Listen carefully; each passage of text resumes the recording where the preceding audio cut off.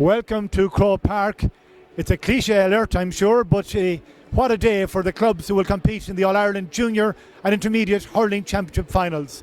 A huge initiative developed by the GAA in the last number of years to give the smaller clubs throughout Ireland, or not necessarily always smaller clubs, but the below senior level clubs, their day in Croke Park. Sponsored by AIB, the competition, as all the club competitions are. And our broadcast today here on localstreaming.club, also sponsored by AIB. I'm joined by their sponsorship manager, Paddy Summers. And Paddy, AIB, huge supporters of the club game, and this is a very special day.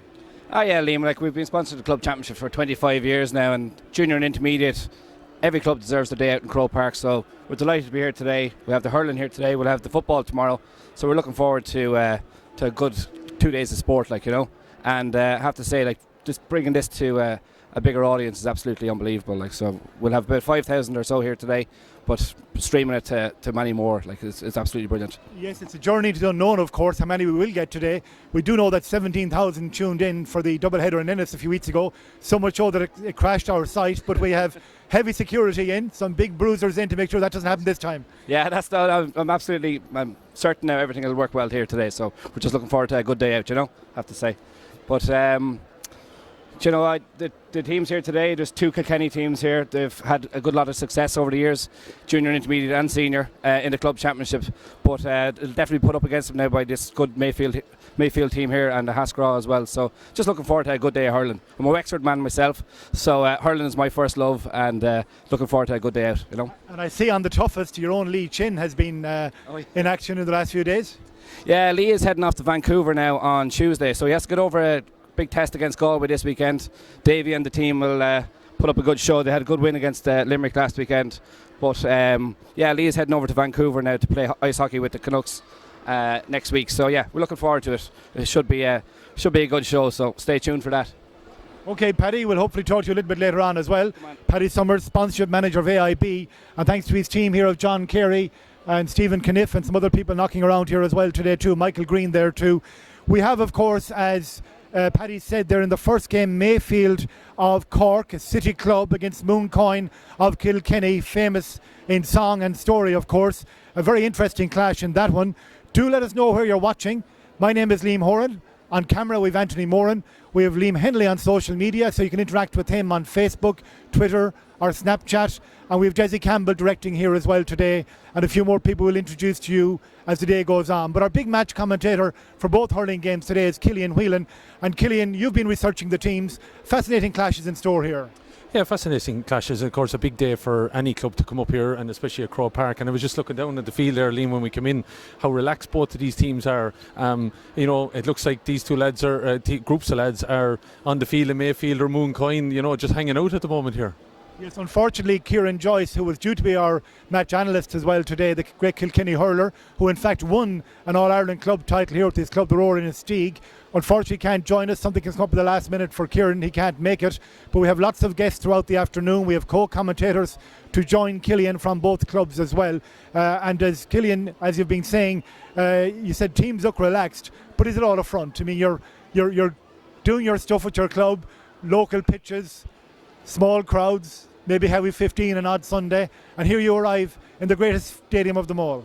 Yeah, in the greatest stadium of all, and all of a sudden there's lads looking for jerseys, isn't it? It's funny, Autographs. Autograph, yeah. But, the guys coming out there, in fairness to them, they, just what I thought about them being relaxed, that they were coming over here having a chat with family members and whatever. But it's great maybe that we're connecting with people all over the world now to see some of these lads, and probably, what effectively is the biggest game of their lives. But I'd imagine now inside in the dressing rooms, things have been called to a head. They've been refocused now, and I'd imagine at 3 o'clock we're going to see two far different teams when they come back out here. We have no previous All-Ireland champions in action here today, so it's going to be a huge novelty for whoever prevails in the two games. The second one, of course, Carrickshock against the Haskell Fiohana. That's a fascinating game. We covered Carrickshock against Selbridge. You were at that game yourself that day, and they came through an incredible scare that day. With minutes to go, it looked like Selbridge were going to make history, and then Carrickshock struck for 3 goals and a few points. It was a sensational finish that day. Yeah, but the different class that they have, the likes of obviously Dalton, Tennyson's, you have Rice and the Powers, those guys have been on the big stage, and maybe Selbridge, when they reflect back on it, might have pulled up a little bit too soon, and those guys went hunting and they knew they had to go for the green flag, and they got 3 of them, and that ultimately broke Selbridge hearts and got them on. This they took off, you'd have to say, very strongly against Robert Emmett's in the semi-final, but weren't convincing ultimately. But they're probably happy that Richie Power got a full game in his legs and got 2 points that day. So Carrickshock will, probably with all the experience that they have, would be the favourites, but you can't rule out the Galway men at all. The Manions are going to pull so many strings here today, and obviously Cahill, an all-star, a man that reached obviously the All-Ireland final only a couple of years ago with Galway, has won already a minor All-Ireland, 2-11 he hit in the previous game. So he, a lot is going to be around maybe what's going to come off him, and that will ask an awful lot of the Carrickshock full back line. Kilkenny clubs, of course, dominate in some of these competitions. I think a Galway club have never won the intermediate title. Yeah, and that's something obviously that Haskell Fahana will be out here to kind of prove today that they can, and they might just have a bit of a jewel in the crown. What Mannion gets up to could be an awful lot of the factor whether they are the first team to bring an intermediate club title, hurling title, back to the West. And a famous name on the sideline for Carrickshock, a famous management name, Shefflin. Yeah, Shefflin, of course, coming in from Ballyhale, Shamrock, so there's plenty of connection there. Came in on the back of obviously disorder a little bit within Carrickshock in that they had been relegated, that things hadn't gone well for the previous year, and he's coming in there and seemed to settle matters and whatever and get them up and running in the right direction. And obviously coming from a club like Ballyhale, they know how to win All Irelands, and he's obviously worked the oracle with them this year. Okay, you've just seen the pictures, the first team on the field. What a moment for Mayfield Club in Cork, famous of course for Roy Keane. That's his suburb of the city, or he's part of the city, but there they are in their red and white. A very successful club in recent years, an old club, not a club that came to prominence until recent times, but here today to take on Mooncoin of Kilkenny in the junior final. The toughest, they call it, but it's the biggest today. And it's almost impossible not to lapse into cliche when talking about this day, because it is incredible really that players who, as we said here, are junior players, will get to play on the stadium that every GA player dreams about playing, the stadium that the Irish people all over the world look to right throughout the summer every year. But Liam, this is what's great about this competition, is that these guys can get to play here. That throughout the depths of the winter and into the summer months and all through 2016, that they were playing their trade at small club pitches probably, but here they are on the biggest stage. I know it's full to capacity, but for them it won't matter. They're here among family and friends, and there's have to say there must be no one left in Mayfield. There's some amount of red and white down here in front of us. Yeah, I think it's very quiet in Mayfield. Killian, we'll chat to you a little bit later on. Best of luck in the comment. Thank you. Thanks very much, Liam. Okay, that's Mayfield on the field. We're expecting the green and white of Mooncoin very soon. They've got a very fetching sash across their jersey. I'm joined by Evening Echo sports journalist, long-time hurling writer in the Cork area, John Horgan. John, of course, you've covered GA in Cork, particularly hurling, for many, many years, and Mayfield are here today. Tell us a little bit about them, John. Well, I suppose it's the stuff that dreams are made of. A small club in the north side of Cork City, on the north side you have a lot of strong clubs like the Carrickshock, Glen Rovers, and Mayfield. Well, obviously a junior club, but they've come really from nowhere, and it's been a very long journey.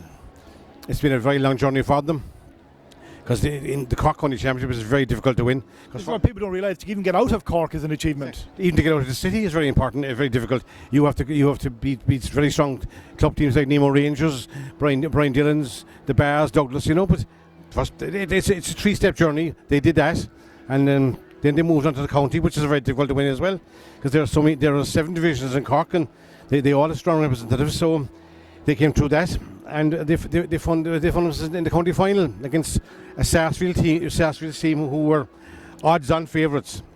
They were about a 1-11, I think, 11-1 on to win the title. Nobody in Cork gave Mayfield even the slenders of hopes, but again on the night they performed superbly and they got the result, much to a lot of people's astonishment. But did you tip it wrong yourself, John? I get the impression you did. As always, I got it wrong. And who do we need to watch out for in the Mayfield side, John? Well, they're a very well balanced team. They have a very good custodian, Richard O'Keefe. You can get some impression of the noise that's just been made by the Mooncoin supporters as they come out onto the field, and they are here to take part in their big day here at Bork and Croaky.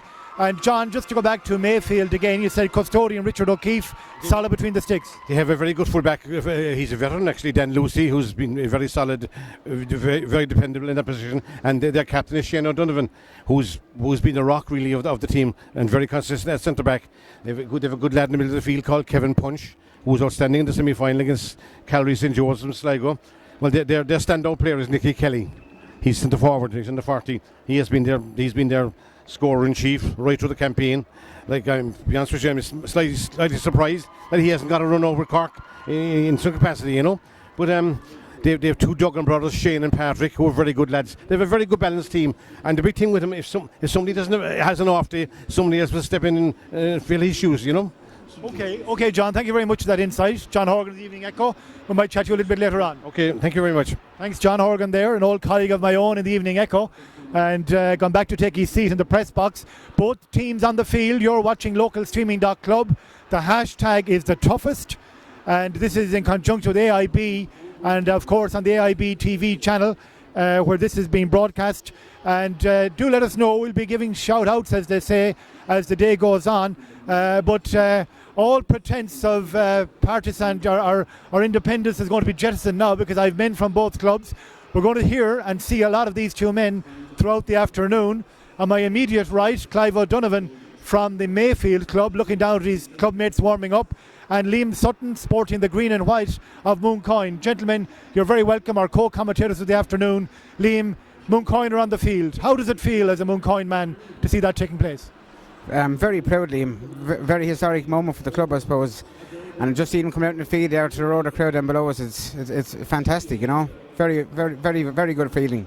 Fantastic for Mayfield as well, Clive. Absolutely fantastic, Liam. Our little village up in this. Hold on now, you're not caught out in the middle of nowhere now. Let's not have the poor mouth this early in the day now, Clive. We were a little. I know Mayfield. We were a little village one time, Liam. You are, but not in your lifetime or mine. No. I suppose we're a sprawling. Nice try. Sprawling population in the north side, I suppose. But look at this Mecca here, Liam. It's absolutely fantastic to see lads that are even getting emotional, like to see lads that we grew up with and hurled alongside, and watch my kids go up and watch them training, and it's just unbelievable, Liam. So at a social level locally, you know, what does it mean? What's the build-up been like during the week?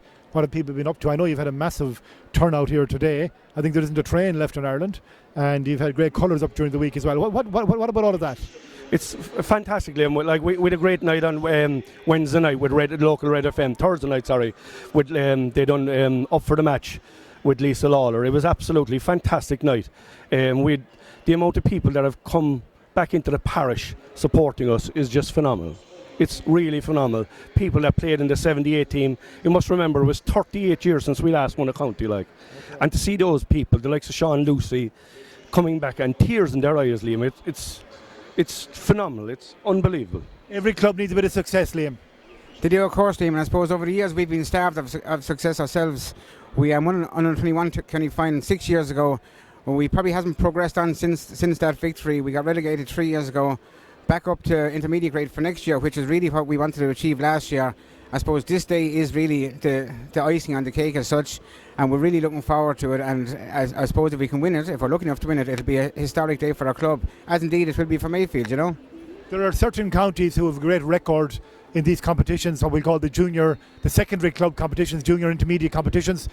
Mayo in the football get teams to finals. Kerry tend to win a lot of those finals, but Kilkenny clubs do well here. I know you say it's bonus territory to a certain extent, but when you come out of Kilkenny, are you already eyeing up maybe being here on this great day? Well, you are, of course. Like, I'd be lying if I said we weren't eyeing it up. Like, when a Kilkenny team wins the junior championship, or indeed intermediate, first of all, you're representing your parish, you're also representing your county. And I suppose you would have aspirations of winning All Ireland, because this club standard in Kilkenny is quite high and it's very strong, and to get out of Kilkenny is very tough. So when you get out of Kilkenny, you are expected to hopefully go a long way, you know.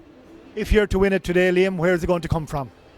I think our half back line will have to dominate, give a good supply ball into our forwards. I think we'll need goals probably to beat this Mayfield team, and I think our full forward line have been scoring a lot of goals. I think they scored 5-3 between them from playing the semi-final. So we'd hope that we get enough ball into them that they actually can score goals, you know. Clive, and the same question to you. John Horgan from the Evening Echo says Nicky Kelly is your key man. In fact, he expressed surprise that Nicky has not got a run with the county, but it's early in the year yet. Yeah, it's a little early. He probably does deserve a bit more luck with the county. He's an All-Ireland medal winner with the intermediates, all right.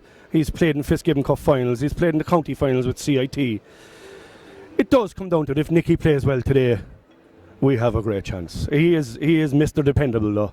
No, saying that, our centre-back Shane O'Donovan is absolutely fabulous player. You'll see him covering a merciful amount of ground today. But say, as Liam said, we will need to cut down their full forward line, and especially to supply a ball to their full forward line. That's key to blocking any full forward. A good full forward will do damage all day, but you have to block the supply. So that's key, and if we get enough ball to Nicky, I think Nicky could do serious damage today. The open spaces, who do you think it'll favour? How do you feel about the open spaces overall, Clive? Because it's a huge pitch and a big, almost, it looked kind of empty from our camera angle today because the crowd are all underneath us. It's a big open prairie, really, isn't it, today? Well, I'd say, thinking before the game, I'd say, Liam, I reckon the first 10 minutes of the game is crucial on both teams. If one team concedes a goal in the first 10 minutes, obviously the nerves are going to set in. I'm not sure about the ages, but I'd say we have some very, very speedy players in our team. David O'Neill, I really don't think there's a faster man in Cork County than him anyway. Like former Cork Minor, he was Cork Minor footballer. He has serious pace. I've watched Mooncoin, I've watched him playing 2 challenge matches. They're very typical Kilkenny hurling, it's all direct. The minute they get the ball, there's no passing the ball side to side, it's full forward line and that's it. So going back, we need to stop the supply to win this game today. And just to go through your team, Liam, if you could maybe talk through some of the players here. Owen Purcell, your keeper? Owen, a very reliable keeper. Our goals conceded ratio was very good.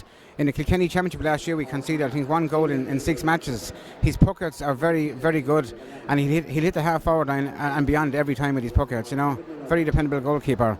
Your defence? Our defence, we've a bit of pace with Conor Brophy there. Seamus Kearns, left half-back, gives a lovely ball into Eamon Henry the whole time. Cormac Daly is tough, strong half-back, and Owen Henry, even though getting on in years, covers a huge amount of ground for a man of his age, and Owen is a real driving force there. Our 2 midfielders cover a lot of ground, 2 young chaps. Kevin Crowley is our free taker and probably scorer in chief up to now. Half forward line is hard working, well able to pick up a few scores, but I suppose the key really is the full forward line, where we have an ability to score goals, especially through the area threat of Eamon Henry in full forward, Okay, and apart from Nicky Kelly, you've mentioned a few of your players, Clive as well. What about a team hitting this big stage? Are you worried about nerves in any way? Are you worried about the occasion getting to some people, playing the occasion rather than the match? What do you feel about that? Yeah, well, we'll know that after 10 minutes, Liam. Obviously, those fellas would give their right hand to be playing out here today. I certainly would. You played with a lot of these guys, didn't you? I did, especially Dan Lucy and Kieran Brosnan. I've played with them, both of them, and I've also managed the 2 of them as well. But these guys, those 2 guys included now, they wouldn't have any nerves. But I'll start with our team. Richard O'Keefe is a Cork minor goalkeeper, a Cork under 21 keeper.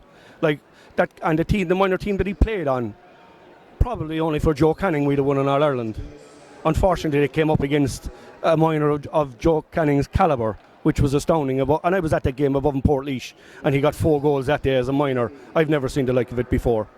As I go back again, Shane Donovan, our man Brian O'Leary, he missed the semi-final against St. Joseph's Callery for probably a stupid sending off in the Munster final. But he's back in today. He is he's a tenacious cornerback. Midfielders, Darren Hayes and Kevin Punch. Kevin Punch only recently came back in from sea, working in the Navy. So he only arrived back into Dublin Port, especially for the game.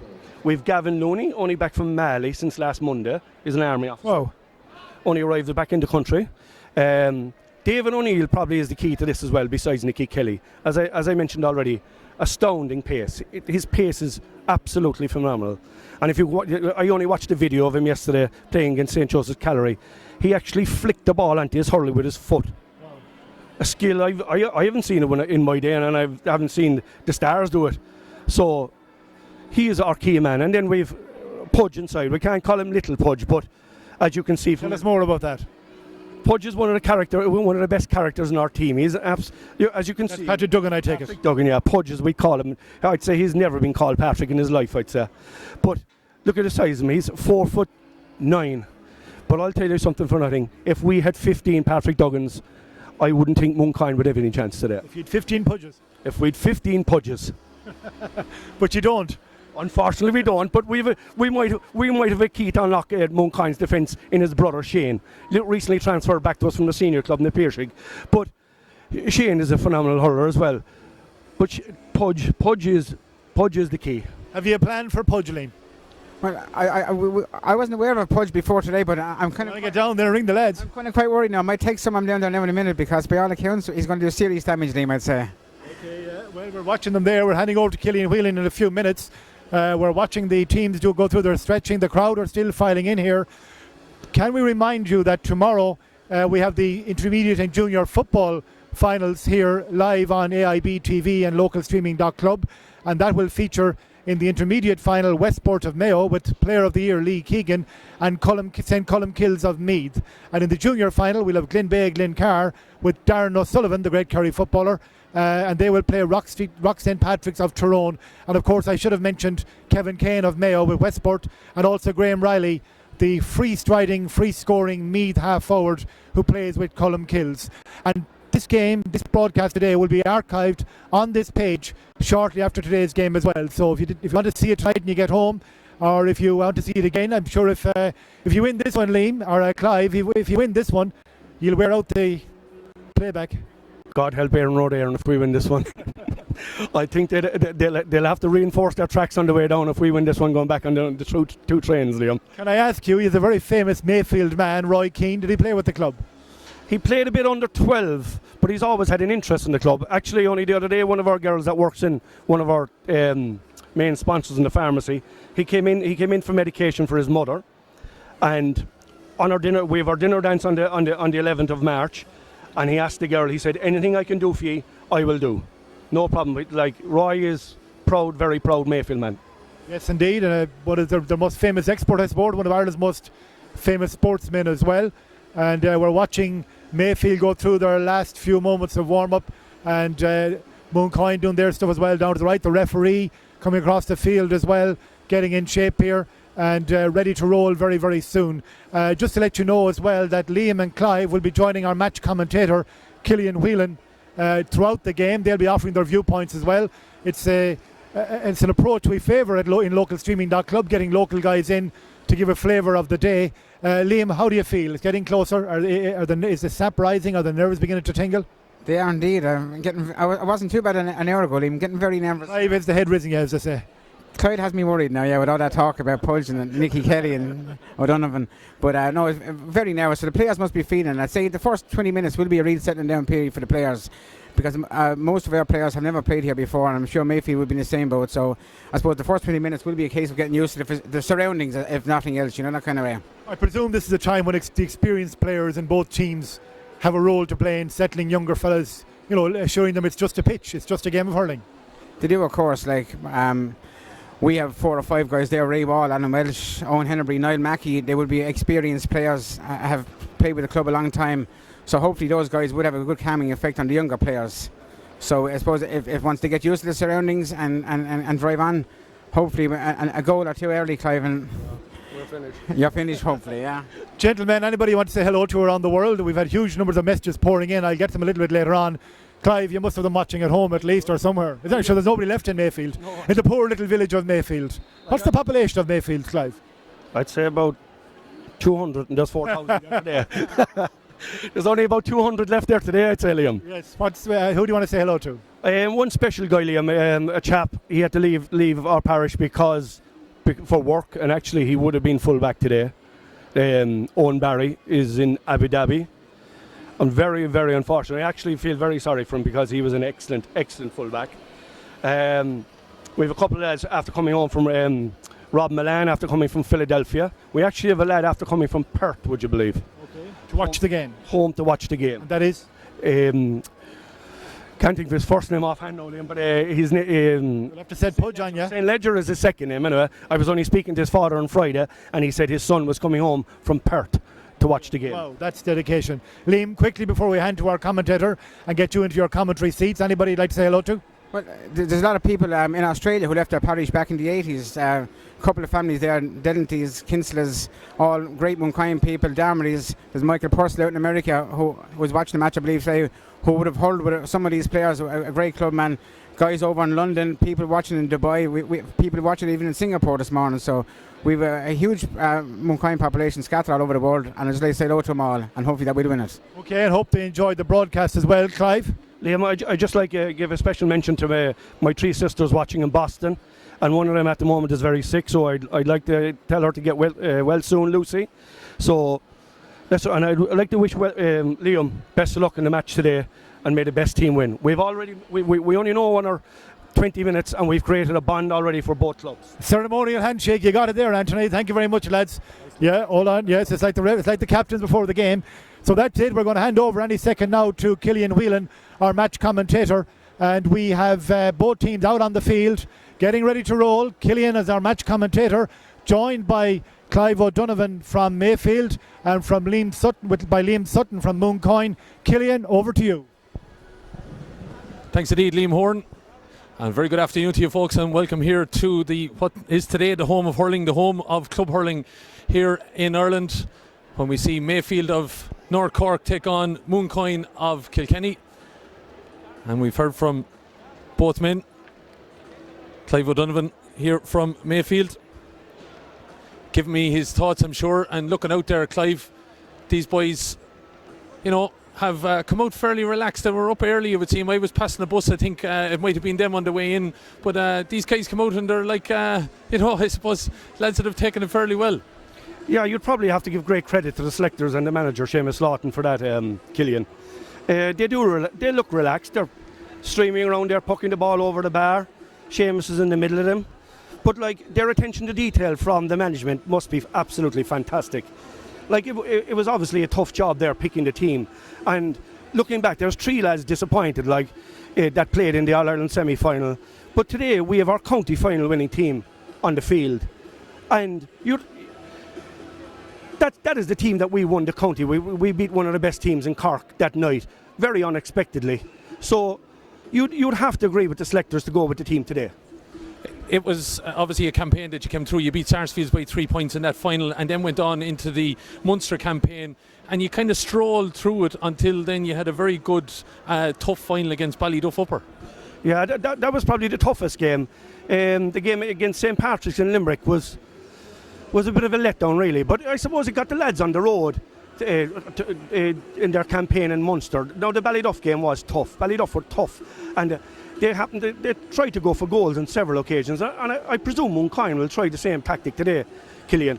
But we withstood them big time, Well, you seem to have stood it up to a few opposition, but the man over here on the far side, a very historic part of Ireland, of course. Mooncoin might have only a population of about 1,100 people, according to the most recent census there, Liam Sutton. But a lot of green and white here today. There mustn't be anyone left at home, is there?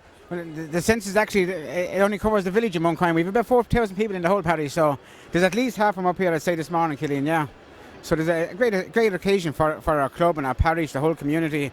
And I suppose it's a day to savour for all the players, the whole parish, Very quickly, obviously, this is a competition that's been dominated by Kilkenny clubs. 7 out of the 13 finals have been won by Kilkenny clubs. Glenmore and Bennett's Bridge have won it before you. Is that something that, would resonate with these boys a little bit, that they want to keep the trend going? It is, of course, yeah. As I said earlier, the standard of club hurling in Kilkenny is very high. We coincidentally we have been bet by Bennett's Bridge and Glenmore on their way to win the Kilkenny Championships the last 2 years. So we're back here in an All-Ireland final ourselves here today on the strength of winning the Kilkenny Junior Championship last year, and we're eager and keen to, I suppose, represent Kilkenny the best possible fashion, Mooncoin though have come into this on the back of huge victories. I think every game in Leinster you won by at least 7, and then you handed out a fair trimming to Law of Darragh in the semi-final. We did, yeah. If we're being honest, I suppose we haven't been tested that much, I suppose, since we won the Leinster Championship, since we won the county final. We're told to give us a fair battle, right, in Leinster. And prior to that, we kind of won our games reasonably handy enough, I suppose. The last day against Law of Darragh, we won it comfortably in the end, but I think they had a few players missing through suspension and various reasons, So hopefully we can kick on and do the same again today against Mayfield of Cork. Yeah, well, both teams are coming into line now, and there's plenty of shouting and roaring and oohs and ahs down below us, and it's going to be great clash of colours even as well. We've red and white and we've green and white, so there'll be no doubt we'll be able to recognise both. And great to see as well, I suppose goalkeepers are in their own bit of a union, but the two men, they met each other around the 65 there, Clive, and the high five one another and wish each other the best of luck. Good to see. This is going to be a good battle because I seen the Mooncoin goalkeeper below playing in Lismore in a challenge match, and he is an absolute fantastic puck out. But wait till you see our lads puck out Killian. This is an absolute monster of a puck out altogether. So that alone, that's going to be a fair battle. It's going to be a fair battle. We'll be hearing from Liam as well throughout the rest of the commentary along here with Clive. We're getting ready though. The referee is Colin Gunning and he throws the ball in and the game is on. And there's a bit of a digging out here now, and there's a try to force the matter now. It's Mooncoin that they get the first free there into the canal end, and it's number 9. That was foul there, Kevin Crowley. He's a man that knows where the sticks are though here, Liam. So is it he that's going to be winding up on this one?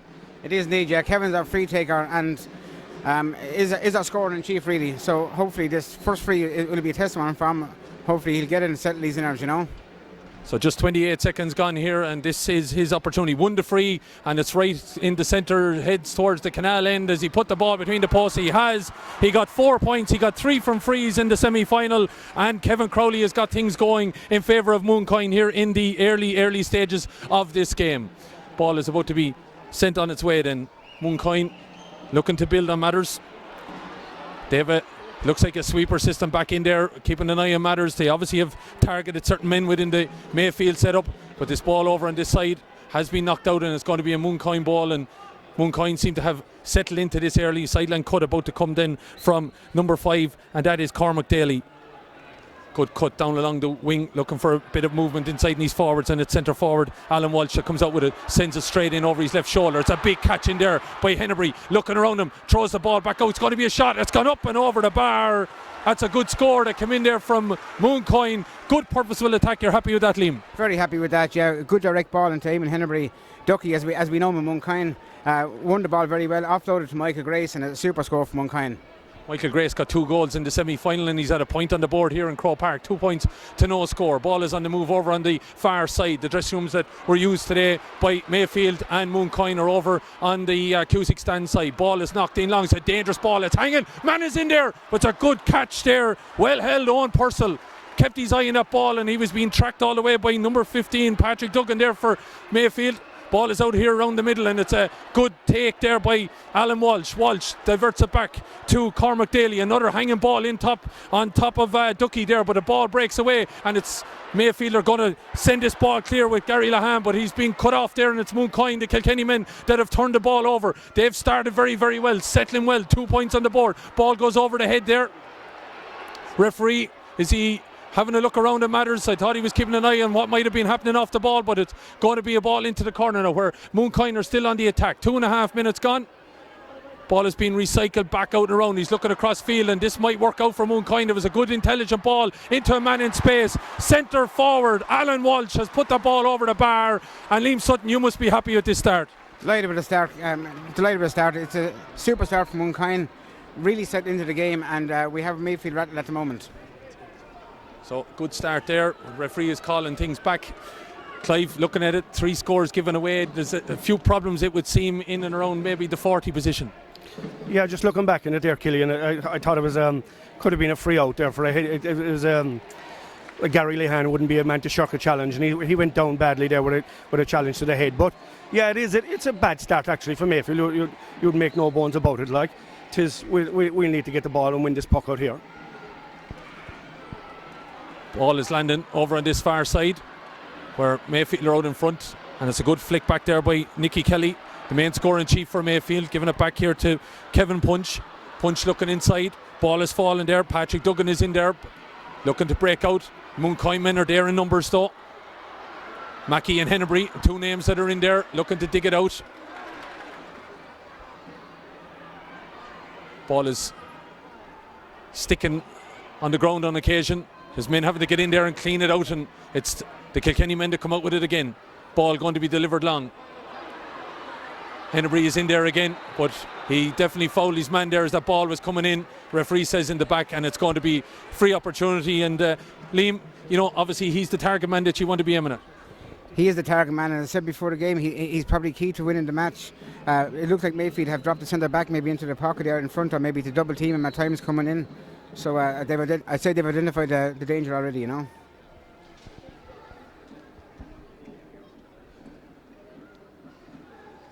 On its way then is this free from Richard O'Keefe. Long puck, makes its way into the 20-metre line, but again in there, Mooncoin back in numbers, but it's well robbed. Mayfield have turned it over, a chance to settle the nerves, put it over the bar. He likes it, it's on its way and it's over the bar. That's a great score from midfielder Kevin Punch. Yeah, that was a great score, Killian. He caught a fantastic ball. That settled us now, because Mooncoin's sweeper system seemed to be beaten, and we didn't know how to establish it, but that's a good score now to settle the nerves. Good score, Dean, for Kevin Punch. He liked it. It was once it left the hurl, the punch was in the air, and Mayfield have won the ball out around the middle, and it's on a bit of a charge here now, right up the middle of the field, coming with it, looking to have a shot at the goals. It's a good strong run there from David Malone. He was the man to put the ball over the bar with the run there. So 3 points to 2, and that, in fairness, is a good response there. Yeah, I spoke to Liam already about this guy's pace. He is absolutely phenomenal pace, and that was a fantastic score without catching the ball. So 3-2, and that's settling the nerves then. So Kevin Punch is the man that settled it ultimately, but that's a fantastic score with Grace any hurling match here, and have to say standard is very, very good, and breaking through the middle is Punch again. Mooncoin now at 6s and 7s trying to hold on to this man as well. David Malone going to have a shot. Is it up and on its way? No, it's pulled to the right and wide. Opportunity knocked there, it just didn't accrue, and it was well worked between the two men, but unfortunately a wide there. It was unusual for David Malone now. He's usually a bit of a sharpshooter, but it's fantastic to see him getting more into the game now. We're after winning the last 2 puck-outs. Ball is pucked out then from Owen Purcell, who has to shield the sun from his eyes. That is Grace Crow Park here at the moment. A fabulous day, makes a big difference to last weekend when I was last here. We're here basking in sunshine, and a little bit milder up here in the Crow's Nest of Crow Park for this AIB Junior Hurling Championship full All-Ireland final. And it's opportunity now for Mooncoin again. It's a yellow card granted there by Colin Gunning on number 8, Kevin Punch.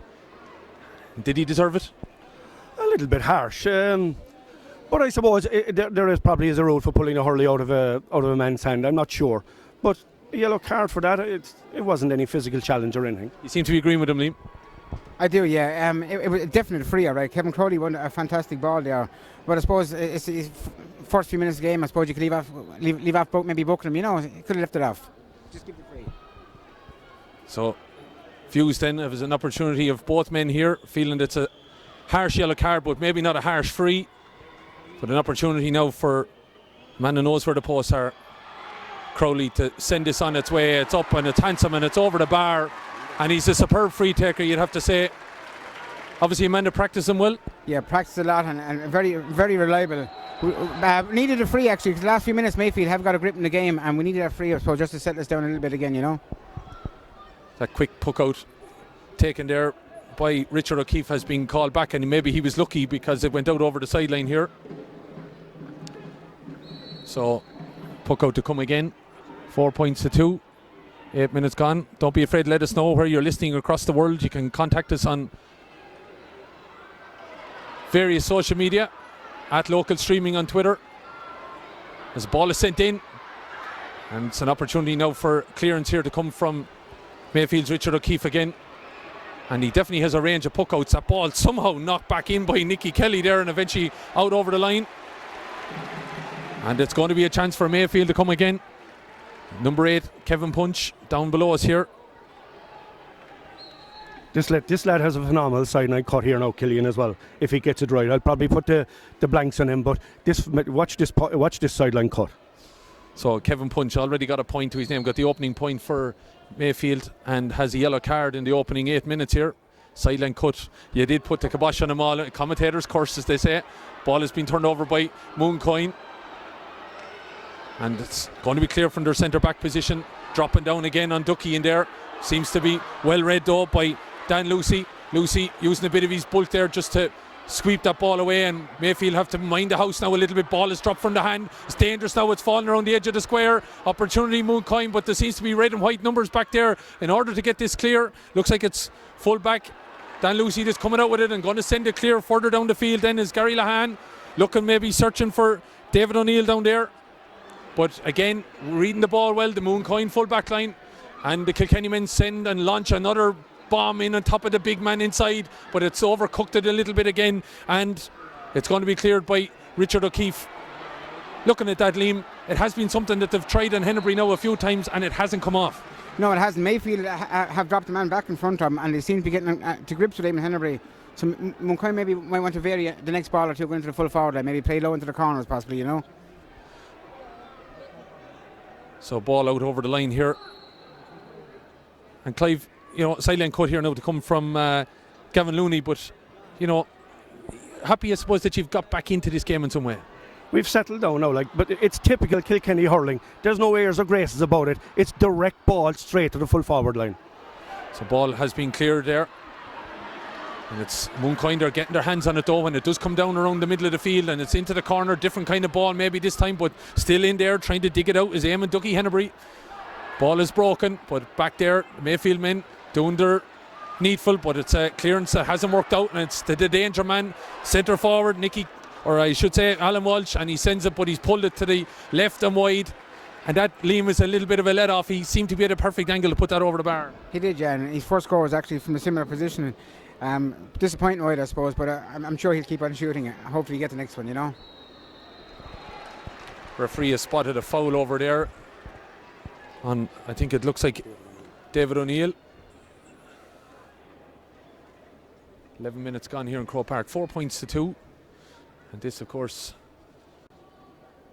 is the AIB All-Ireland Junior Hurling Club Championship Final. Not a bad day for a Saturday evening in February. The lads probably won't believe me when I was telling them scare stories about being up here in the upper reaches of the stand in the Hogan.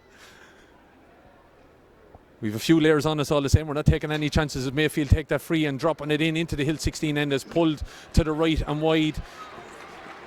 Probably it was a shot to nothing in some ways.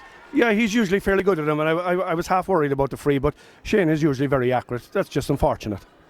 So Shane O'Donovan, the captain of this Mayfield team. Mayfield now having to work hard, probably not a position they found themselves too often in, having to come from behind, especially since they went out into Munster and into the All-Ireland, but that ball has been fetched by Mooncoin. They've changed it back a little bit. Oh, great block down. Great block down there, you'd have to say, by Gary Lahan. If there's one man has turned up for Mayfield, he definitely has so far, as the ball tries to be got up the field to Patrick Duggan, but it's been knocked out, and it is going to be a Mayfield ball. But a great bit of play there, Liam. In some ways you'll have to compliment Gary Lahan, because it looked like surely you had a score. It was a super block out of the Mayfield back. I thought possibly Michael Grace was marginally maybe fouled, but just before that he won a fantastic ball. Should have been a score. It's back up there in the field now, so it could be one that got away, So 4-2. And looking around him maybe for options is Kevin Punch. We won't put any commentator's hex on him this time. And he's just waiting for a bit of movement. And he flicks it outside.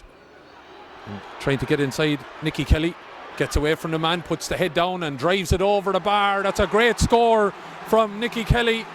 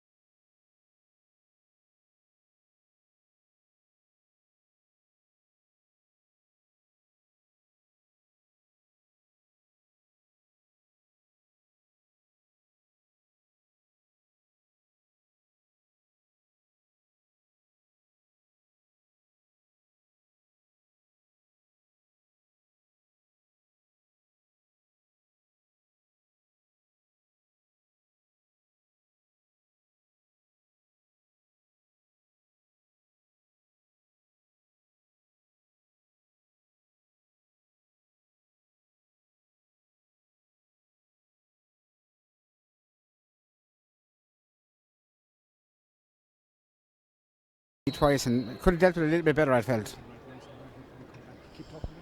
So, scenario here as the puck out comes. Going to be turned again. Nicky Kelly went to flick it inside, I think, but ball got away from him a little bit. Mooncoin then comes in and that could have been 6 of one, half a dozen of the other, but the referee has judged that it's a Mooncoin free. And it's going to be a clearance here. What do we expect out of this one? This ball should be landed in the square. Owen has a fantastic puck in the ball. Hopefully he landed in the square. We might get something out of it. So this puck to come from Owen Purcell, knocking it long, looking for Ducky again, but the ball breaks away from him. But there's an opportunity here now. It's in the net. It's in the net. Mooncoin have struck straight back. And even though Ducky mightn't be getting clean hands on it, the ball is knocked to the back of the net. And it was corner forward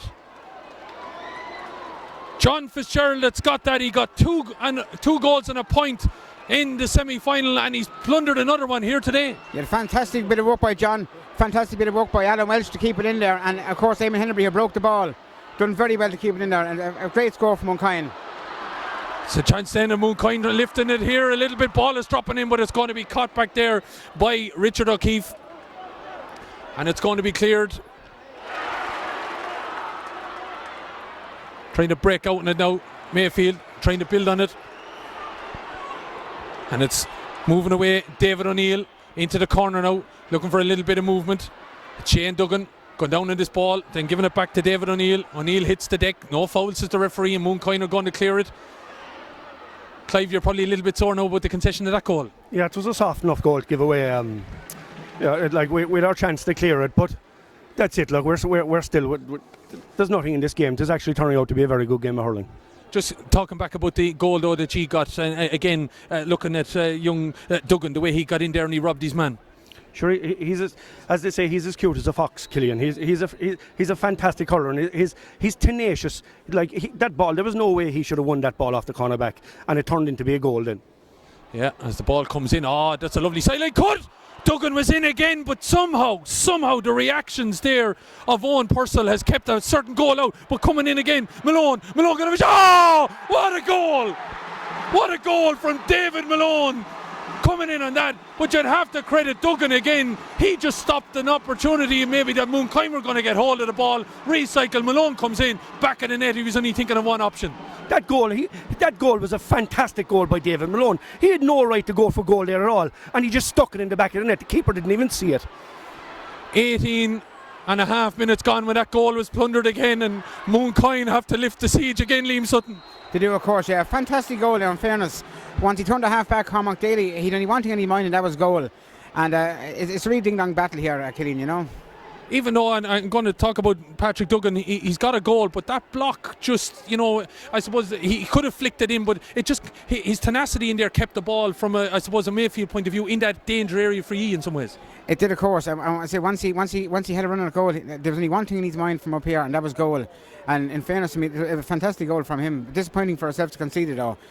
But Owen Purcell, unfortunately, wasn't going to be able to do a whole lot with coming at pace as goalkeeper Richard O'Keefe comes out from Mayfield and sends this dropping in. It's a dangerous ball again. It has to be batted out with the sunshine in the eyes. The full back line not liking that, and all of a sudden the Mooncoin full back line that in the opening 10 minutes didn't look like it was going to be penetrated at all has been plundered for 2 goals, and it's 2-3 to 1-4 coming up on 20 minutes gone here in Croke Park. And this is of course the All-Ireland Junior Club Hurling final between Mayfield of Cork and Mooncoin of Kilkenny, and it's a right battle going on here, and it's a green and white of Mooncoin that come out. Ball is being flicked back to the man that's in the middle, and it's going to be a shot. He's coming in here from Kevin Crowley. He's knocked it over the bar. Clive O'Donovan says it's a great score. Liam Sutton is something that G badly needed. Yeah, badly needed after that goal, and fantastic work rate by our forwards there. Sean Welsh got a great ball. Michael Welsh gave a lovely pass to Kevin Crowley, and Kevin got a great score for us. Badly needed, Killian. 3 good goals though in this game, you'd have to say, but maybe the pick of them, David Malone so far. But all action here in the last 5 or 6 minutes of this game. Just gone 20 minutes here. 2-3 to Ballinamuk against Mooncoin with 1-5. As Mayfield though, lovely hurling there again by Malone. One-handed, got it back out to midfielder Kevin Punch, but he's pulled it to the left and wide. Would have been a lovely score, Clive. Yeah, it would have been a great score. Yeah, he was a little bit under pressure pucking it, but He was unfortunate, but I've seen Kevin put him over before. So puck out coming again. The voices of Clive O'Donovan of Mayfield and Liam Sutton of Mooncoin with me here on commentary. In Croke Park we are for first part of a double header, and what a weekend it is. We'll be here again tomorrow with the football equivalent. Mike Finnerty will be on commentary duty as ball is over on the far side of the field now, and it's Mayfield, Kevin Punch going down. He looks like he was fouled, and Nicky Kelly is the man who has worked that ball into the corner. But again, good play from Mayfield. Maybe the goals have inspired him in a way, Clive. Yeah, we seem to be getting a few of the breaks now, Killian. The first 10 minutes there, Mooncoin seem to be winning all the dirty ball around on the ground. But Mayfield are after establishing themselves here now. And you must say in the last 10 minutes we're on top. Only for Mooncoin getting that goal, you'd say that we were well on top. So the views there of Clive O'Donovan as this free going to be taken by Nicky Kelly. 1-5 he got in the All-Ireland semi-final and scored 3 of them from frees. He's over though on a difficult enough angle, but should suit him. Coming in off his right hand side. He's a couple of metres in from the sideline, and he's roughly about 35 metres out into the Hill 16 end. Difficult enough for a free taker with no crowd behind it, but he's put that ball over the bar expertly. 2-4 to 1-5. 8 minutes to half time. Liam Sutton, if you're a Mooncoin man, what are you thinking? Are you happy enough maybe in some ways? Happy enough in some ways. I suppose the second goal Mayfield got was a bit of a blow, but there's only 2 points in the game. I think Mooncoin are playing against a bit of a stiff breeze and well in the game. And Mooncoin are coming on this now, a chance maybe to eradicate that free they've just conceded as a score. Ball is knocked in. There's a nod from the umpire, and that goes over the bar. Ray Wall with a fantastic score over about 40 metres out, very close to the sideline, and that was a perfect response from what you've just been saying there. A great score, yeah. Great work from Ray, and a fantastic point, So hopefully we'll get a few more scores on before half time, Killian.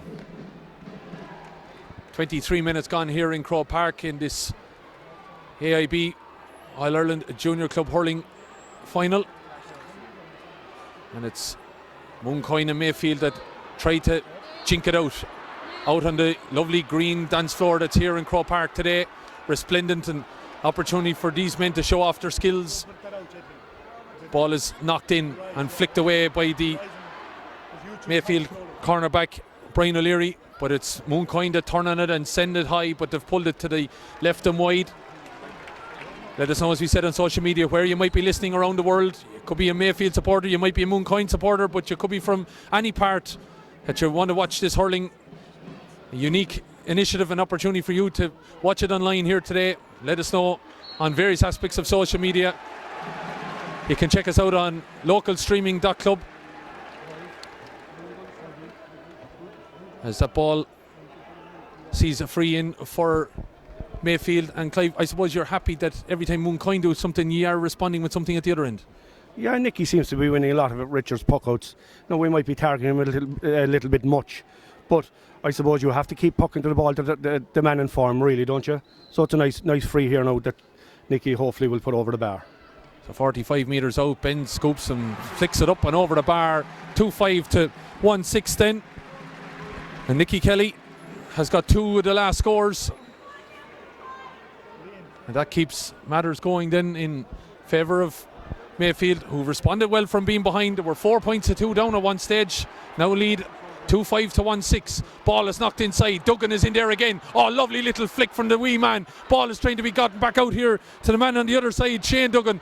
Mayfield getting in there in numbers. Trying to get in there with Shane Kelly as well. Falls to the ground as the ball got away from. Was he tripped? No. Referee allowing the play to go on, and it's Mooncoin to clear. Ball dropping in around the middle. Trying to back away from there. Kevin Punch in the hope that the break might go his way. But Darren Hayes, his midfield partners, getting away from 3 Mooncoin men. But getting in there, winning the race again, and he's done it and flicking it away. Hayes giving it to number 14, Shane Kelly. Kelly looked like he got a hand on the back, but the referee allowing the play to continue, trying to get in there and win that ball. David O'Neill, ball goes to ground, but it's picked up again by Darren Hayes. Hayes looking to flick it into Duggan. Duggan might be able to win this race. Ball is inside in the 30 metre line, coming from behind, he wins it, gets a flick somehow. Duggan is still there. Patrick Duggan has already got a goal here in this game. Oh, lovely little flick inside. Might work out for the other Duggan. Shane, ball goes to ground, but it's Mooncoin to get in and using the body well, and they're going to clear from the back line. That's a good clearance there, good defensive duty. But Patrick Duggan is putting in some work there as Mooncoin go for the shot, but it's gone out to the right and wide from John Fitzgerald there. Score is 2-5 to 1-6. 26 minutes gone here. Looking to get away. David Malone got a goal already for Mayfield. Looking to maybe get a point. He's up around the neck. He's been pulled there by Cormac Daly. Chance to get Nicky Kelly possibly on the scoreboard here again. And before half time, a 3-point lead wouldn't be bad, would it? No. We're not doing too bad now. That was another great free one there by David Malone. He had no right to win that ball there on the sideline. He caught a ball with his right hand and placed it on his hurley and broke through 2 tackles. It was a fantastic win free to win. So hopefully again Nicky can put this over and put us a small bit further clear. So 26 and a half minutes gone, 2-5 to 1-6. And it looks like Mooncoin's Niall Mackey has been told to come back as he has to have a shot at the post, and that's Nicky Kelly with the last 3 scores, and all of a sudden finding his range here. He's 4 overall. Yeah, another good free from Nicky. In fair, our half forward line are doing very well. Pudge is probably the man doing all the work inside the full forward line. If he could get a hand from the other 2 now, we'd be on the pig's back. Absolutely, because he is doing an awful lot in there as number 7 though, Gavin Looney clears this ball. Oh, that's a great fetch by Kelly. All of a sudden the gander's up in Kelly. Left, right, back on the left. Oh, this will be some score if it goes over. Oh, Nicky Kelly. What a score. The score of the game possibly at the moment. What a fetch. There's a man, fantastic, an absolute fantastic hurler. Played in Fitzgibbon Cup finals, played in the Cork Senior County final as well. Has an All-Ireland Intermediate hurling medal. That'll show you the type of hurler he is there. Nicky Kelly definitely showing the way at the moment. Mooncoin struggling to deal with him. He's got the last 4 scores. He's 5 in all, and the 4-point lead is all to do with Nicky Kelly. 2-7 to 1-6. Mooncoin now dillying and dallying back in the defensive line as they look to come out with it now. Don't want to concede any more, possibly before half time. But Kelly is up. The gander is in him. Ball is breaking around the middle. Oh, they haven't dealt with that at all. Well, Mooncoin being swamped at the moment by David O'Neill and David Malone. Ball looks to break away. Mooncoin have a chance to get out, but the referee has spotted something. He's given a free out.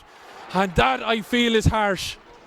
Yeah, but Mayfield had a chance to get the ball and we lost it on 3 occasions, and Mooncoin came back and cleared it then. Liam Sutton, 4-point deficit now. It's really about getting something before half-time in some ways. It is, yeah. And the next score is a big score for both teams. There's 2 minutes to go to half-time. Mayfield have got a grip with the last 5 minutes or so, and we do need to get a next score, I think, before half-time. What do we expect out of this now? It's a long free. Are we going for a score here? I'd say Kevin is going for a score, yeah. Distance, I say, shouldn't be a problem, so it'll be at worst landing in around the square, I'd say. So about just inside his own 65, but it's dropped on the edge of the square, but looking to break, and there's a man going to pull. Oh, that pull came in there from, I think, corner forward Michael Grace. And the pull on it there, Cormac Fleming was in around it as well. It could have went absolutely anywhere, Liam, and it's got you a 65. Got it a 65, yeah. Great delivery from Kevin into the full forward line. Again, the ball is breaking in there. There's threats in there. The ball is breaking the whole time. So hopefully Kevin will get the 65 here and just put a goal in the game, you know. So only a goal between it. So Kevin Crowley coming up to this then. His free dropping short, and eventually was worked out for a 65. Connects with this and sends it on its way. Has he pulled it? He has. And Liam, that's a bad miss in a way to give you something before half time with 30 seconds remaining. It is, yeah. Little things like that can deflate a team awful quickly, and I said the score would have been a fantastic score to get just before half time. Sometimes them wides they can sap the life out of a team, you know. So chance gone a begging, and it remains 2-7 to 1-6 with 20 seconds to the half hour mark, and whatever, it's 1 minute, so 1 minute and 15 seconds remaining here on our coverage for this first half of the junior club final. Our coverage today brought to you by AIB as the ball breaks inside. Oh, here's a chance. Malone's going again. There could be a ball is flicked over the bar by Shane Duggan. Patrick Duggan was inside. Malone was offering up as well. He elected to go for the point. Could have been a goal there. Yeah, I suppose Shane Duggan has settled his nerves as well. But he did, you're right, he did have a chance to hand pass it into Pudge. And I've no doubt if he got it in his hands, it was a goal. So it's 2-8 to 1-6 though, but they've opened up a nice lead now before half time here. And the ball breaks again for Mayfield. And all of a sudden a bit of pep gone out of Mooncoin, and here's an opportunity now. Looked like there might have been a shove in the back there by Shane Duggan. Doesn't get it up at the first time, gives it the second time. Back out to Malone, shot, it's over the bar. And all of a sudden Mayfield have opened up a 6-point lead, and Liam Sutton, there's going to be stern talking to you, I'd imagine, at half time. Yes, I think half time needs to come fairly soon for us now, because we're actually under the cost quite a bit now. That missed 65 would have put a goal in it. Now instead we're going to maybe 6 points down at half time.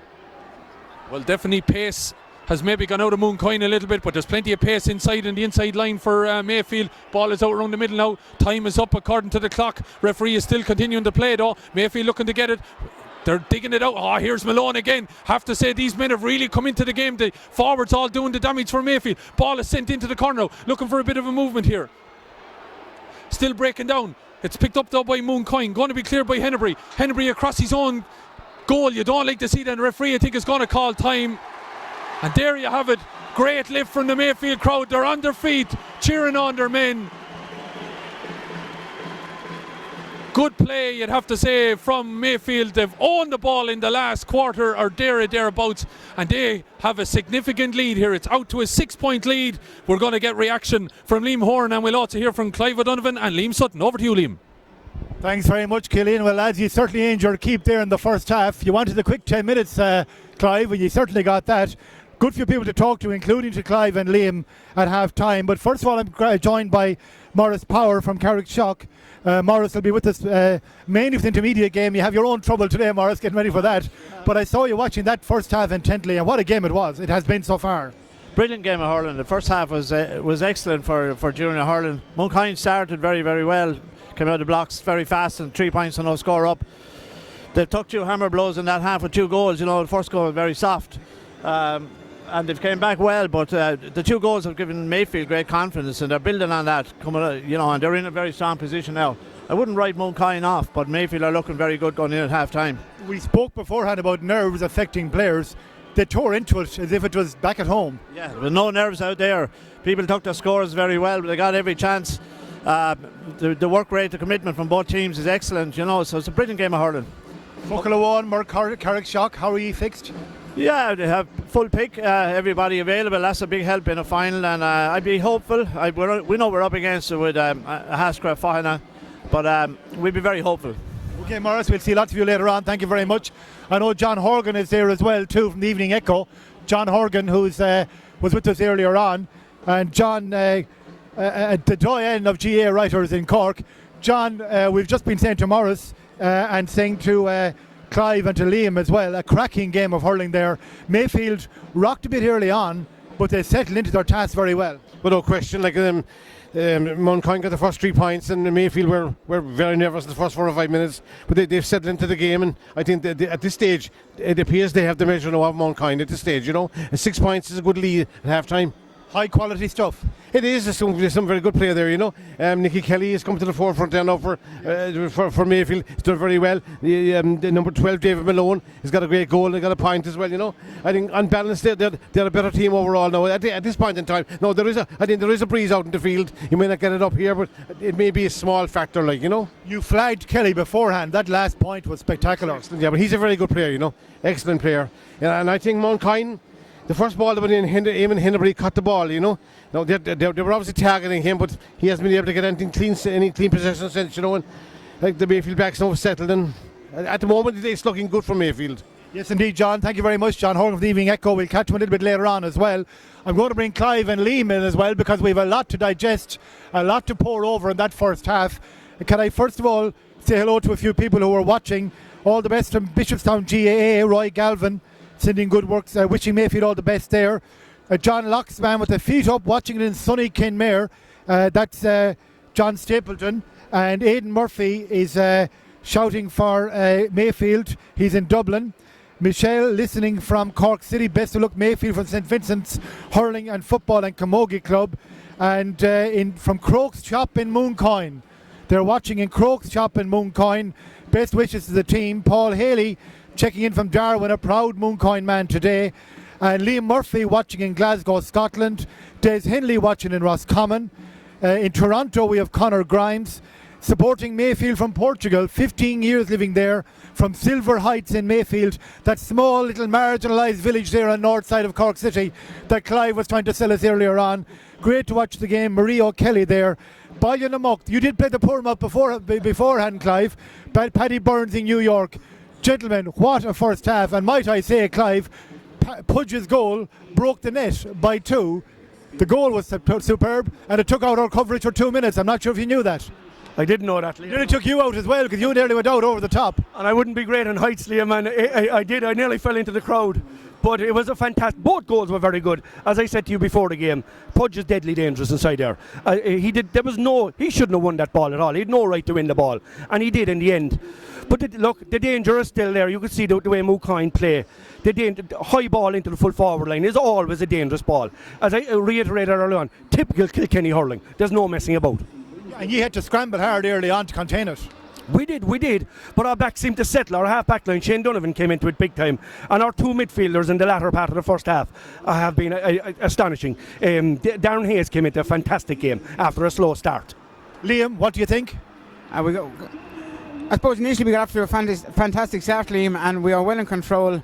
Mayfield were, of course, going to get a run at some stage of the game. Nicky Kelly has powered into the game, and I suppose in the last 15 minutes, and he's causing us serious problems, as indeed Pudges in the corner, working very hard and not leaving Mooncoin clear the ball too easy. And I suppose they've got a grip in the game in the last couple of minutes, you know. What can you do? Can you spring something from the bench, or will they keep faith with the team that started? I think they won't wait too long to make a few changes if needs be, and we have a few substitutes that can come in and make a difference in the game. The likes of? The likes of Ethan Ryan is there possibly, Paul Hennebury is there, Patrick Welsh, all forwards with a bit of pace. So I think if Mayfield can push on another bit, I think we'll have to make changes pretty quickly.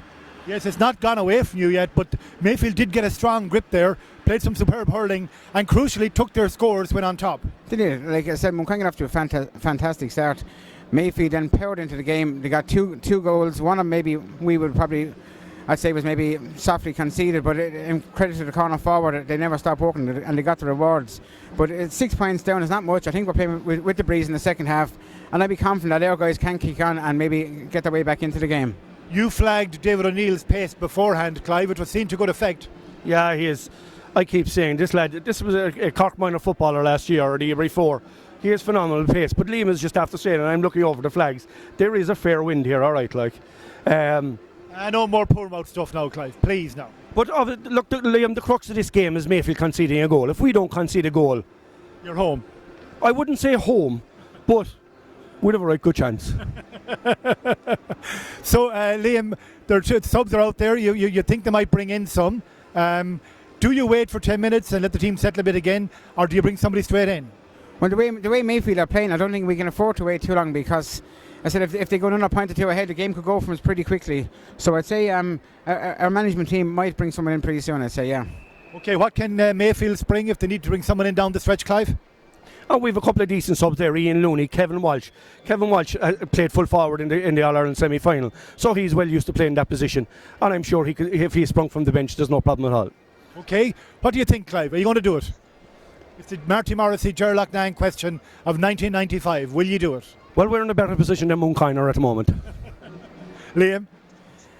I think the first five or 10 minutes, Liam, are crucial. I think if Mayfield get any further ahead, I think we could struggle to get back into the game. If we can come out in the second half, like come out in the first half, get back into the game maybe with a couple of points, I believe that we can go on and win the game, yes. Okay, lads, thank you very much for joining us. We'll let you back to your seats. I'm going to bring in match commentator Killian Whelan. That's Liam Sutton and Clive O'Donovan, our co-commentators from Mooncoin and Mayfield, and they've been having a good old bit of fun together there. But Killian, you really had to have your wits about you there in that first half. It started off at a very high pace and never relented. No, never relented, and a great credit to Mayfield. 4 points to 2, and I know Clive was getting a little bit worried beside me, but all of a sudden, peppered 2 goals, responded very, very well. Then the concession at the other end. So great credit to them. But what a pace to the game, Liam! It has been frenetic. Yeah, when you see it out there in Croke Park, it doesn't look like junior stuff. It really is high quality, very crisp striking, good attacking play, contrast in styles, as Clive has been saying. Mooncoin trying to pick out their full forward line, trying to get long ball in, but the Mayfield defence is holding resolute. Yeah, you'd have to credit Mayfield the way that they've adapted to the game. The last 20 minutes, Stephanie, has all been about them. Great pace inside in the inside forward line. He may be the smallest man out there, and I don't want to keep talking about his height, but definitely Patrick Duggan is Joe Dean-esque, I'd have to say, from maybe a Cork point of view. You just don't know what he's going to do, and they're struggling to kind of deal with him. But you wouldn't think it was junior stuff. I agree wholeheartedly with you, and there should be no snobbery here today. Anyone that's watching this online, this would be worthy of any scenario, and you'd have to say of the greatest place of all in course in Croke Park. And we must also say what an unseasonably beautiful day. It could be July. I've been here in summertime and colder than I am today. Yeah, there's no doubt about it. I can't get over it. I was warning the guys on our WhatsApp group during the week, Liam, that make sure you will be very vigilant. Make sure and bring plenty of layers. I was here last weekend for the hurling match here, and I have to say it was the most Baltic day I've ever put in up here. Just amazing what a week can do in Ireland, Yeah, you brought your own sleeping bag there, I think, today. You were so worried. The coldest day I spent here was the day Salt Hill Knocknacarra defeated St. Gall's of Belfast in the All-Ireland Club Final, Sear Club Final. Michael Dermody, the great Kilconnelly goalador, was with me that day, and we nearly died with the cold that day. But today is almost T-shirt country. Absolutely. I remember one day, and I'll give you one final example, double header here in Croke Park. Kildare happened to be playing both times, and I had to go in between the two matches and warm my hands under the dryer inside in the toilets. That's how cold we got up here. But no doubt about that. And I have to say, Clive and Liam are well warm out there, Liam. There's no doubt about it, because what they've seen out there, half an hour of huge skill, passion, and Liam, you'd swear there was 82,500 people here. The roar and the buzz that's gone up from the two areas is phenomenal. As I said, there's no one left at home in Mayfield and Mooncoin, I think. And there they shout again, the Mayfield supporters. You're dead right. The atmosphere it's a cracking atmosphere here at Croke Park. Killian, I know you're unbiased and all of that. How do you see it finishing up? I just think if Mooncoin don't get to grips with Nicky Kelly, it's game over for them, I think, because he's winning now so much ball and he's a dangerous man from the freeze. If he feeds Duggan inside, they could. But the only other thing is that Mayfield have got to keep an eye on is that they may have to look at another opportunity of targeting someone else inside. And I would imagine, Joe Murphy has had words inside that maybe the long ball in on Eamon Hennebree is not the only one, that they're going to have to look at probably Alan Walsh and maybe that half forward line to come into the game. And I think if they vary their tactics, they could get something out of it. I still think Mayfield going to win it though. Okay, Killian Whelan go back to his commentary position. I have Liam and Clive checking out the changes. You see anything yet, lads? Clive? I don't see any positional switches on the Mayfield team. I'd say the selectors are happy enough with their performance. Good stuff, Liam. Yes, Ethan Ryan is going to midfield. Ethan is our captain. He's going to midfield there from the start. It looks like he's taking up his position there for the throw-in. So that's the only change I can see at the moment, Liam. Okay, that's great stuff. Keep it going. May the best man win. It's a cracking, enthralling contest here between Mayfield and Mooncoin. We're about to hand back, and we will hand back indeed, to our big match commentator, Killian Whelan. Thanks indeed, Liam Horn and Liam Sutton and Clive O'Donovan here with me again for the second half. 30 minutes from being All-Ireland junior champions. Could it be heading to the banks of the Lee, or could it be heading to the banks of the Shore? Ball is in and game is on, and it's Mooncoin that maybe come out with a bit of purpose. They're the ones that double in this ball and send it into the shade now. That's out and around, and it's a quick fire shot coming in there, but it's pulled to the left and wide. And unfortunately, in the last few minutes of the first half, and now at the start of the second, the wides are just catching up with you a little. They are, Killian, and those, in the first half, those wides can sap the life out of a team. So we need to get a score pretty quickly before Mayfield maybe pull too far ahead. And the ball is coming out here now by Niall Mackey. So hopefully get up to the other end of the field, and we'll get a score, please God. Just see as well, Ethan Ryan is in, the captain, of course, of Mooncoin, is on the field of play if he needs to lift the trophy. So, ball has seen Cormac Fleming has been replaced, so Ethan Ryan is on and full of running here now, looking for this ball to come across the square. Ryan is in on it, but it's overcooked and it's over his head, and it's heading back out towards this sideline on the Hogan stand side, where it is surrounded by Mayfield supporters, but it's a turn over the shoulder and sent back in again, but it's dropped into the hands. Not a great opportunity taken there by John Fitzgerald. Has had a wide now and a ball into the keeper's hands down the other end of the field now. Ball is dropping in around the full forward line. Ball is breaking, and it's Shane Duggan that picks it up, going to knock it back. That's very tight to the post. It might gone over from Nicky Kelly, and it has, and it's stretching out the lead all of a sudden, and that's a perfect start, you'd have to say, from Mayfield. Yeah, that was a monster of a shot from Richard O'Keefe into a ball. The ball broke. Shane Duggan passed it off on the Hurley. Great score by Nicky with a tight angle there. Very tight angle it was. We were right behind it though, and it just got inside the right hand upright. Liam Sutton, you'd have to feel, Mooncoin are in a little bit of trouble with Nicky Kelly. They are. Nicky's serious hold on, playing very well there. And we'll have to get the grips of him pretty soon or the game could be gone from us. There, unfortunately, is a wide, but the ref, I think, is calling back. He had played advantage, so shot went in there from Owen Hennebury, but it's been called back, so a free and a chance here for Kevin Crowley. They are indeed. We do need a score, I suppose, to calm us down and settle the nerves a little bit and to get back into the game. So hopefully Kevin will actually get this one now. So 2 minutes gone in the second half, and it's a score already for Mayfield, 2-10 to 1-6, and it's a yellow card now to Brian O'Leary. So they're the only men that have got cards at the moment, Mayfield men. That's Gary Lahan and Brian O'Leary. So this free going to be taken by Kevin Crowley. Crowley sending it into the Hill 16 end, and he's a fine free taker. He's put that ball over the bar, and as you said, badly needed. Badly needed, yeah. Great score by Kevin there. A certain degree of pressure on that free because I said we have to hit a few wides there over the last couple of minutes. So hopefully that score will actually settle us down a bit and get us back into the game. Carrickshock crowd have come in as well. They maybe will get their voices behind their county men, Mooncoin, here as well. They've swelled the crowd here a little bit down below us on our right hand side. They're green and yellow as Mayfield have a strike coming off here from Gary Lahan. It's a dangerous ball. Umpire though has gesticulated that it's gone out to the left and wide. And tell us a little bit about Patrick Duggan, Clive, because he just phenomenal engine in there and willing to die for everything. Yeah, he's a tenacious player and he never gives up. Like I keep saying about the size, but that doesn't matter to him. He doesn't care about his size. But he's a fantastic person off the field as well, Killian. Yeah, well, he's shown some skills here today and shown great tenacity, and I'm sure he is showing the way here in a way for Mayfield as they lead by 2-10 to 1-7, 16 points to 10, 34 minutes gone, and Mooncoin have a chance down here.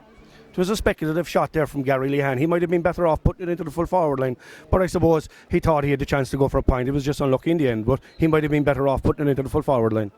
Mooncoin take this, but it's been cut out there by the Mayfield defence and sent long down the field. Looking for a break underneath it is Kelly again, and he's all over the place at the moment, sending this team on its way. Looked to have been fouled there, but he wins that ball in on the break. It's a race on here. Oh, Nicky Kelly, he dummied his own man and one of his own teammates as the ball is inside, but it's Mooncoin that are going to send this out, and it's Ethan Ryan that's on the field of play.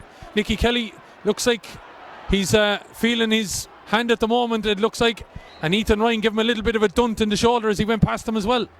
It looks like Nicky Kelly is holding his chest for some reason. Maybe he just got a little bit of a dunt there in that movement as looking to have a shot at the post as Ray Wall.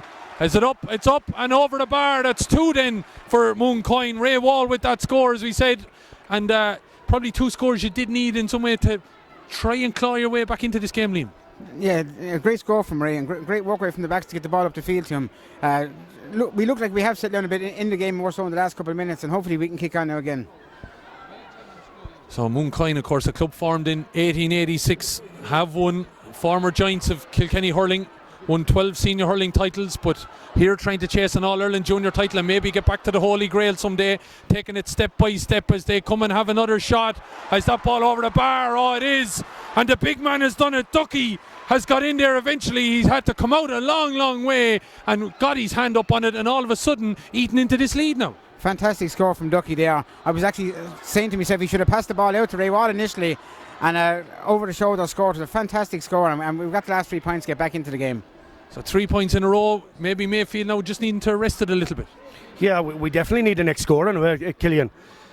Mooncoin are after getting 3 points in a row there now, and they seem to be back into a game.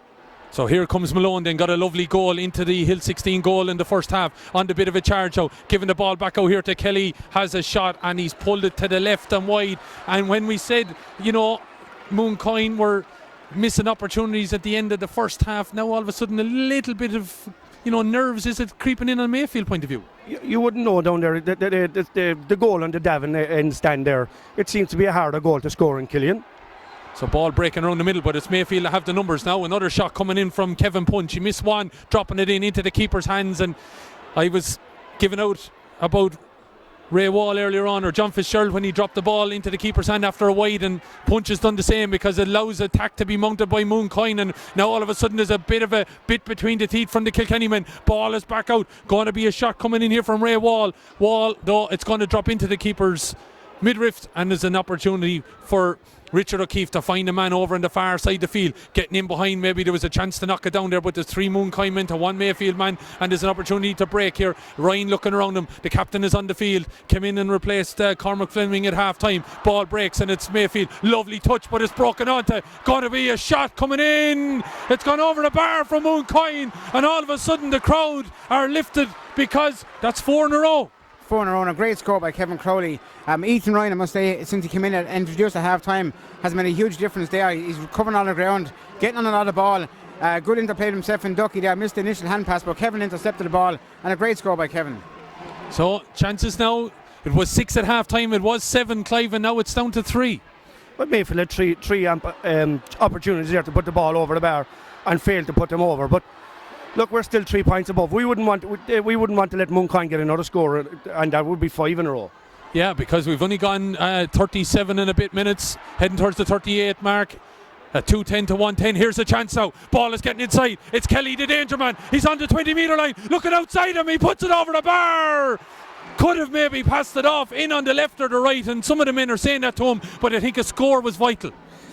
Look, if an inter-county player got a score like that, he'd be an all-star in the morning. That's an unbelievable score from Nicky Kelly. Nicky Kelly winning that ball, his own ball, and running forward with it 45 yards or thereabouts, and then just on the 13 connected with it and put it up and over the bar. 2-11 to 1-10. Ball is on the move again with Mayfield over here into the corner, but it's not an opportunity that Duggan was aware of there, but the ball could be won back. Mayfield man hits the deck, nothing wrong with it there. Oh, Kevin Punch, he overran it there, and it's Mooncoin that are going to come out with it. Shrugging off the bit of a challenge now. Ball is into the full forward position. Ducky is coming out for it, but it's not going to make it that far. He's looking to peel off a little bit. Ball is opportunity here now for Mooncoin into the corner, looking to try and get there, but that's a lovely bit of a tackle there. Flick of the wrist coming in. Another block down there from Mayfield's cornerback, Brian O'Leary. Lovely defensive play, and he withstands the Mooncoin attack there. 2-11 to 1-10 it is. Let us know on social media where you're listening, anywhere in the world. And our coverage here again with thanks to AIB. This is the All-Ireland Junior Club Hurling Final between Mooncoin of Kilkenny and Mayfield of Cork. It's the 5th time we've had a Cork and Kilkenny teams in the final of the 13 that have been at this grade. As Mooncoin didn't really connect with that well, but they've still recycled it, and the ball is back out. Oh, there's a man in space here. This Mayfield man has to commit to it. Ball is broken down though, back into the hands of Mooncoin. Going to have an opportunity to have a shot. Great block down. Mayfield did that expertly. That should have been a score. Yeah, fantastic block down by Kieran Brosnan. Come on, Shane Kelly. Shane Kelly has a chance. It's on its way. And that's nearly like a 2-point score in some ways, is it? Unfortunately, wide, Killian called wrong. That's a very hard goal to score into down there, I think, Killian. Oh, I was taken by him going away and celebrating on that one. Apologies about that. 2-11 to 1-10, and Liam a bit of a let off. Big let off there. Clive just commented that the Canadian goal seems to be harder to score into. I hope he's right. Adam Edge is just going for a score here now. Fantastic score. That's a big swing, Killian. Big swing. Yeah, that is a big swing because you should have had a score. They should have had a score, and you finally got one. And psychologically, that can be huge. It can be huge, yeah. I said the game is back to a 3-point game. I just noticed there we moved Owen Hennery out to left half back. Cormac Daly's got in centre back for us, and Seamus Cairns has gone right half back. So the Mooncoin management team have identified the half forward line from Mayfield, and they've counteracted against their threat there. Yeah, so change has been made. Sean Walsh off, Keith Kerwin is on. 2-11 to 1-10. 40-40 on the clock. So 20 minutes remaining then to decide where the Junior All-Ireland hurling title is going to rest for the next 12 months. Will it stay in Kilkenny? Or is it heading to Cork where it hasn't been since 2011? Opportunity was inside, but it's Mooncoin then that have double on this ball and send it up again, looking for a chance. That's a good flick. Shot, it's just gone up and over the bar. 2-11 to 1-11. Making that now, all of a sudden that gap has been narrowed even further. And that was a good and expertly and well taken score in there. and you'd have to credit Mooncoin and coming out and putting pressure on the Mayfield half forward line there, and that turned into a score at the other end, Liam. Did it, and fantastic work again by Kevin Crowley midfield. Our midfield have really got a grip in the game. Fantastic block, great delivery to Eamon Henry, and a fantastic score again. All of a sudden, Mooncoin growing into this game at 2-11 to 1-12. Ball is broken out around the centre back position, but it's going to be sent upfield by Niall Mackey into the corner now, looking for a bit of movement, and all of a sudden Mooncoin are in front of the ball. Ball is across here. It's a one-on-one situation, could develop here. Man is going to hit the deck though. Kieran Brosnan, he looked to flick it away. He had time, he must have thought he didn't have time. Michael Grace looking over his shoulder, flicking it inside. It's a dangerous ball, and Richard O'Keefe is alert to it, and the chance gone a begging, and maybe a bit of a let off there in some ways. Yeah, it's a let off there, but going back to that last point, that ball should have been into the full forward line from our half back line, Killian, and it gave Mooncoin a chance of another score. Just looking at it as well, we'll come back to maybe a Mayfield scenario, looking at their forward movement as that ball comes in from an impossible angle over on the far side. It's gone out to the left and wide. The pitch just seems to have narrowed that little bit, and maybe it's serving Mooncoin better than it is ye. Well, they're working a bit harder now as well, Mooncoin are, but I'd like to see David O'Neill get into the game a bit more. He's gone out of the game now, unfortunately, and he's one of our key men to have in the game. If that lad runs at you, there's no stopping him. Yeah, there's no doubt about it. They seem to have tightened up as well, and Nicky Kelly. They're Nicky Kelly, they're winning a lot of the breaking ball now, or Mooncoin. So 2-11 to 1-12, but there's an opportunity here now from David Malone dropping in, and that's a vital score. Excellent score. That's a nerve calmer there now from David Malone. Fantastic score. Maybe it should. We got away lightly. It could have been a free to Mooncoin, but it's a fantastic score for David Malone. Liam Sutton, they're kind of being found hard now to reel in some ways, aren't they? They are, yeah, but we're still well in the game there. As Clive said, it could have been a free to us, possibly his key carry now. Kevin Crowley's on the ball again. It's going to be a free, and Darren Hayes, I'd expect, is going to get a card for that trip, but he probably had to commit that foul if there is to be such a thing. Oh, it was. That was a yellow card for the taking. So a chance here now to narrow the gap again. He kind of had the head of steam built up there. I think he might have been thinking about a goal or something. It had opened up from a lot there, Killeen, in front, yeah, and I said Kevin was putting the head down to go into goal, so the Mayfield defender gave away the foul, got the yellow card, but hopefully we'll get a score from it now and bring it back to 2 points. This is a right game, Liam, though, in some ways. It's end-to-end stuff here. It's a cracking game, and both sets of teams are putting in a fantastic effort. The standard of hurling is quite high, and I said it's real ding-dong, and it's going to go down to the last couple of minutes, to say at this stage, yeah, Killeen. Looks like it is going to go to the wire. Kevin Crowley puts that ball over the bar, makes it a 2-point game again. 2-12 to 1-13, 44 minutes gone. Puck out to come as the sun. Gorgeous spring evening here in Croke Park. As we said already, a lot nicer than it was this time last week, as ball is sent over onto the Hogan stand side where they were looking for the big hand, maybe a Shane Kelly trying to get in there and disrupt matters, and Kelly is in there again, but he lets it drop, and the referee spotted a foul. And in some ways, again, you'd expect the main man now to knock this over the bar. Yeah, hopefully he hasn't missed one yet. I don't want to put the curse on him, but we got a lucky enough free there, actually, Killian. But we see it every time they come back, we seem to be getting one back, so that's a good sign. But it's anyone's game here now. Quarter of an hour remaining. What's your thoughts? I wish there was only a minute remaining, Killian. We'll see how he is in 14 minutes' time. Liam Sutton with 15 minutes to go. What's your thoughts? Thoughts are well in game. Mayfield probably will go 3 points ahead with his free, but I think that we're hurling very well since the second half commenced, and I think if we have a major threat inside with Eamon Henry, I think we'll probably need to get another goal, maybe possibly to win it, but we're well capable of doing it. That ball goes over the bar then from that free from Nicky Kelly. He's mounting up now in the amount of points he's got here today from place ball and from play as well. But 2-13 to 1-13. Let us know where you are listening to us. We're on Twitter at Local Streaming. Of course, our coverage today brought to you by AIB, as Mooncoin now have an opportunity to get forward on this ball, looking to get inside. 2-13 to 1-13, and they're looking to level it up. Ball is sent back out. Blocked down there on Ray Wall, and he had the easiest task maybe to tap it over the bar. The Mayfield defence are in there. Now there's a situation. Wall is getting inside. He was pulled back. Referee is saying it's a free in, and he might just have been fouled outside the large parallelogram. But Ray Wall probably should have tapped it over the bar in the first place, but then there could have been something bigger out of it. There was, yeah, and the referee blew the second. If blew the whistle the second later, we actually would have got a goal. But it was probably just on the edge of the square, and it's a 21-yard free. I wouldn't be surprised if Kevin Crowley went for a goal off this, because he's a quite confident player when it comes to the frees, and going for a goal off this mightn't bother him at all. Clive, they are causing you now a few problems inside. They are. Mooncoin they're trying a lot better. Like Mayfield are a bit lethargic now for the last 10 minutes, and they'd want to up the ante to win this All-Ireland final, Killian.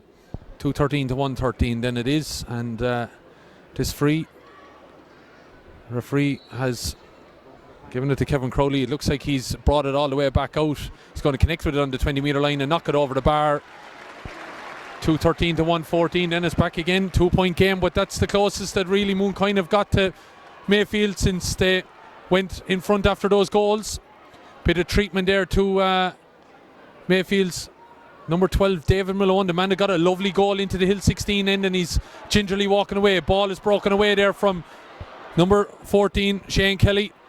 Kicking it out and trying to hold on to it was Darren Hayes, but ball is being trying to be taken away from him, but Mayfield having, and that looked like a foul there on David O'Neill. O'Neill though lets the ball drop, and it's Mooncoin looking to come out of it. Mayfield unfortunately in the second half haven't won too many of these scraps. They've got to come out with it, and it's Mooncoin looking to break with it, and it's another one lost, Clyde.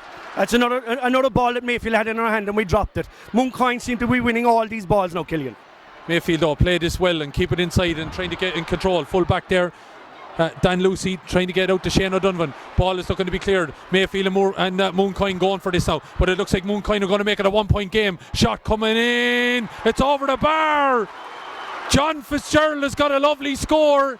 Mayfield twice you could have dealt with it and got it clear. Our backs up to the wall now, Killian, here. Like our goalkeeper seems to be pucking the ball out to Shane Kelly, and he stopped. I know Nicky needs a break, but he needs to start pucking the ball out to Nicky Kelly now again. All of a sudden, bit between your teeth now. They are fantastic throw from John Fitzgerald. They are. We're introducing us up here. Number 24 is Paul Hennebury. He's going on for Michael Grace, I think. Yeah, Michael Grace is coming off. And I'd like to see our full forward Killeen staying close towards goal, because they seem to be drifting out the field a bit. We are getting scores, but I think there's definitely a goal up there if they're staying close towards the goal. Okay, so we are seeing a few changes on the Mooncoin side, and I think we're going to see one on the Mayfield side as well. Yeah, it's Ian Looney. I'm not sure who he's coming on for yet, Killian, but Ian Looney is number 17. Okay, so looking and waiting here at 2:13 to 1:15, coming up on 49 minutes gone. Paul Hennebury is the man that's on for John Fitzgerald. Just got the point, but he's made it a 1-point game, but he has been called ashore, and it's Mooncoin over on the far side now. All of a sudden, just with a little bit of extra pep in their step, but Mayfield still trying to dig deep there.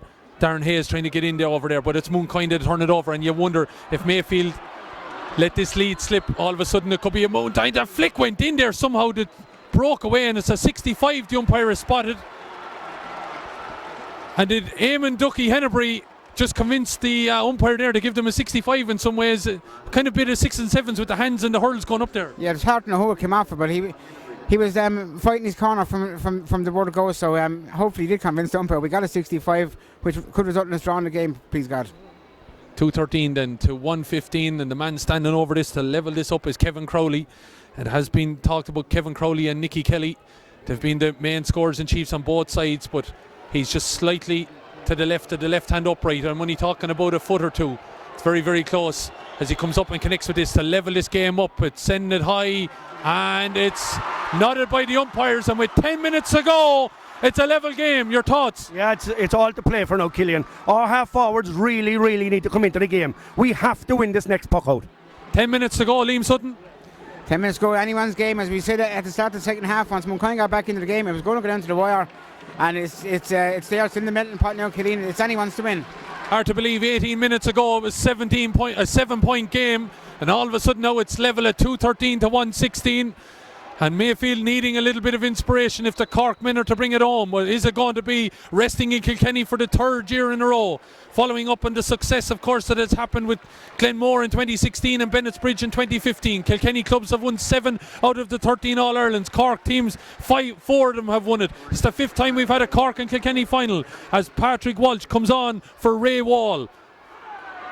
On the Mooncoin side, looking to get forward, and the referee has spotted something here.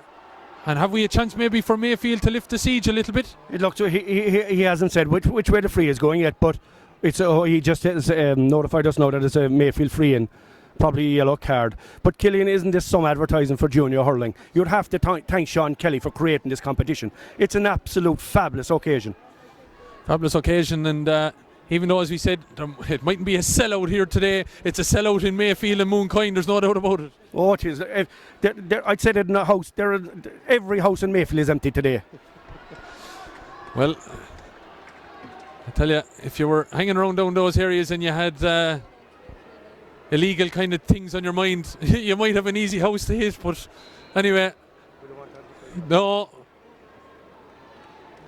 But scenarios here, as we said, Mayfield and Mooncoin, plenty of colour shown as Mayfield have a chance to go back in front, and maybe now with Nicky Kelly putting that ball over the bar with 8 minutes to go, it's just keeping them ahead. I'd like to stay ahead. Ball is breaking and it's robbed off of Gary Lahan, and peppering up now forward is Kevin Crowley, knocking it in. Ducky is in there, ball breaks away from him and it's gone out to the right and wide. Bit of a let off there, but again, maybe not a ball that was on. Maybe not so. Maybe try to put his hand to it, I suppose, but maybe could have put his hold to it, stopped it from going wide. But it looks like Ducky is the threat in there, and if we get the ball into him, I think we can get a goal off him. So number 17 is coming in for Mayfield then, as we called it already. Ian Looney is in, and he's replacing Shane Duggan. What do we expect out of Ian now with 7.5 minutes to go? Ian is a lovely hurler. If he gets into the game, Ian is a fantastic hurler, and if he gets a ball, he'll certainly score.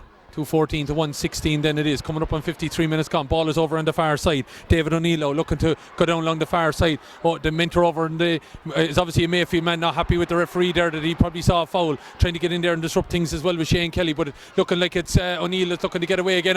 Dumped to the ground. Surely that's a free in, and again it's Mayfield keeping it in the right part of the field, and Nicky Kelly disrupting matters there.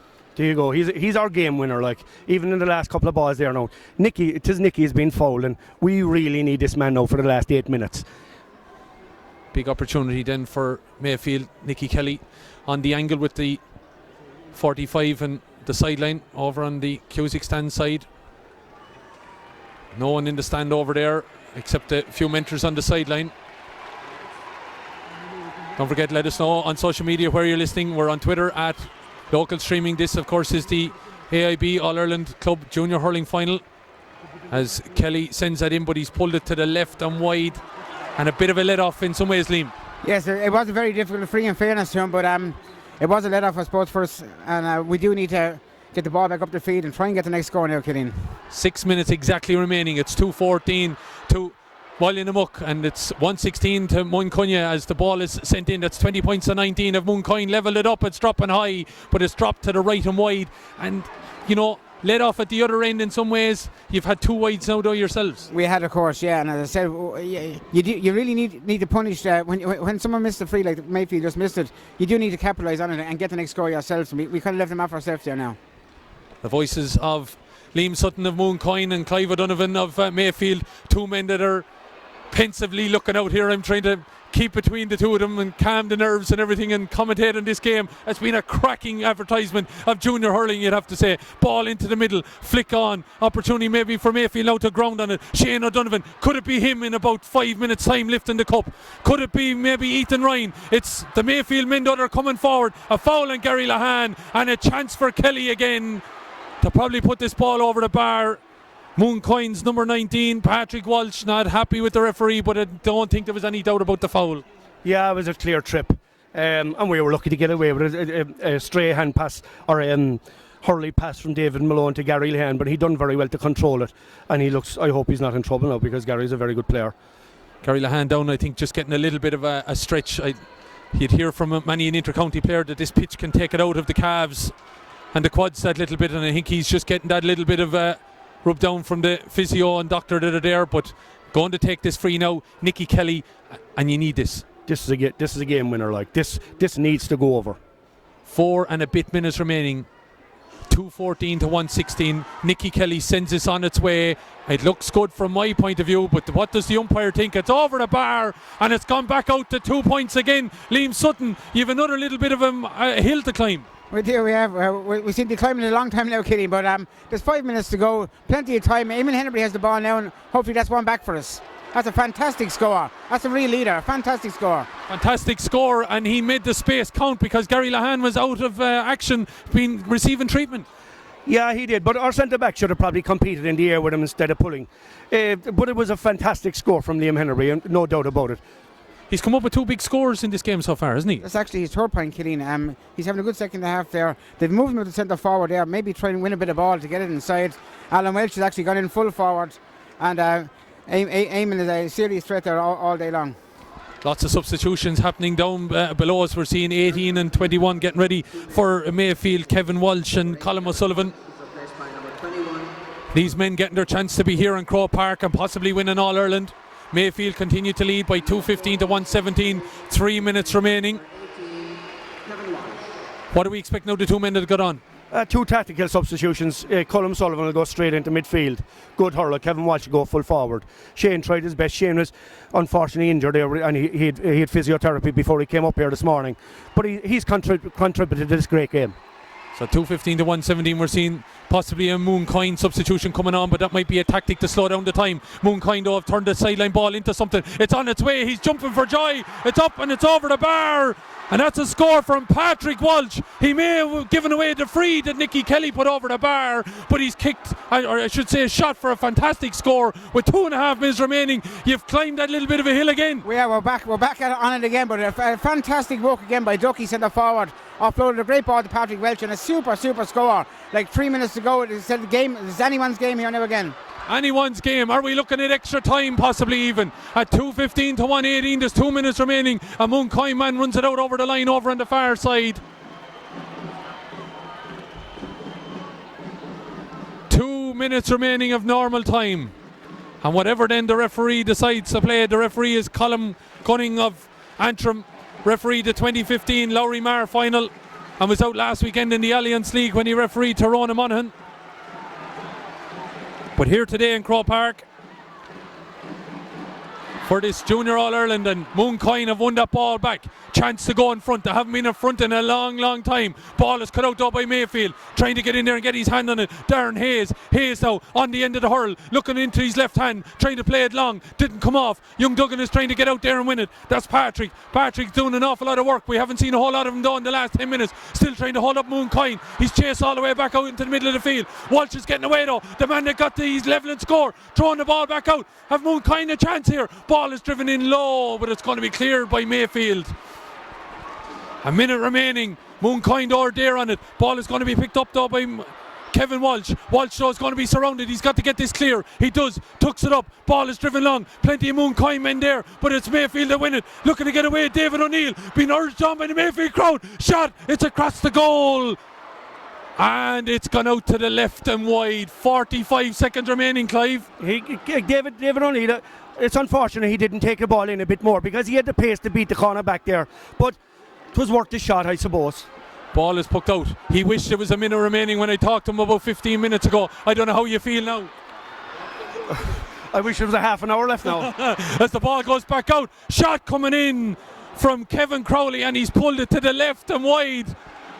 And there's a feeling now maybe that these two teams don't want to win this. Well, I'd say there's a certain degree of nervousness setting into both sets of teams now. So Mayfield had a chance of a point. Mooncoin just had a chance there. So it's a very nervous occasion now. The last few minutes is crucial here. Next score could be the winning score. David O'Brien is patrolling around the sideline there, wondering they're going to use him as a sub, but not thinking about it at the moment. Mayfield though had a chance there. It's been blocked down. 4 minutes of additional time to be played. We're now in that additional time by about 10 seconds. Mayfield looking to come away with it. It's the full back Dan Lucy hits the deck. Looking to turn it over. Mooncoin, Ducky Hennebury, he's all the way back out there. Ball is going to be overturned. Kelly gets the ball back into the hands here. Gavin Looney giving it to Kelly. Into the corner it goes. Ball is about 45 metres out. It's taken away though. Mooncoin are on it. Out towards the sideline, and it's gone out, and it's going to be a Mayfield ball. At 2:15 to Mayfield, 1:18 to Mooncoin. 3.5 minutes remaining here, and we're in additional time. What are we expecting, Clive? A lucky break, Killian. Both teams. It's down to luck now at this stage, and maybe a small touch of class from one player on either team. Ball is trying to get it there towards number 17, Ian Looney. He hits the deck and the referee says that he's lying on the ball and it's a free out. Bit of a let off. Bit of a let off, yeah. Referee was quick to blow him, probably for maybe killing the ball and trapping it on the ground and not leaving anybody get into it. So Mooncoin have a right opportunity to get the ball up to the field, into the Mayfield full back line, and hopefully get a score from it. Just under 3 minutes remaining, and it's Owen Purcell with this descended long inner searching ball, looking for Ducky in there. Ball breaks, but well read by Lahan. He comes out with it.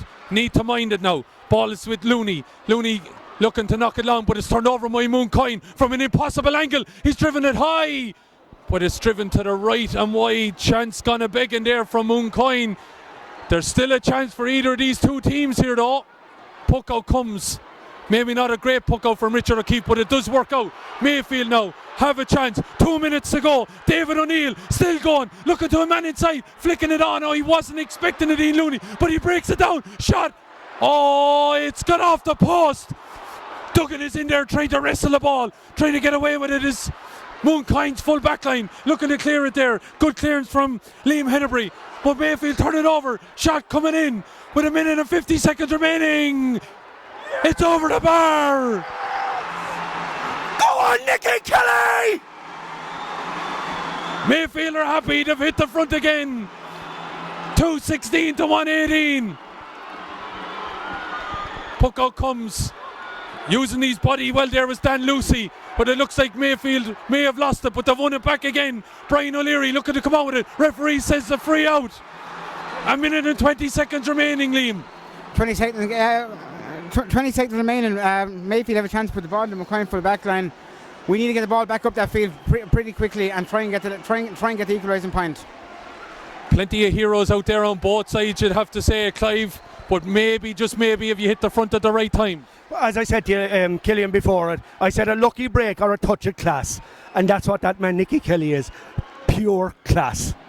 Free to come then from Richard O'Keefe, taking all the time. 50 seconds remaining, dropping it in on top of the goal. Mooncoin needs something to break off this. It might work out for Mayfield though, and it's in the hands now. Mayfield looking to come forward, looking like it was a foul. The shot coming in, it's into the keeper's hands. Nicky Kelly, I thought was foul, but the ball is driven long. Last chance for Mooncoin. 3 men around it. Looking to Hassel and Harry now. Mayfield go down on the ball. Look to be fouled. Still there. Looking to kick it clear.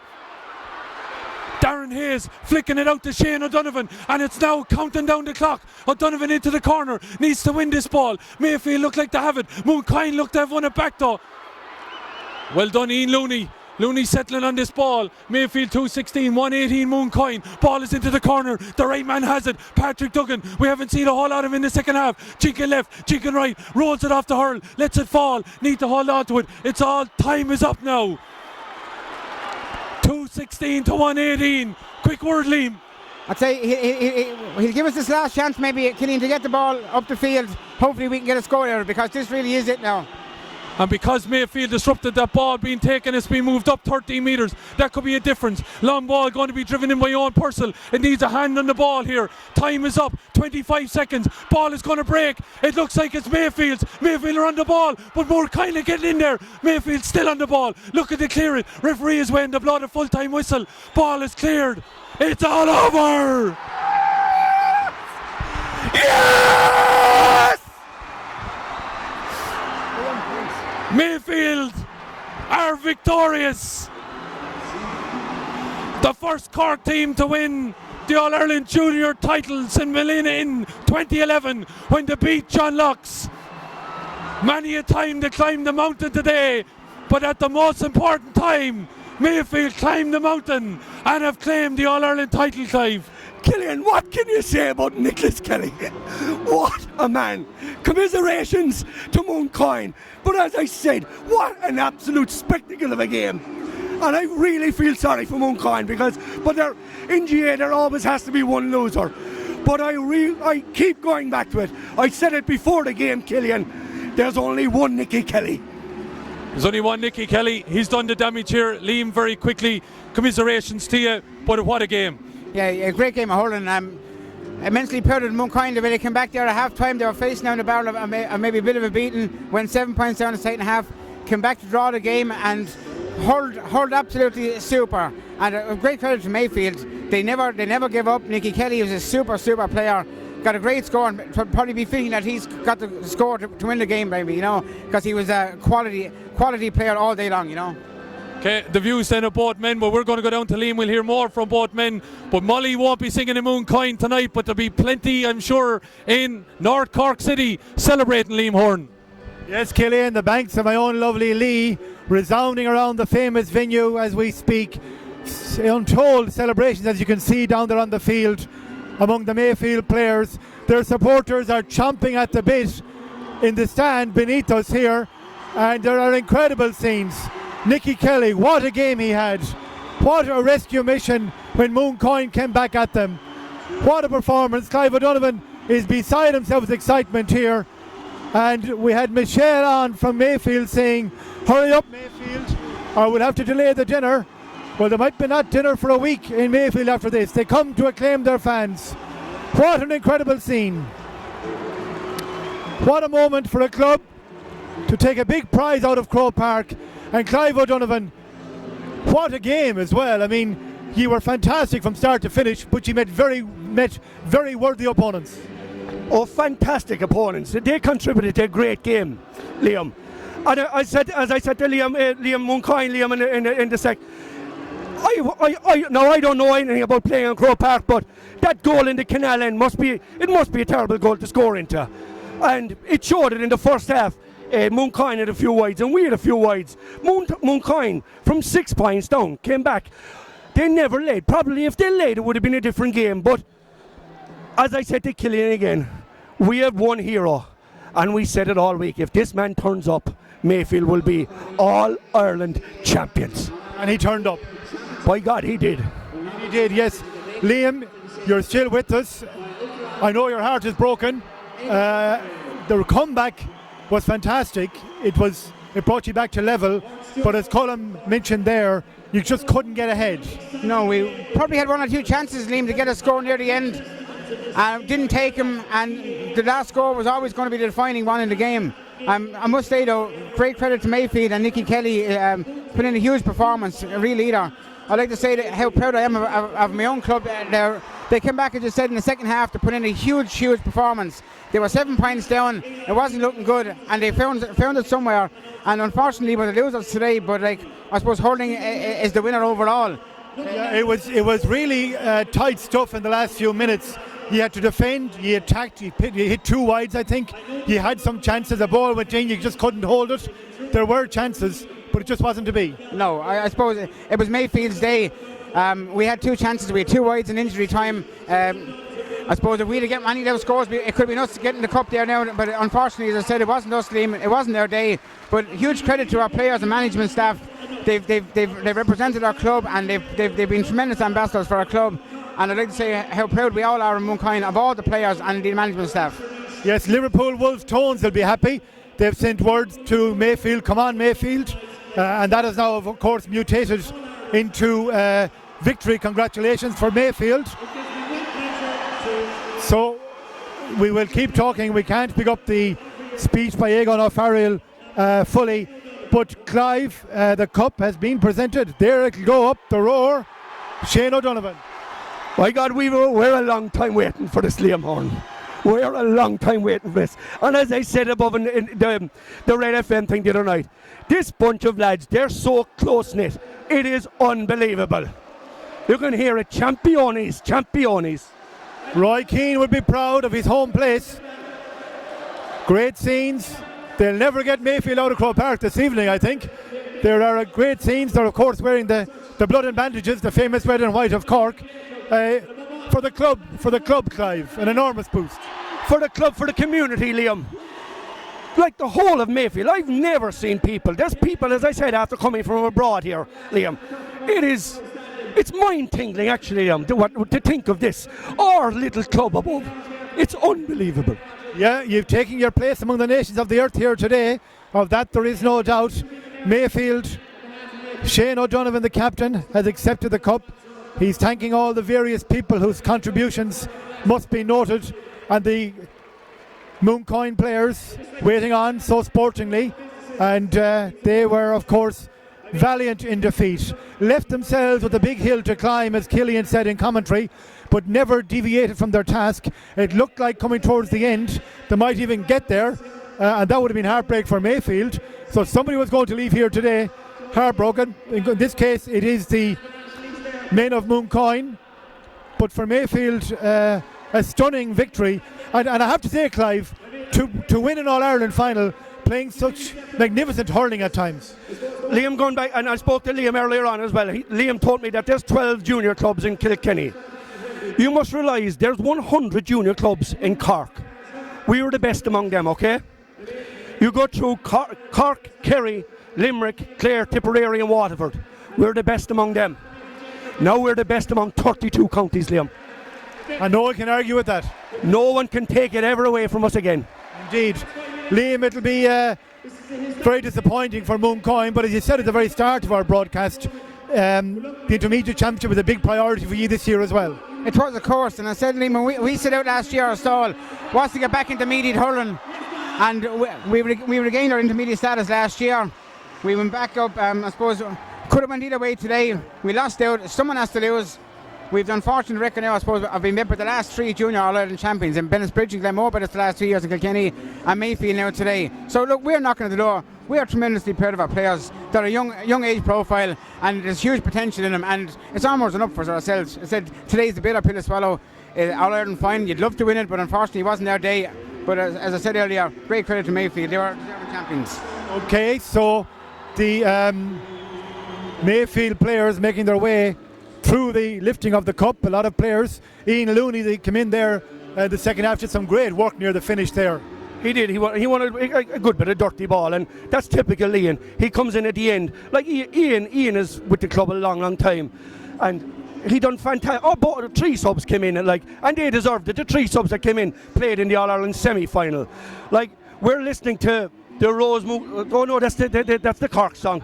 Clive, don't tell me you don't. You're so adult you don't know the banks. So long since he heard it. Say that again, Liam. It's so long since he heard it. We'll give Liam that one, but you won't give him much today, Clive. No, we're bringing the cup back to the Rebel County. I think it's important, Anthony, we get a final view of Clive and Liam before we let them go, because I think we're getting inquiries about Clive's well-being at this stage, because he did go through the ringer. They shook hands before. They've shaken hands again here at the finish. Gentlemen, thank you so much. You've added a huge amount to our coverage today. Commiserations to you, Liam and Clive. Enjoy the celebrations. Get those trains rolling back to the real capital.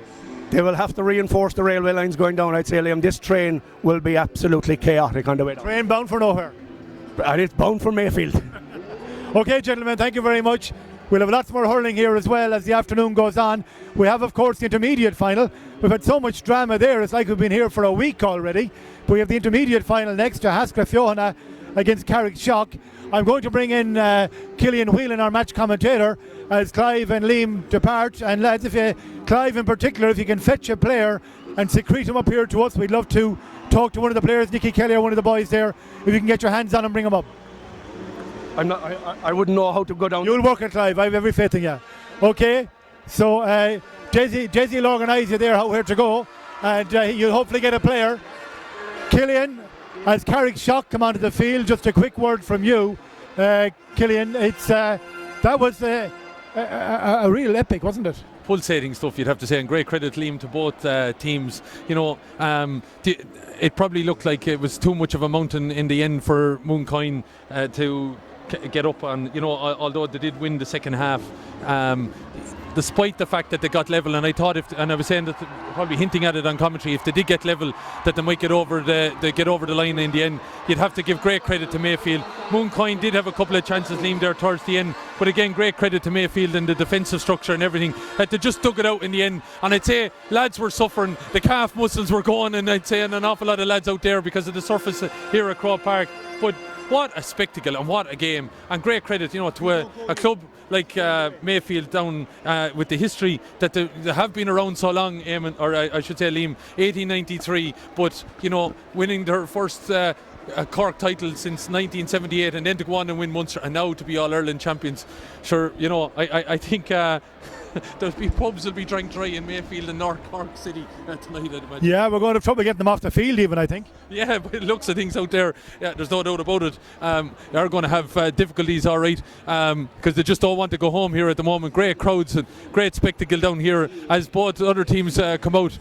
Scraw and Carrickshock are out onto the field of play. But look, Liam, in these kind of scenarios, when you win obviously an All-Ireland club title, and you win one definitely for the first time in your history, and you're probably not used to winning all of these titles, you definitely don't want to go home when you have the good days. And that's definitely the scenario here as we look at Mayfield out on the field now, celebrating the fact that you know, a small little area in North Cork City have been crowned All-Ireland champions is just phenomenal. Absolutely, Killian. We'll let you back to your duties. You'll need a breather after that. We have Morris Power from Carrickshock. He'll be our co-commentator for the next game. But we are still very much, Morris, in the aftermath of a classic there. The aftermath of almost unbearable excitement because it ranged end to end in the last few minutes. Absolutely fantastic game. It'll be hard for the intermediate to live up to that. Feel very sorry for Mooncoin. They looked dead and buried 2 minutes after half time, particularly when Mayfield scored first. But they fought back tremendously hard and they got back level. And I thought they were going to sneak it then. And I suppose Nicky Kelly was the difference between the two teams in the second half, really. He had an excellent game. An excellent game all through. He brought Mayfield into it when they were in trouble, and he was a thorn in Mooncoin's side the whole afternoon. Yes, I think you felt that maybe Mooncoin might have deserved a draw for the quality of their comeback. Yeah, they definitely deserved a draw. Like when they were 7 down, nobody would give them much hope. But they kept plugging away. They done great hurling. They kept taking their scores and gradually clawed their way back in. And when they got level, I said, you know, they definitely deserve a draw. But I thought we were going to win it at that stage. They had the momentum. But I think Nicky Kelly got a great point from out under the Cusick stand there, and that swung it back in Mayfield's favour again. It really was testament to Mayfield in how they managed to recover from that, because when a team comes back from 6 down and catches you, the doubts begin to surface. Are they going to go on and take us now? But Mayfield steadied the ship and found it within themselves to get more scores. That's right, yeah. Mooncoin had all the momentum at that stage. Like, you think they'll go on and win it, but all you need is somebody to stand up and make a difference, and he got a great score to make the difference, you know. So, but hard day for Mooncoin. You know, they definitely deserved a draw for the way they played. Yes, and the celebration still continuing down there. They're getting photographed with the cup. There's a real sense of lack of inhibition, I suppose, among players at club level when they hit Croke Park. They just want to savour the moment. They don't want to leave. I'd say the Croke Park stewards are wondering how they want to get them out of here at all. We have 13 minutes to the intermediate game. This is red v green as well, predominantly. Another sash from Kilkenny, this time a gold sash across the chests of Carrickshock. And we have a Haskra Fiohana, who of course are powered by the Mannion brothers, a club that amalgamated in the last decade or so. Back in the 50s and 60s, Fiohana were a top senior team in Galway. They won, I think, 2 Galway senior championships. They contested 5 out of 6 Galway senior finals at a time when Thurlockmore and Castlegar were real powerhouses of Galway hurling. So there's tradition there. What's not known by a lot of people, of course, is that Haskra Fiohana is effectively the sister club of Caltra, who won the All-Ireland football title here, powered by the Mehans back in the 2000s. 2004 I think it was, and Brian Kilroy, who plays corner back today, was playing on that team for Caltra. So, and the Meehan brothers, of course, the great footballers, were all hurlers. Declan was a great hurler in St. Jarlath's before they concentrated on their first love with devastating effect, and that is me speaking as a Mayo man, in fact, saying that about them. They performed their football duties to devastating effect, with devastating impact as Galway and Caltra footballers. So we are beginning to wind down. The Mayfield mania subsiding somewhat, and McDara McDonagh, a well-known figure on the screens of TG Akar, joins us as well. And even though McDara is domiciled in the Daisha County, he is of course a native of Galway, and a Haskra Fiohana is his home club, and it's in that unprofessional, biased position, McDara, and I mean all of that as a compliment. You join us today. You're the Haskra Fiohana man in this fight. Hang on, Fiohana. Fiohana. Fiohana's in Limerick. Fiohana's in the hat. I was given phonetic lessons to other people myself earlier on. No, Fiohana. Fiohana. So Joe Quaid is Fiohana. Joe Quaid is Fiohana, yeah. We're next door to Fiohana. Which you're a bit funny about that in Galway, because Mulla is Mulya in Galway. Actually, we're always kind of warped in Galway in our own ways.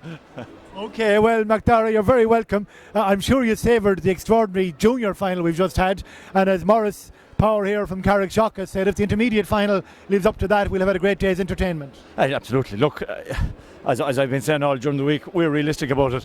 Carrickshock were in a Kilkenny senior final 4 years ago, and we've never played senior. Which is I apologise, we did play once back in 1971, but so we're up against it. But it's a final. It's a final, and all finals are 60 minutes, and you never know. Yes, indeed. We had an outbreak of somebody talking up the opposition earlier on here. Clive O'Donovan from Mayfield. It's not being tolerated, McDara. You talk up your own here. No, Boris, you're very realistic about Carrickshock's chances. You've only got about 20 All-Ireland medals out there. Well, that means nothing today.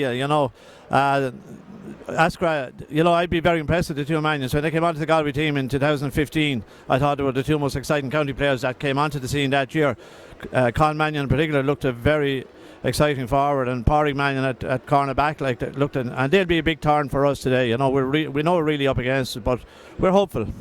Great excitement in the home place, McDara. Unbelievable, I mean, I suppose we flavoured it 13 years ago with Caltra, but to an extent Caltra's kind of the other end of the parish, even though there was a Haskra involvement in it as well. But this is local, and I was up there last weekend, and it was terrific. It's small areas, and it's a fantastic thing. This junior intermediate club, to bring it beyond the counties, it's marvellous. It is, and to finish it off in Croke Park. Absolutely, and I mean every player wants to get here. I think 4 of our lads would have played in Croke Park. A few down there don't want to leave it at the moment. I wouldn't blame them either. But it's every player dreams of it. I played here in an exhibition match a couple of years ago, and I was like a small child. We all love to play out here, It does awaken the inner child of that, there is no doubt. They're going through the warm-ups out there as well. A Haskra Fohana. We'll have to soften that a little bit now for the afternoon. We'll have to get Killian wheeling on that as well. It's Fohana and Carrickshock, of course. Morris, we were in Newbridge the day you played Selbridge in the Leinster Intermediate final, and there was late drama in that as well. Not quite like what we had today, but you had to come from behind to win. You showed great resilience on that occasion. Is that something that characterises this team? Yeah, this year now they have won a lot of their games from behind. Even in Kilkenny, like they've come back strong in the last 10 minutes when they looked in trouble. Maybe that's the experience the team has built up over the years. Hopefully we won't have to come from behind like in Newbridge like that today. They're showing great resilience in matches. And just to go back for what it means to the parishes, for small parishes, this is everything. In the last few weeks, everybody's been talking about there's people here in Croke Park today that were never here before. People home from Australia for the match, people home from America for the match, and that's what it means to small clubs, and probably the same for Askra Fiona. Anybody you'd like to mention? Yeah, Stephen Londigan and Paul Barron are home from Australia. I was talking to him last night in the village, delighted to be home. And Adrian Hudson, I think, is home from America. And there's a few more away that probably didn't make it home. And maybe there's some home that I don't even know about and might be leaving them out, but I know those 3 are home. If you win it, you'll hear about them, I'd say. You'll hear about it tonight. McDara, I'm sure there are people home to the native soil as well. Indeed there are, Liam, and I'm glad you gave me that opportunity. 2 stalwarts in particular, Michael Healy and Billy Lyons. Michael won county medals in junior in 70 and 81. He's not here with us tonight. He'd love to be. Billy won in 81 and 89 again. 2 great guys. 2 other guys I might mention as well. Manzi Welch, full forward in 1970 team, and Tom Pookdillon, who won an All-Ireland Galway in 1956. Trained a lot of Haskra teams, and he's still hale and hearty, and I hope Tom enjoys the game too. He was a football man mainly, wasn't he? Was a football man, but he brought the football discipline into the hurling training when 1970 when they won it, and he was fierce interested in the hurling as well. Was he a full back in 56? He was cornerback. Okay, very good. And Haskra Fohana just gathering together to have their last few words as well. We are 7 minutes from the throw-in time. It's Haskra Fohana will play Carrickshock, and we have big crowd here. The Mayfield crowd, I think, have left the precinct early. They have no further interest in this. They have work for doing now on the way home to Cork, and how they will enjoy that one. There'll be broken hearts going down a little bit more southeast, down to Kilkenny after that one. Mooncoin losing in a thriller. Don't forget, we're back here tomorrow as well, and we have the intermediate and junior football finals tomorrow. We have Westport of Mayo versus St. Colum Kills of Meath in the intermediate final, and in the junior final, Rock St. Patrick's of Tyrone will play Glencar of Kerry. That's here tomorrow in conjunction with AIB. The toughest is the hashtag. We're on Facebook. We have Liam Henley there on Facebook. He's on Snapchat. He's on Twitter.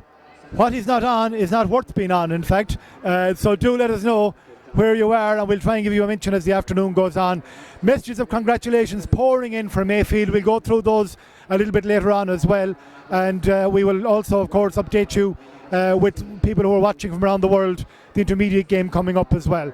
So as we said, we're getting there, 6 minutes to go. Our big match commentator will be Killian Whelan, who did a superb job along with Clive and Liam in the first game, and as we said, if we get anything close to that, we'll have a thriller. Team news, Morris. I know the programme is selected as published is correct, but that's a change from the semi-final team, isn't that right? Yeah, one change from the semi-final team. Darragh Brennan comes in for John Butler, starting team. You know, I know John Butler will make an appearance in the second half. He's always a very good impact sub, so hopefully he'll make that impact today when he comes on.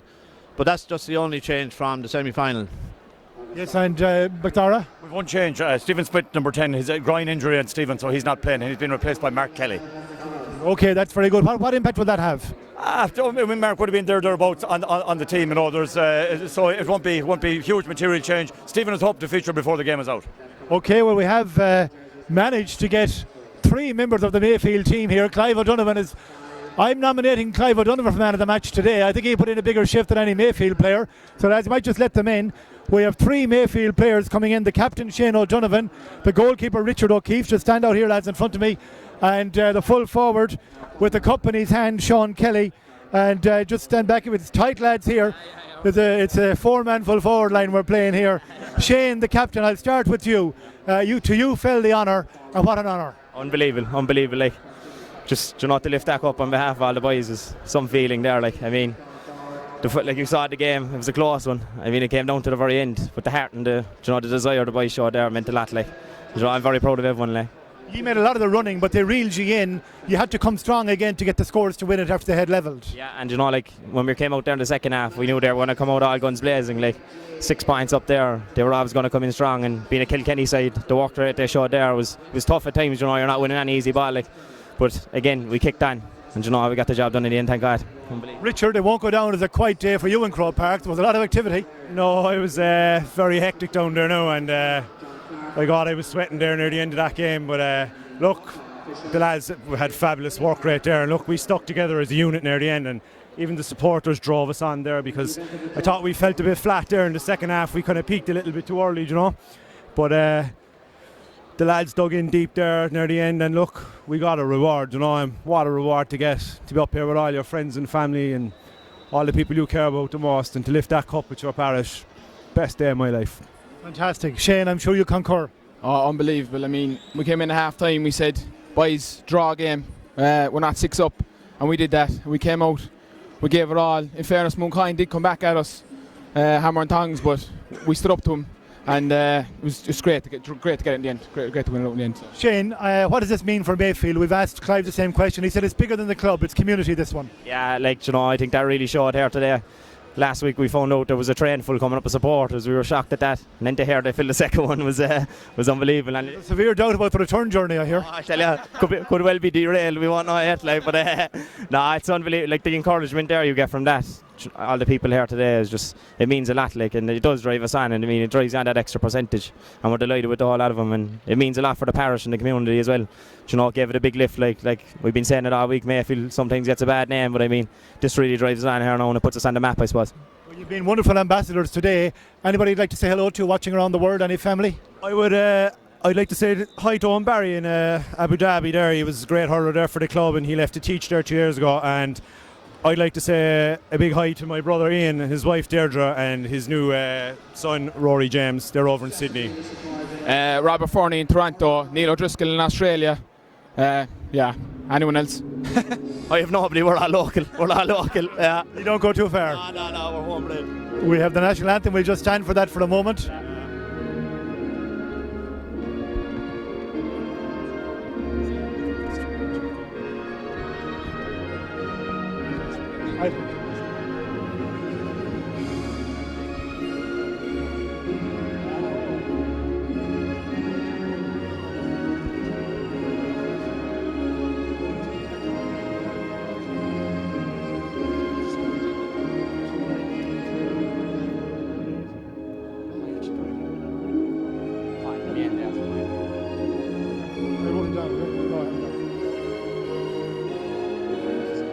get him after now. We're gone.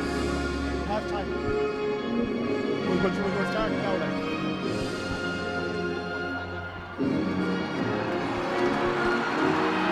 Thanks, fellas. Okay, boys, the Mayfield boys are bringing the cup back home. Thank you. Enjoy the celebrations. Thank you to Clive. We're right on throw-in time here. Back to our match commentator, Killian Whelan. Thanks indeed to Liam Horan. And we'll just get in position and get ready for the game to get going here. Referee for today's coverage is Garrod McGrath from Wexford. Man has been involved in Alliance Hurling League games and Walsh Cup and the Christie Ring. He's getting ready to throw the ball in, and the game is on here.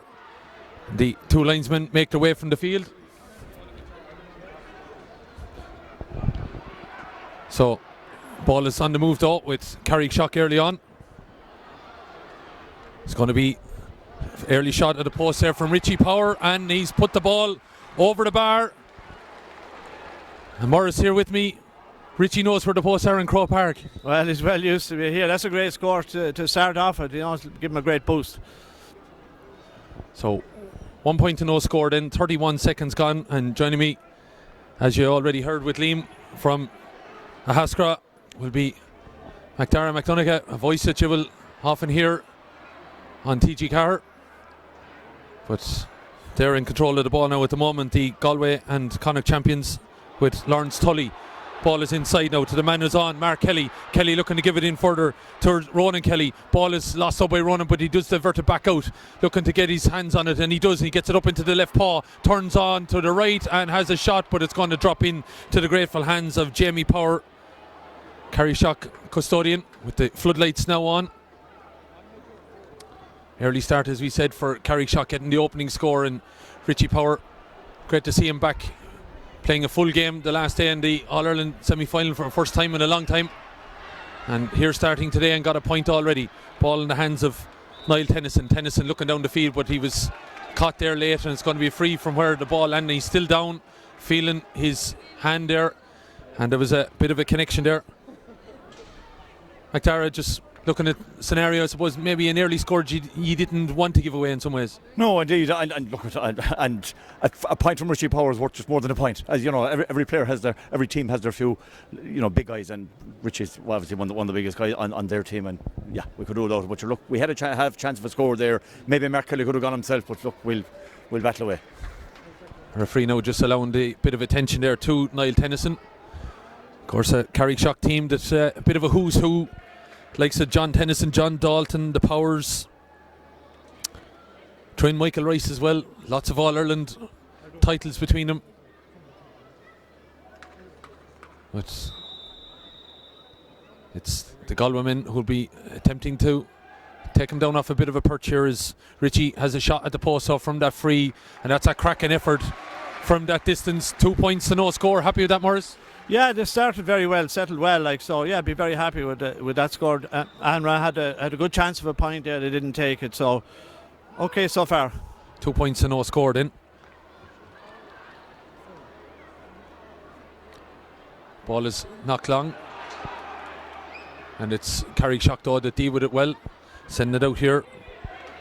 James Grace, well caught there, man coming out and catching it well. Kevin Farrell looks inside him then. Looking for a bit of movement out of Mark O'Dwyer. O'Dwyer looking to get inside the full back, flicking it across the goal. It's a dangerous ball, looking to spin away as Damien Walsh. Walsh now has a couple of backs between him and the goal, tried to get inside, looked like he was held up there by JP Egan, and it looks like it's gone out, but the umpire said it's wide. Probably should have been a free in. We were a bit lucky there now, I have to say. I thought it was a free in, but now the ref is a bit nearer, but we were lucky there, yeah. So Haskara, of course, Fohana, a recent amalgamation enough, 2002, and McDara, I suppose, for that area, was the amalgamation important? Well, they had to do it really, because Haskell Wonders were kind of one of those hovering between junior and intermediate, not able to make the breakthrough in intermediate. Fohana was struggling at junior, and the kind of mindset would be kind of similar, so look, it's working so far anyway, That's always tricky about amalgamations, but if you're getting to an All-Ireland final, things can't be going too bad. from a Carrickshock point of view, Morris, important maybe to be getting back to this level, because, looking at both teams out there and with the quality of player that's on the field, this wouldn't disgrace a senior final. No, it wouldn't, no. Yeah, it's great for Carrickshock to get back here. Like when they got relegated in 2015, they could all have packed it up and threw it in the towel at it, but they came back brilliant this year, and Tommy Shefflin has done a fantastic job with them to get them back here. And this would be big, if we could get the win here, to be fantastic for the year ahead. So 4.5 minutes gone. Looked like incident there that could have seen a Haskra get a free in. What did you spot? I spotted there, Killian, as soon as Cathal Mannion got the ball, 2 players on him. Lismore weren't doing this. Carrickshock know he's a danger man. The 2 men on him there, and he was dispossessed. And that's what they need to do if they want to win this game. So 2 points and no score then. Sideline then over on the far side. Bit quiet now. Very healthy Mayfield crowd that were down below us over on the left hand side have obviously headed for home, because there's a big showing of our coverage, and don't forget it's available on archive on the website in the next hour, and so will this game. But I believe a big showing of the final, and obviously after winning your first All-Ireland, there will be you mightn't see any lad in Mayfield for a few hours tomorrow. It might be similar here if titles were to be won by either Carrickshock or a Haskra Fahana, but it's Carrickshock that are in the ascendancy here at the moment, the early stages. But it was a start similar enough that Mooncoin got, and Mayfield pegged them back with goals. So chance here now for a free over on the far side. What are we thinking here, Morris? Well, this would be a good free to get now. I noticed that Haskra are playing with an extra defender, and that's why Carrickshock have 2 defenders, I suppose, just keeping an eye on their danger man at the other side of the field. That's a great score from Kevin Farrell, so we'll be very happy with that start. Kevin Farrell got 6 points in the semi-final, 5 of them were frees. Has got a free then, and it's 3 points and no score. 6 minutes gone here.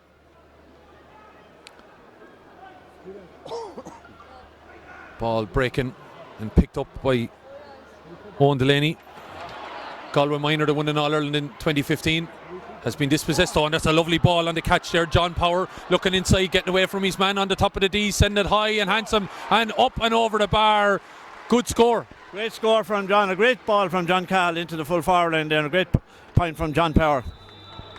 Your thoughts on that? They just seem to be Carrickshock out in front of their men. We're going down the middle and we're getting no success. Whatever Haskra do, they'll have to go up the wings, I think, today. If they go up the middle, they're not going to get onto I see Pádraig Mannion is playing very deeply and he's trying to drive it back, but maybe he should go forward a little bit more. Temperature has noticeably dropped here in Croke Park with the floodlights on now as well. But still, it might make those goals now look a bit better in the canal end as the shot comes in from Haskra. It's gone to the right and wide though. 4 points and no score, 7 minutes gone. And some of the lads were saying earlier on that it was hard to score into the canal end, probably because of the way the sunshine and the shade was, but the shade has been taken away now with the lights on, so that might make it a little bit easier. Ball dropping as Carrickshock look to pick it up on the 45.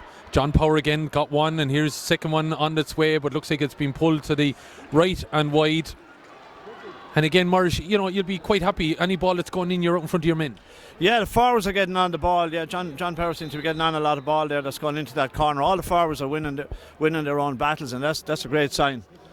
Good sign indeed. As if you're a Carrickshock and Kilkenny supporter, a few of the Mooncoin fans who are obviously despondent have stayed in though and supporting Carrickshock here. Has a shot coming in there from Mark O'Dwyer, but mightn't have been on, and it's 2 bad wides in a row, Mars. 2 bad wides in a row, yeah, but at least we're getting shots at the post. I'd be happy with the way things are going so far, but the game can turn very quickly like we saw in the first game. McDara, you need to get something now. We need to get a score. Absolutely important to get a score now, because it's 8 minutes gone, and again can slip away from you very, very quickly in hurling.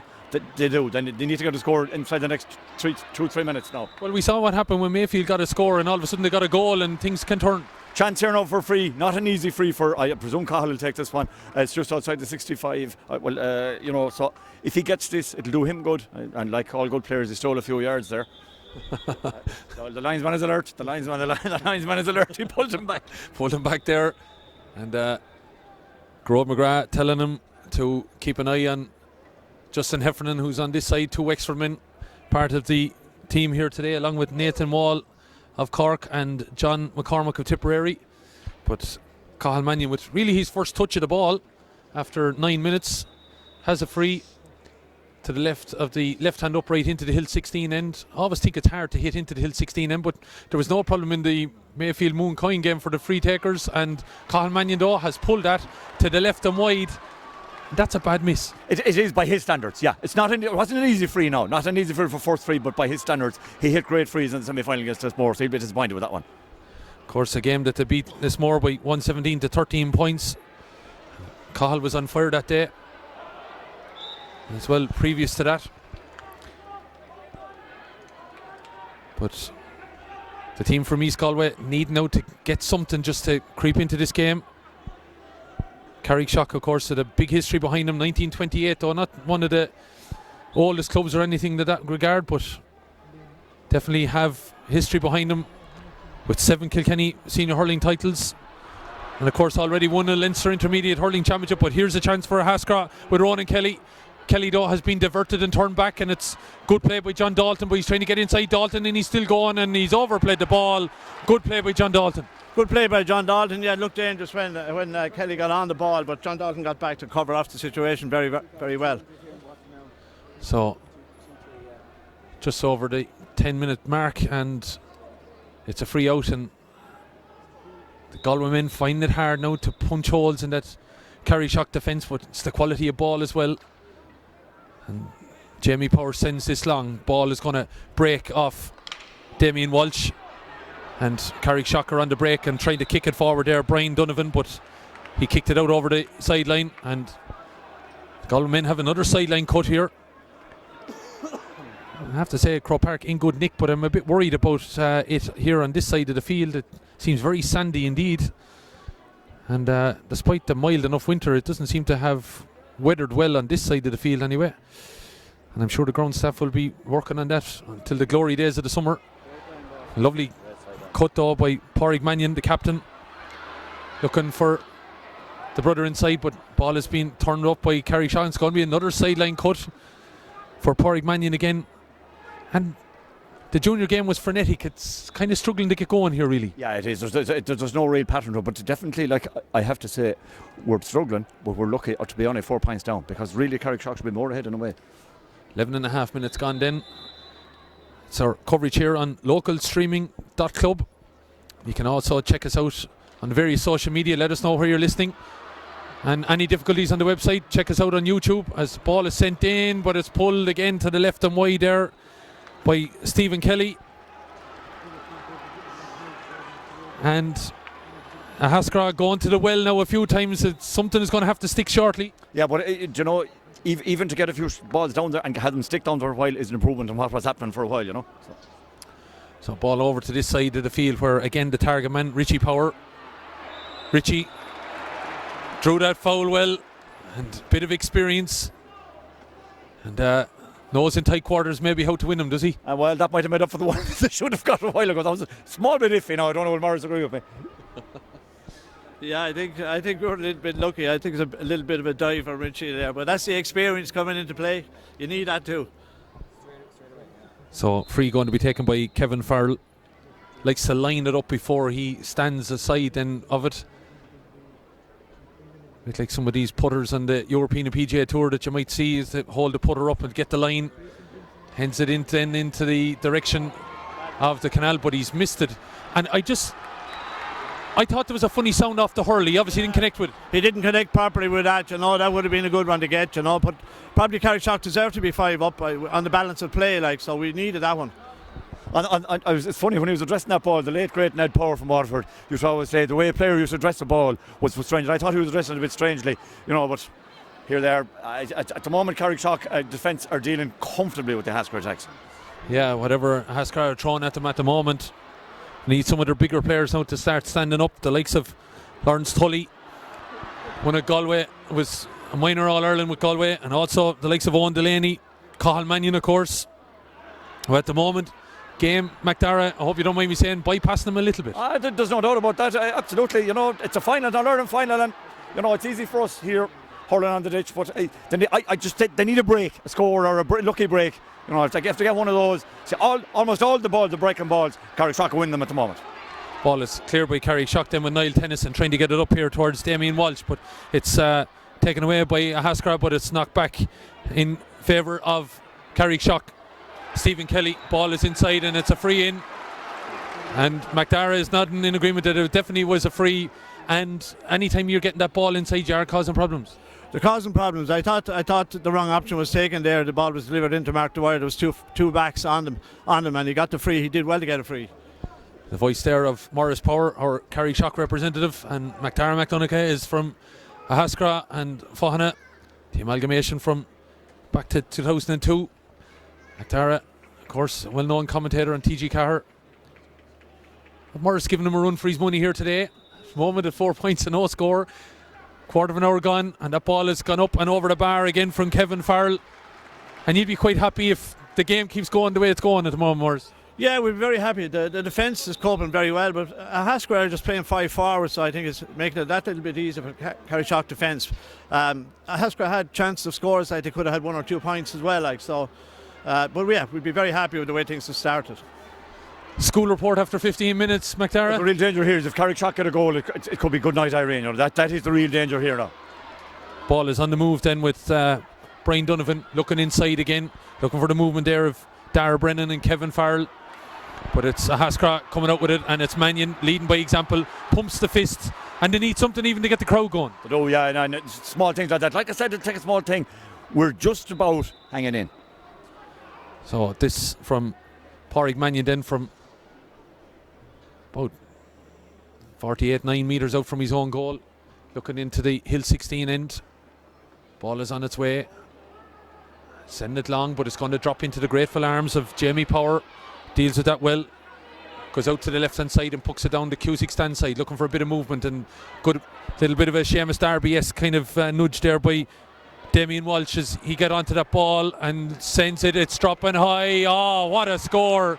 What a score! Even McDara is applauding that. Good team score. Good team score. Great ball from a great clearance from Jamie Power up to Kevin Farrell, and he had the composure to pick out Damien Welch. That's a great score.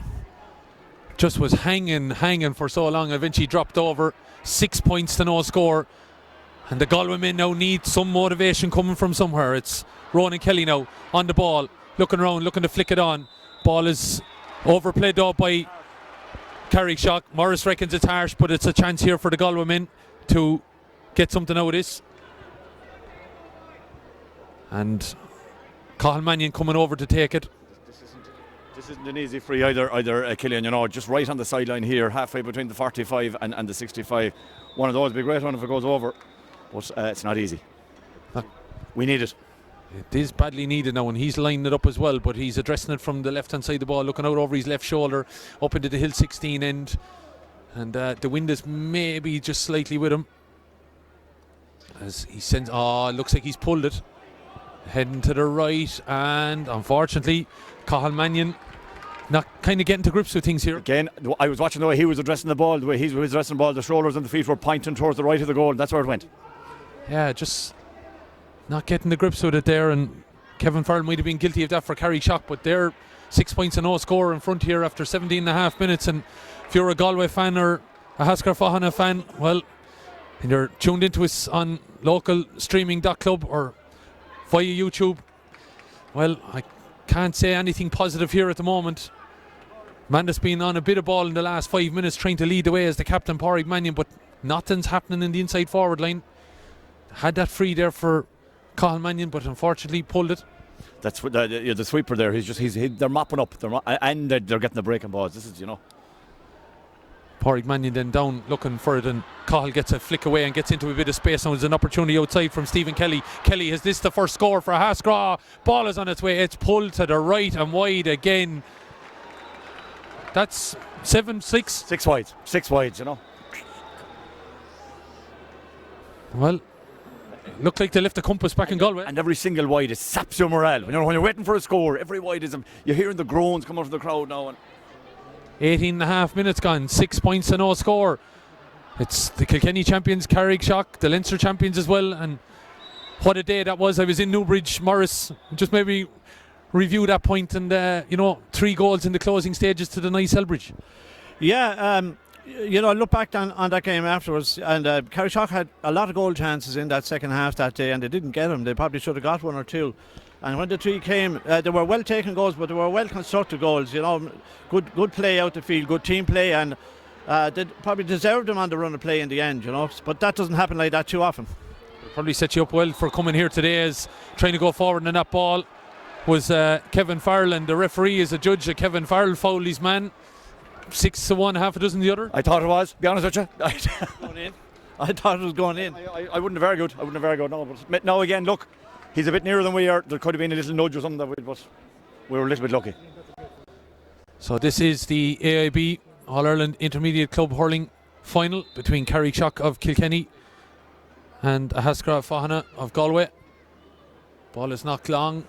Mannion's in there, but there's a man coming out and trying to win and lord this ball, John Tennyson, and many a time he lorded in there, but Haskra of God, chance to settle on it. Is this their first score? It is! And maybe, just maybe now, it could kick something into action.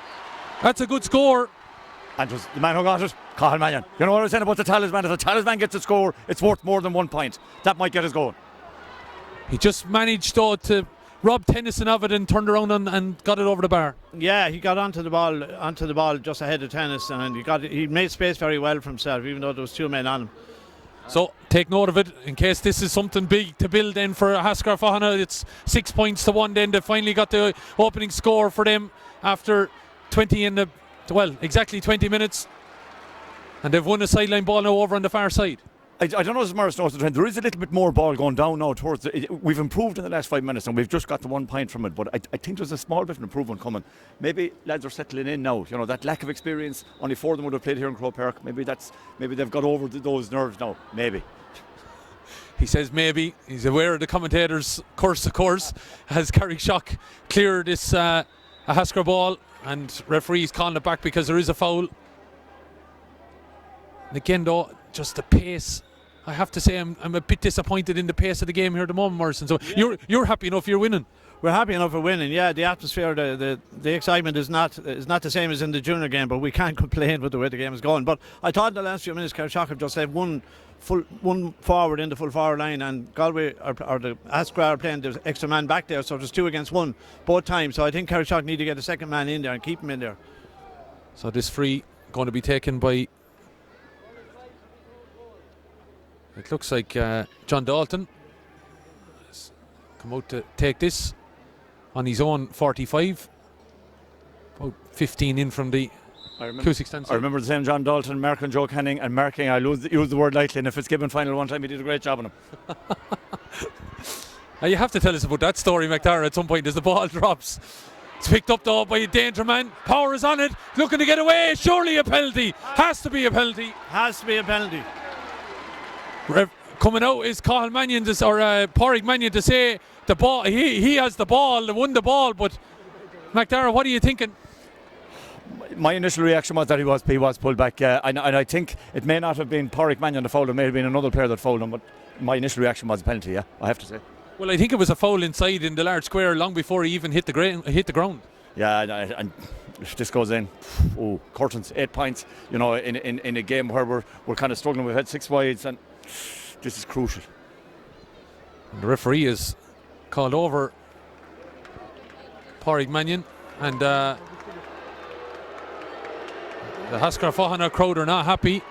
I see the goalie's coming up. I used to play outfield, Morris, am I right? Yeah, I used to play outfield for a lot of years, very good forward, gone back on goal for the last 2 years there and doing very well. Yeah, this is an important penalty now, you know, to put Carrickshock in a good position. I thought Richie Power did very well once he got on that ball. He had nothing else on his mind, only goal. And it was a definite penalty in my book. Here we go, connecting with a power shot. Oh, what a goal!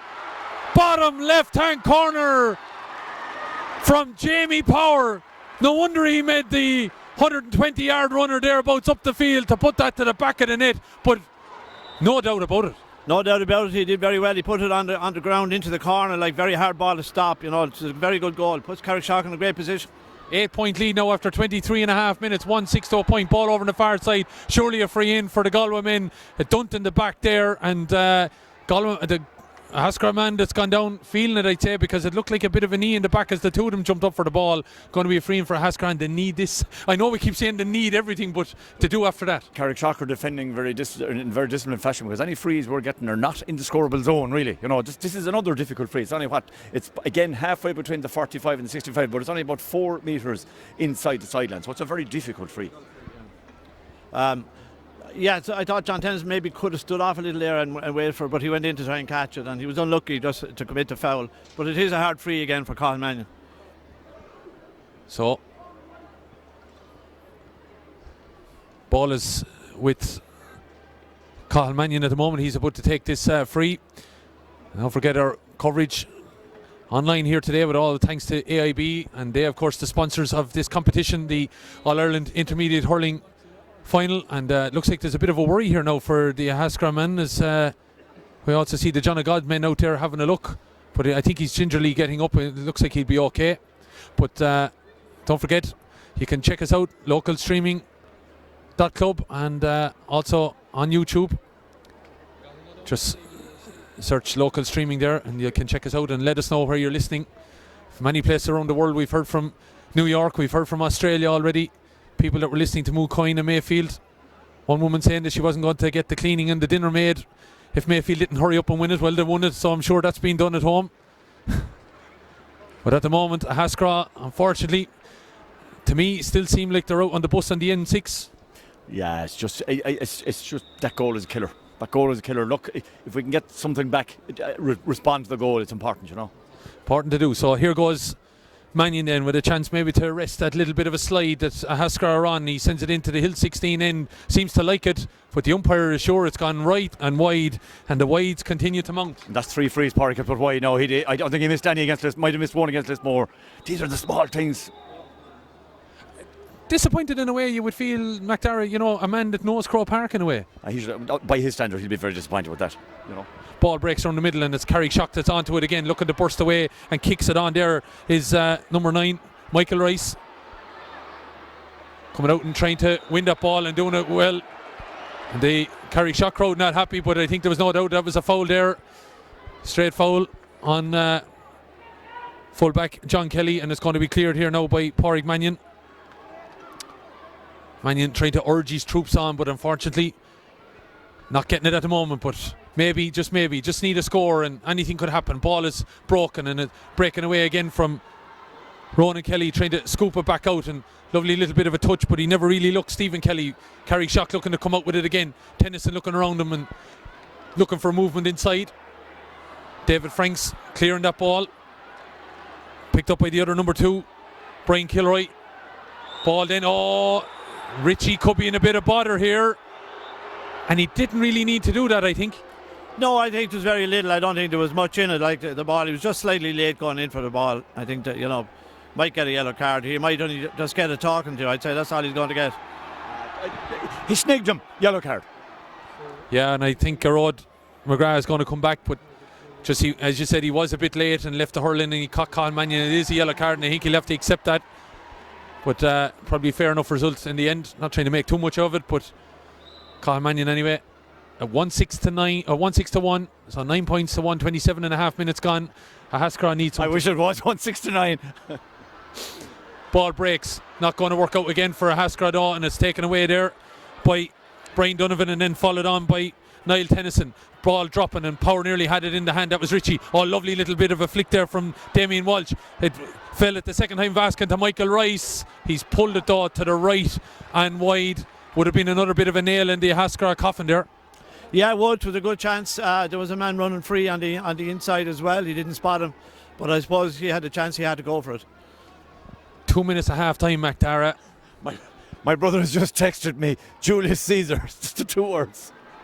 Hey, what you want of that? Ball is across the middle now. It's a Haskra that are on it. I'll get your view in a minute as regards what the message might be at half time here, as Mannion tries to get on it. Pulled to the ground there a little bit by John Cahill, but he has a shot and he puts it up and over the bar, and he's got 2 similar scores in a way, and unfortunately it's not working out for him on the free taken, but it makes it 1-6 to 2. Well, that was a great score. He took that well, you know, but the man's skill level, what I've noticed about Cathal Mannion is that he has some stroke of a ball. It seems he's only stroking the ball and it can travel real distance. That was a good score. If they could get one more before half time, it just gives them that little bit of a lift as they go into the dressing room. Well, it might work out here because they got a break now down around their wing back position over in the Cusick stand side and diverting it over into the corners. The Haskell Fahan now attack the Hill 16 end. Ball breaks now and it's going to be picked up here. Fell from his hand over Ronan Kelly. Eventually the second time Vask, and he's been hoosh, and Harry now looks to go, and he did carry the ball out. If he had held it in the right hand, he might have kept it in play, but he pulled it into the left and crossed the line, and it's sideline cut here for Carrickshock. Great defence from James Grace. Great defence. No foul, Very tempting to foul a lad there. Held it as discipline and forced him into the air. And I think Ronan Kelly might have been hoping he was going to foul him in a way so he could get the relief of the ball, but he stood off from that little bit. And it's a sideline cut here now that's taken well by 9 Tellison. Ball is up into the corner and it's broken there off of Haskell. I don't think the linesman was too sure what was happening there. So he's going for the safe option, the old throw ball.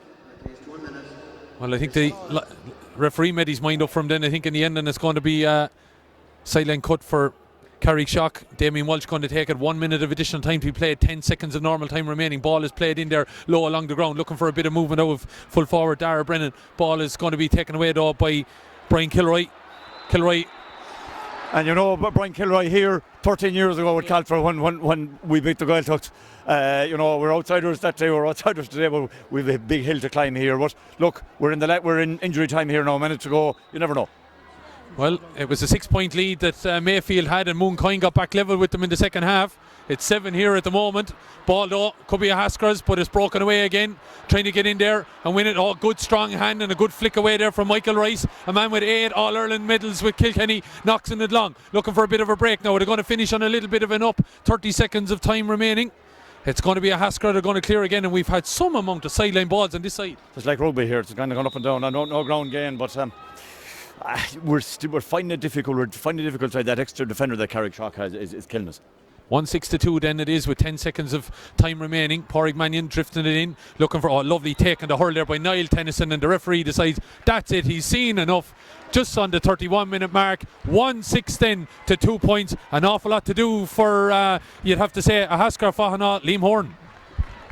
Thank you, Killian. Well, we didn't have the excitement of the first game with some very good hurling, but no disputing so far Carrickshock's superiority. 1-6 to 2 points.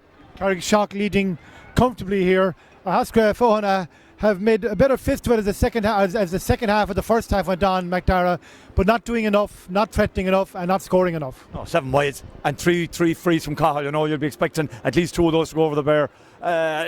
Look, in a way, we're lucky to be within 7 of them, because it could be a lot worse. Yeah, at 7 it's still rescuable, so to speak, but for a while, I mean, you played second fiddle virtually the whole way through. We did, and like the extra man that they have inside, and it's causing a lot of. We're not making any breakthrough there. We had 1 half chance of a goal when Mark Kelly got through. He gave the pass in to Donald Kelly, and maybe he could have gone himself or could have taken the point. I think that if we don't get a goal here, that is going to be mightily difficult to come back from this. Now, hard to know there's not much of a breeze here, is there? It's hard to judge it, really. No, in the first game, the breeze was blown into the Hill 16 end, so Carrickshock would have it in the second half. Carrickshock started very well, and it was all Carrickshock for the first 10-12 minutes, but they've faded a bit. Their half-hour line has gone out of the game, and they're giving a Haskell more of the ball, and they've had a few wides, and it could be a lot closer. I wouldn't rule this game is not over by any means, but I can't understand the Haskell just playing 5 forwards. They don't seem to have a big enough threat with 5 forwards there. Cathal Mannion, they're playing everything towards Cathal Mannion. Carrickshock are double marking him. John Cahill is tracking him all over the pitch, and the spare man is trying to pick him up as well. So it's not working out for a Haskell. They might change tactics the second half. But as you say, Morris, given how much on top you have been, you could be further ahead. Maybe got lulled into a kind of a false state of security for a while there, even as in this is going along nicely, no real urgency, but haven't finished it off or haven't put more daylight there. Well, you're never going to dominate for a full 30 minutes, and Haskell were bound to get a period there, and they had a couple of frees. Maybe they might get another day. We're glad to be 7 points up. I'd like to be a little more, but it's still a good position at half time. But this game is far from over. One goal could turn it. You saw in the first game, the goal for Mayfield brought them right back into it when they were being hurled out of it. So it's a long 30 minutes to go yet. Yeah, what about Morris's point about the 5 forwards v the 6 defenders? It's not working. It's not working, you know. And what the sweeper is it's almost in every team's tactics now. And put it this way: if there are 10 minutes left here, and if we're 6 points down, I hope to God that we'll go conventional and go for the game. You might as well be beaten by 10 as to be always going to lose by 6. But are you at that point of losing some of the inhibitions now even? I'd leave it go maybe 5-6 minutes, but I'd say, you know, if you're chasing the game, well then chase it, and chase it with abandon. You know, as I said, go for it. Corey Mannion has played very deep in front of the full back line. Like, I don't know, is it that they don't trust the full back line, but he's playing very, very deep for a top class hurler. Like at centre back, he should be dominating out around that area of the field. But we'd be delighted to see him back in there and leave it as it's going. We'd be happy. We have some people who are watching on. We need to just say hello to. Apparently, in the streets of Cork, the horns were blowing less than an hour ago in celebration. Roy Galvin tells us motorists blowing their horn. Have you heard that? Everyone out on the roads in Cork. Well done to Mayfield. And we mentioned wolf tones as well earlier on. And we have people. I get some more of those in a moment as well. We have some other people watching from around the world as well. But we have Conor Hayes as well, of course, the Go All-Ireland captain, joining us as well, and Conor shaking hands with Morris Power and McDara, of course, as well. And Conor, from your home county perspective, not going great, kind of sitting back a bit, not attacking hard enough, not pushing on hard enough. No, they're not. They haven't. Hascafona haven't played at all really in this half. You know, they've allowed Carrickshock to dominate the game, had their chances early on just to get a couple of scores, and looked very nervous, I thought, early on as well, very hesitant as well. But you know, hopefully they come out in the second half and just literally tear into them. They just need to do that. There's no urgency about them, apart from the likes of Pádraig Mannion and Brian Kilroy in the back line there. Up front, very hesitant, and they need to open it out as well against Carrickshock. Carrickshock, they're playing right in their hands. You know, new hit high ball straight down on top of John Tennyson. He's going to lap up that all day. Same with John Dalton there, and they're Michael Rice at midfield as well, you know, but Carrickshock seem to be able to get that little bit of space on the ball, and they're accurate as well. So that's the difference in the game. They're just able to take their chances. And Hascafona have had plenty of chances, but had a lot of wides, and all of these counted, you know. Is now the time for Hascafona to throw off the shackles? Yeah, that's what we were just saying there in ourselves. We're just saying it's time for them now. Just doing it with Galway Bay, I take it. Doing it with Galway Bay. That's one of the phrases that came up there. Was there to throw off the shackles. And I think just push up to Carrickshock and push. You know, move the likes of Tennyson and these lads around. You know, they're there in static positions there. That's classic Tennyson. Then he'll just catch the ball and he knows what to do with it then, and they're moving that ball quicker. They just need to put a little bit more pressure, but they need more urgency about them. You know, this is an All-Ireland final. They're playing like it's a league game or something like that. There doesn't seem to be the urgency about Hascafona that we've seen in the championship themselves, and we've seen the last day with them as well against Lismore. So just need to, you know, throw off those Croke Park nerves and get rid of that, as you say, throw off the shackles and have a go at this. They have 30 minutes left. Is it easy to do that, Conor? Halfway through a game, you've set out your stall a certain way, you've played a more defensive type game. It hasn't kept you in. It's kept you in the game, sort of. It could be a lot worse for Hascafona based on possession. But is it easy to flip it around now and go for it? Well, it's all up to, I suppose, leaders in the dressing room. Then I'm sure Pádraig Mannion is in there giving them hell at this stage, and so will the management, and be saying, look, you know, let's go out there. We haven't done ourselves justice. Now, Carrickshock could be a good bit more ahead of them as well with the way they're playing, but they're not. And I think that if they do have a go at them, there is a chance for them to come back into this game. I know it's 7 points. The goal probably could be the telling point in this one. But in fairness, if a Hascafona do come out in the second half, have a go at them, it could be a tight enough finish. Okay, well, thank you very much, Conor, for joining us. Appreciate that. And go look in the second half with your commentary with Galway Bay FM. I'm sure Sean Welch is his pillion passenger there. Our attendance today, 6,524 here at Croke Park for the All-Ireland Junior Intermediate Finals. If you've just joined us, we had almost intolerable drama in the first game where Mayfield edged out Mooncoin of Kilkenny in a thriller. It's slightly more pedestrian, it has to be said, in this game, but many's the game that came to life at half-time before. It's 1-6 for Carrickshock, 2 points for Hascafona, and the point being made that Hascafona need to go for a little bit more. They've been playing it cagey in the first half. That was Conor Hayes a moment ago, the double All-Ireland captain for Galway back in the 80s, of course, broadcaster with Galway Bay FM as well.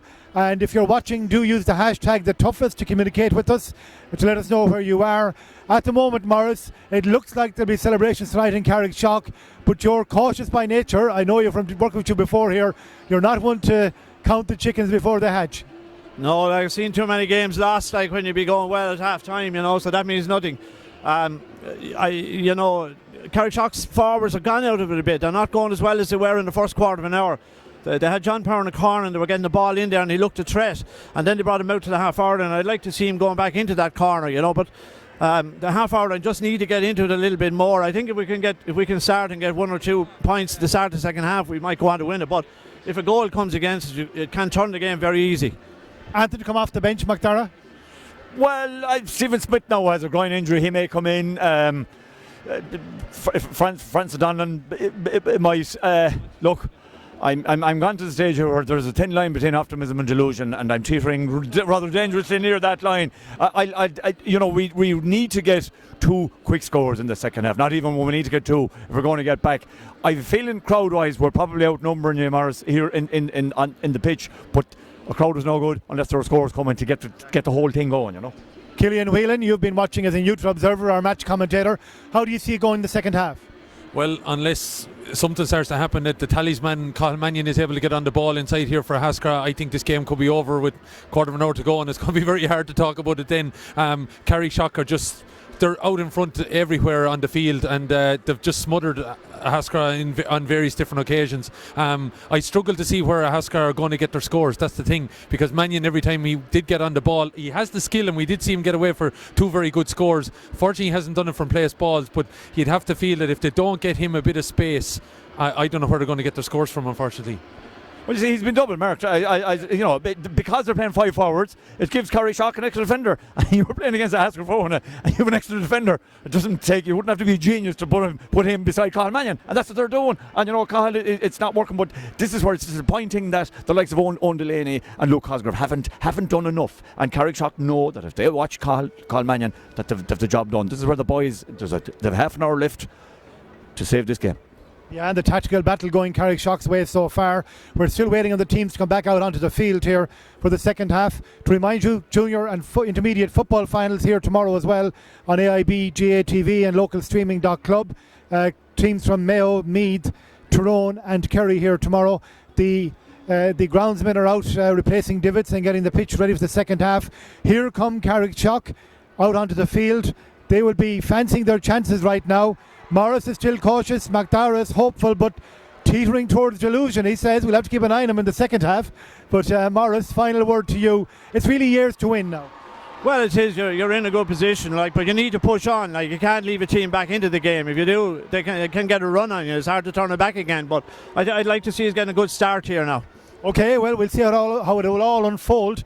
And back to our big match commentator, Killian Whelan, back in the box seat. Thanks indeed to Liam Horan there, and our 2 men joining us here again for the second half. Both teams out on the field and ready to go. So half an hour away from doing something that maybe they should have done back in 2004, I think it was. Yeah, Haskell gone, but Carrickshock 2004 they were Leinster champions at intermediate level. Didn't go on to win the All-Ireland, but they have a chance here now, and they're in the driving seat at 1-6-2. Ball is in, game is on for the second half here. So just 27 minutes past 5 here on this Saturday evening, the 18th of February, and it's a Haskell that are looking to get on this ball straight away, and there's a foul committed inside. Maybe a simple one to give away. Yeah, a bit soft. Maybe a hand on the back there, a soft free, all right. Good start for Haskell. Difficulty sometimes can be with match officials, Morris, is that maybe when they see a team behind, they might start giving them a few easy, simple, straightforward frees. Yeah, like that. Look, you get a few soft ones and you get a few that you don't get, But I think Haskell have gone to 6 forwards. I think they're gone back to 15 against 15. So it'll be interesting to see how that's going to go now. This might be the scoring goal, though. The canal end as Mannion comes up to this. We're going to try and save on something. Mannion hits it and gets the nod. And if he gets maybe in line with the frees, that could obviously help. It would, no, I suppose, lads, and I'm as much to blame myself. We'd better call them a Haskell Fohana because we've been calling them a Haskell. It's a Haskell Fohana, you know. I'll get it right as well as the rest of us, you know, in fairness. So, ball has seen Shane Connolly onto the field for Haskell Fohana. Ball is breaking away though, and it's the Galway men that have turned it over, and there's a bit more pep in the step maybe. It's a flea in the ear, I'd imagine, coming out of the dressing room after William Deline had a chat with them, but foul has been committed over on the far side, and it's a chance for Carrickshock now to launch an attack here. No, I still see that Pádraig seems to be they're still going with the 5 forwards. They started with 6, but they're going back to the 5 again. You were saying there, and you made an interesting comment at half time, that you know you'd prefer them to go for it, and if they lose by 10, so be it. Well, particularly in the last 10 minutes. You're chasing a game. Well, blast it, chase it. You know. 1-6-3 then, so it's a 6-point game, 32 minutes gone. Hasn't unfortunately had the excitement of the junior game, as we see Mooncoin come out here after tugging out and everything inside. Ball has been flicked on. It's a dangerous ball, but it's going to be a Haskell. They're going to try and roll lift it up, and it probably shouldn't have been roll lifted up there by number 7 John Finnerty. Ball is turned over. Carrickshock looking to get on it and looking to break away though. JP Egan. JP then giving it further on here to Stephen Kelly. He's been urged on by the Galway crowd to move this ball, but it's into a man where he had a sweeper behind him and everything, so it was very simple to move it on then to Brian Donovan. A shot from distance over his own halfway line, but it's going to drop into the hands of Donald Kelly, one of the Kelly brothers on this Haskell team. But it's Lawrence Tully, who was a minor All-Ireland winner in 2006 with Galway, giving it inside, but again it's the free man, the roll in there, and it's John Dalton and mop it up all day, giving it down along then to the centre forward position where it's picking up on the bit of a break. There is Mark O'Dwyer. O'Dwyer thought about it at the post, but is electing to go diagonal ball inside, but it's going to be read well, but it's picked up. Looked like Damien Walsh was going to nick in there, but Haskell dealt with that, a bit of a nervy time there as that ball came in with a bit of pace on it. Looking to come away, Stephen Kelly, but he's got surrounded by green and gold, and here's a chance now for the Kilkenny men to skip and turn inside, looking to get away. Kevin Farrell hits the deck, surrounded by the blue, white and red jerseys of Haskell. Ball is back out, going to be a shot coming in again from Donovan. It's going to drop short, might get a flick of the hurl, chance, it's in the net. Ball was knocked in, goalkeeper thought about coming, then when he did it was maybe too late. Ball is taken around him by Damien Walsh and knocked to an empty net. Is it game over? Well, that's a big score. I was given out when Brian Donovan struck that. I thought he took the wrong option. He hit one in the last time to the goalie. That one dropped short, and Damien Walsh read the break very well. That's a great score. That's a big goal. Walsh did read it well, but could that have been dealt with better? Well, for starters, the ball should have been cleared here from our half back line, and it wasn't. And Donald just hesitated for that second. And as the fella says, if you're going, go, but don't half go, and he got caught. 2-6-3 then, and Carrickshock dealing with this easily now at the moment.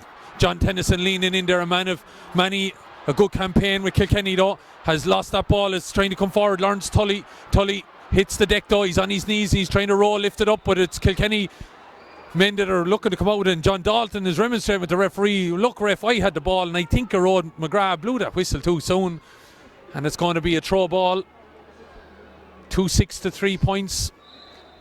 Definitely at this stage, to hell with the extra defender, go conventional and go for the game and try and get back into it.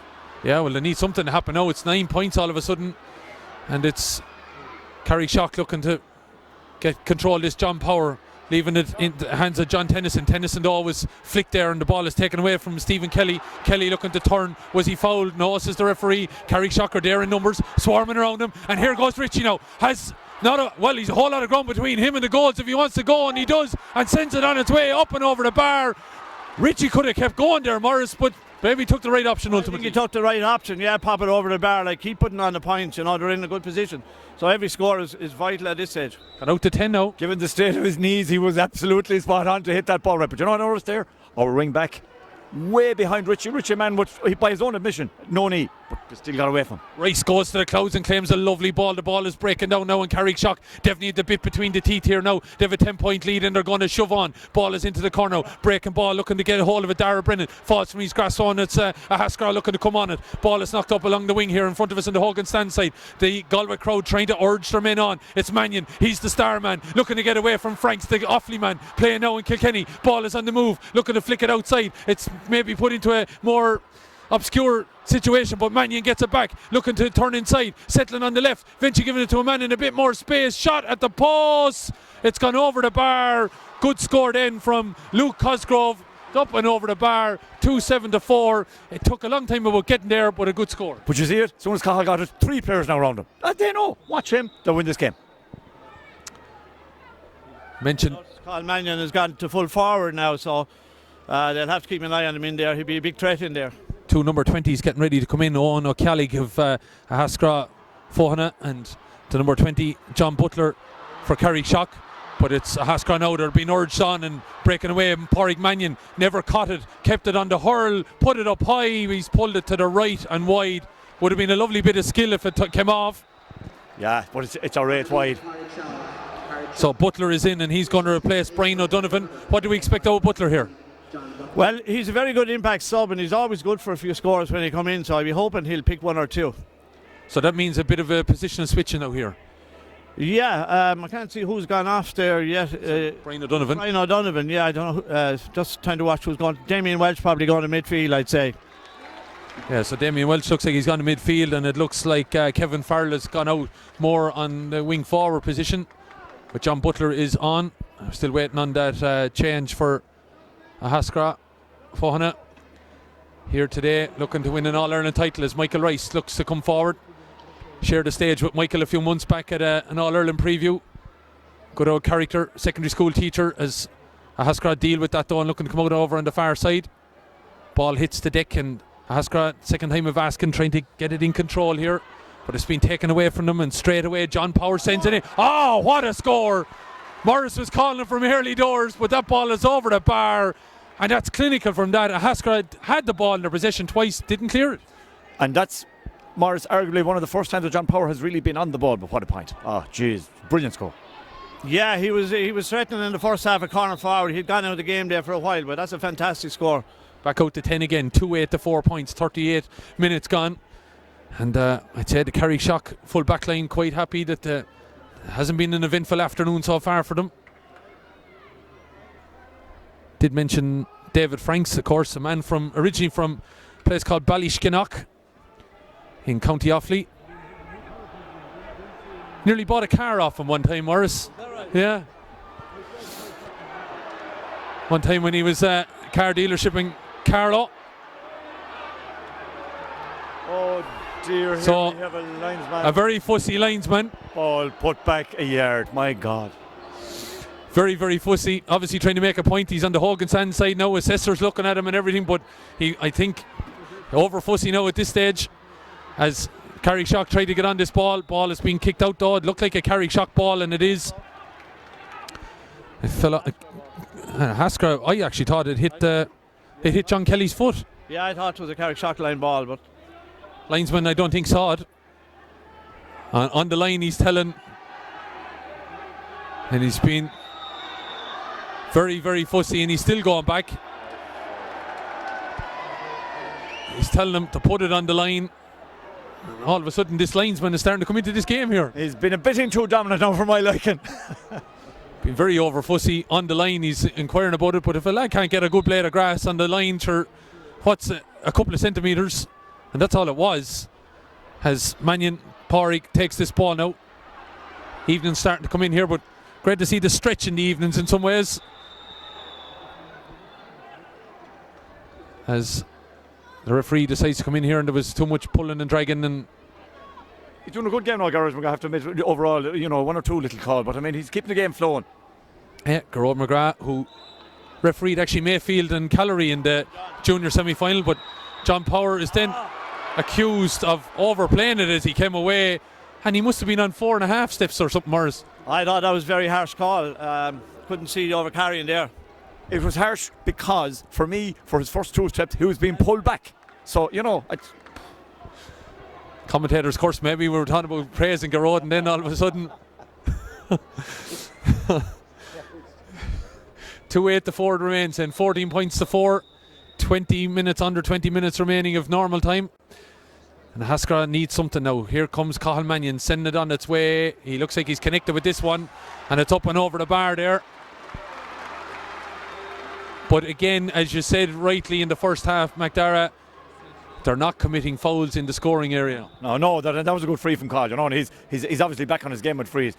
But we're still playing the sweeper, for Christ's sake. Let's have a go at it. 2-8 to 5 points then, 41 minutes gone. Morris doesn't have to get overly excited here beside me on my left hand side, up high in level 7 of the Hogan stand, because at the moment Carrickshock, well, they're going through the motions here, as getting back there and winning it well, as he did many a time, clearing house John Tennyson, but he's carried it out over the line, and it's a Haskell to have that sideline cut over on the far side. And the Mayor Ferna for Haskell going across the field, looking to deliver a message, and he's had to divert, heading to the wrong man, I think, at one stage. He's just urging guys on now. Still, as to say, committing to the sweeper as they get ready to make a change. He's going to have a shot. Oh, that'll be an audacious effort if it goes over. No, pull out to the left and wide. It remains 2-8 to 5 points, 42 minutes gone. And number 20 coming in, Owen O'Callig, and he's going to replace number 18, Mark Kelly. Mark, who had been originally a replacement and a late replacement for Stephen Smith. And unfortunately, it didn't work out for him. No, it didn't. That can happen in young lad Mark, and he'll have his day again. And I'm still saying it. We're still playing the sweeper. You know, it's depressing to watch it, to be quite honest. If you're behind by 2-8 to 5 points, there's 17.5 minutes left in the game. You're not making any inroads up there. What ultimately do you think was the purpose of the sweeper? Obviously, we're giving great credit to the powers and so forth. Well, you see, I suppose, look, they've probably been using it all year, and this, unfortunately, when teams start using the sweeper, they get used to it. It becomes very one-dimensional, you know. It's on the ball now, Haskell coming forward with Stephen Kelly, but he's poked the ball away and he's given it to a danger man in Niall Tennyson. Being very impressed with this man when he's on the ball, looking to give it off now to one of the forwards to have a shot, coming out around the house a little bit. John Power goes flick it back over to the far side to Richie. Oh, lovely little shift in onto his left hand side. This will be some score if it goes over. Oh, what a score from John Power. Master craftsmanship on the hurl, and a fabulous score, you'd have to say. Brilliant score, yeah. John Power showed great vision there to pick Richie out on the far side, and he gave the dummy to the back and popped it over the bar off your left side. That's a great point. And Amanda's still holding on to the ball here, looking to get inside. Dara Brennan robbed it out. Oh, 2 scores in 40 seconds.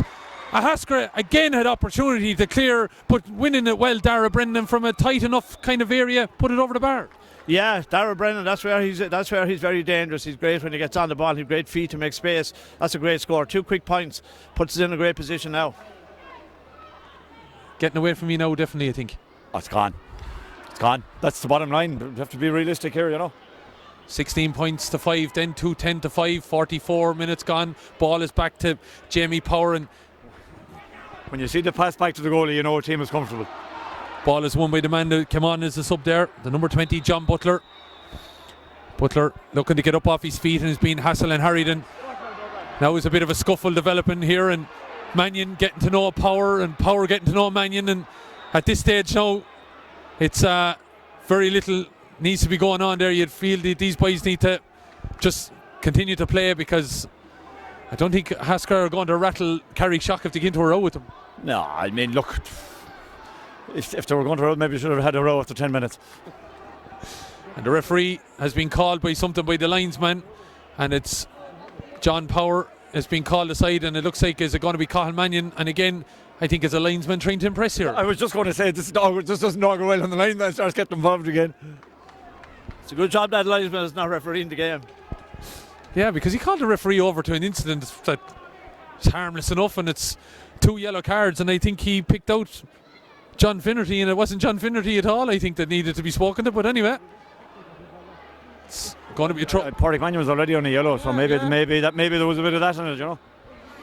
Anyway, ball has been flicked away, and here's an opportunity. Richie could get inside. It's kicked onto him there by Kevin Farrell. Richie settling, 45 out. It's over the bar. They're icing the cake at the moment. But that ball came over. There were 3 Hasker Fohan lads there. One left it to the other and the other left it to the other. And the ball in comes the Carrickshock fella over to Richie, bang, over the bar. That's the difference between the teams. If you're at home in Carrickshock, well, I think you can start putting the champagne on ice. All the crowd in Hugginstown and Newmarket and Stonyford, as the ball is being returned by out in the middle, and it's up and over the bar. Fantastic score again. Yeah, Richie's having a big impact on the game now. I think that's 3 points in the last few minutes. But the team Kevin Farrell kicked a great ball out to Richie there, and I don't know who laid off that one. So they're showing good composure on the ball. They're not panicking. Definitely not panicking. In some ways, McDara, it's kind of coming to a challenge game in pace in some ways. It is, yeah. It's disappointing, and we're still losing the sweeper.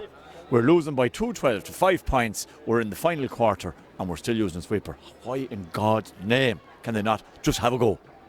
2-12 to 5, then 13 and a half minutes remaining, and McDara is urging Hasker to have a cut at it, but management have stuck by their principles down on the line here, and they're standing in a bit of a bunch, but they're not changing matters as Mannion lines up this free into the canal end. No, in fairness, I think Carrickshock maybe have pulled back a defender as well, so maybe that's when Porrick has just elected to play it at centre back, so maybe maybe I'm being a little bit harsh. So ball goes over the bar, it makes it 2-12 to 6. So the spare defender, Hasker are still playing a spare defender. I can't understand that when they need scores and the game is almost gone from them. Absolutely, but sure, I've been saying it for a while. In your face saying it nearly at this stage. 2-12 to 6. There's 13 minutes remaining in this game. Which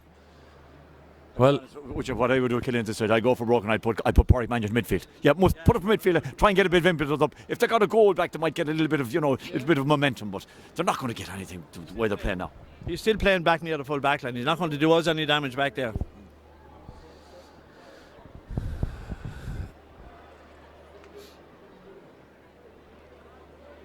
Lovely peaceful evening here in Croke Park on the 18th of February. Nothing to get worked up about here if you're... Just rarely you'd be up here on the 18th of February that you wouldn't be perished. Ball is back in the hands here of Rice, and it's on its way, and it's up and over the bar, and everything is going over the bar now that you're touching. Everything they hit is going over the bar. They're not wasting anything, which is great at this stage. That can finish a game off. They're in a great winning position now. It's hard to see Hasker coming back in, but you never know. McDara, looking at it as well though, when you look at the names of Dalton, Tennyson, Rice and the Powers, sure, their experience is telling here. I was under no illusion before this game. As I keep saying, they were in the senior Kilkenny County final 4 years ago. Hasker Fohan have never played senior.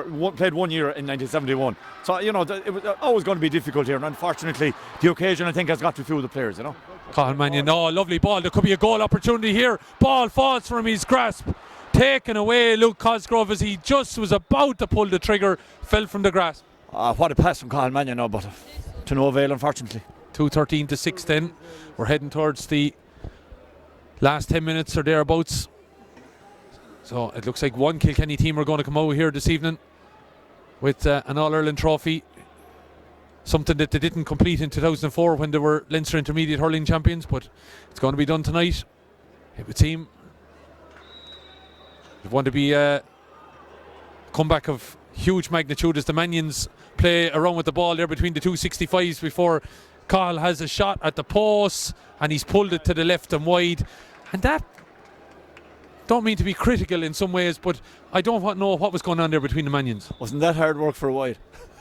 Absolutely. Yeah, they needed to be dropping that ball in around the square and hope for something to happen there, but not what they did with it out the field.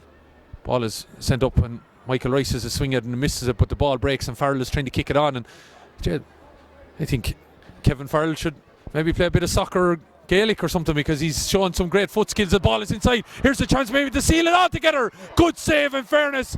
Chance still begging there. Breaking, looking to get away. Great save from Donald Kelly. Referee says there was a foul there. It's going to be a free out, but a very good save.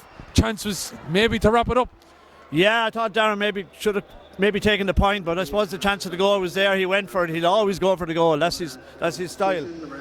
Owen Delaney going to be replaced, and unfortunately hasn't worked out for the young man here today, you'd feel, and he's going to be replaced by Cathal Cosgrove, and bit more pace maybe. Great save there from Nolan Kelly, man who's in the veteran stage now, but he has served the Haskell Fohan well, and that was a great save. And he really had no chance with either of the goals today, to give him his due, you know. No, in fairness, he hasn't. Anything that's gone in by him, the penalty. And the goal was well taken. That penalty shot from Jamie Power, especially full length. In fairness, Donald Kelly went, but he wasn't able to stop it. 2:13 to 16 this game. Fortunately, may have been gone at half time. And the chance here to come out, Carrickshock, and there was a foul there, so free. Again, the difference between them typified there. Two Haskell Fohan had a chance to lift the ball. Both of them failed. In comes the Carrickshock man. Snip, up in the hand, free for him. That's the difference, unfortunately, today.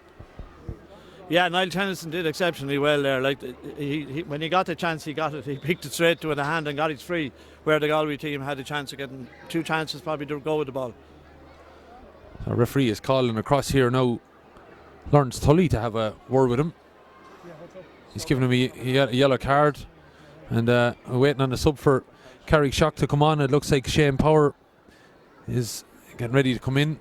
He'll be on the next while anyway. He'll be on the field for the chance to see Carrickshock crowned All-Ireland Intermediate Hurling Champions, as the ball breaks over on the far side. Recycling the ball, giving it out here to Kevin Farrell.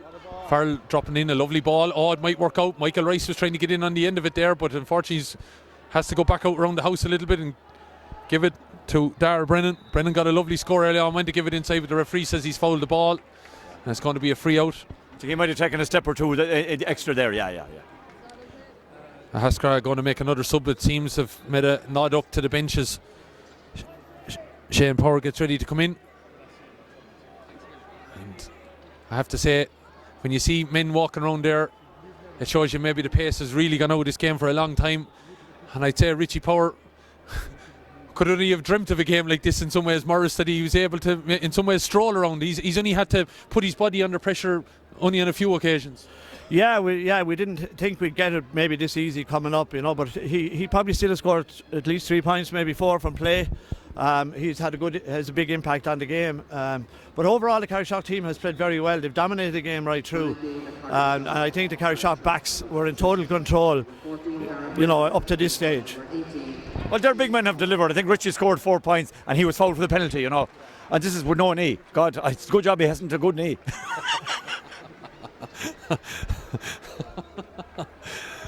Well, he's well strapped up there.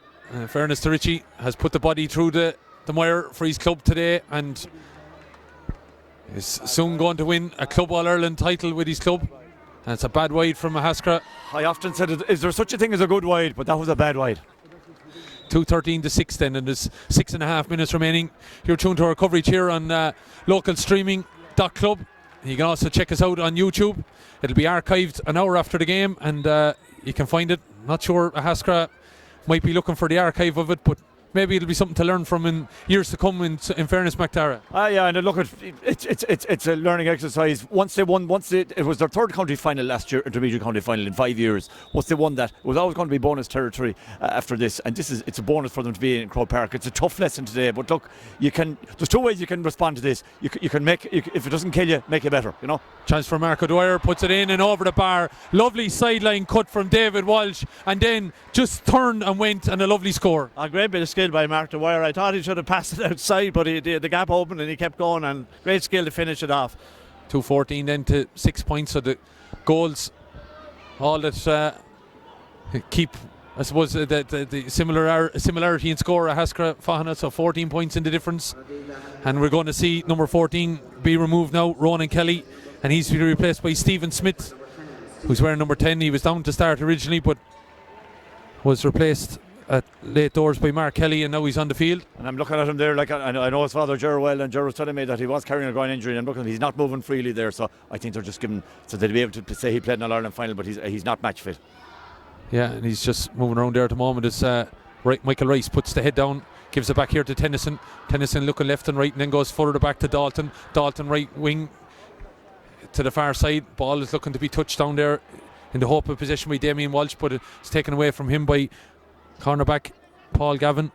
Paul into the corner, looking for a bit of action, but might work out something here. Lovely bit of a touch by Lawrence Tully, but ball falls from his grasp, and it's going to be Carrickshock to come out with it, but Haskell won it back, and it's midfielder Tully again, looking around him, looking to give it to Cathal Mannion, and it's an easy free, and Richie Power puts the hand up again, and ball is committed a free, and Mannion was about to take the free, and he's pushed the Carrickshock man out of the way, and the referee still allowing him the free, and his temper, Cathal Mannion, is not overly happy, and if he doesn't stop here now, this ball could be throw ball here, because the referee's not going to take his name.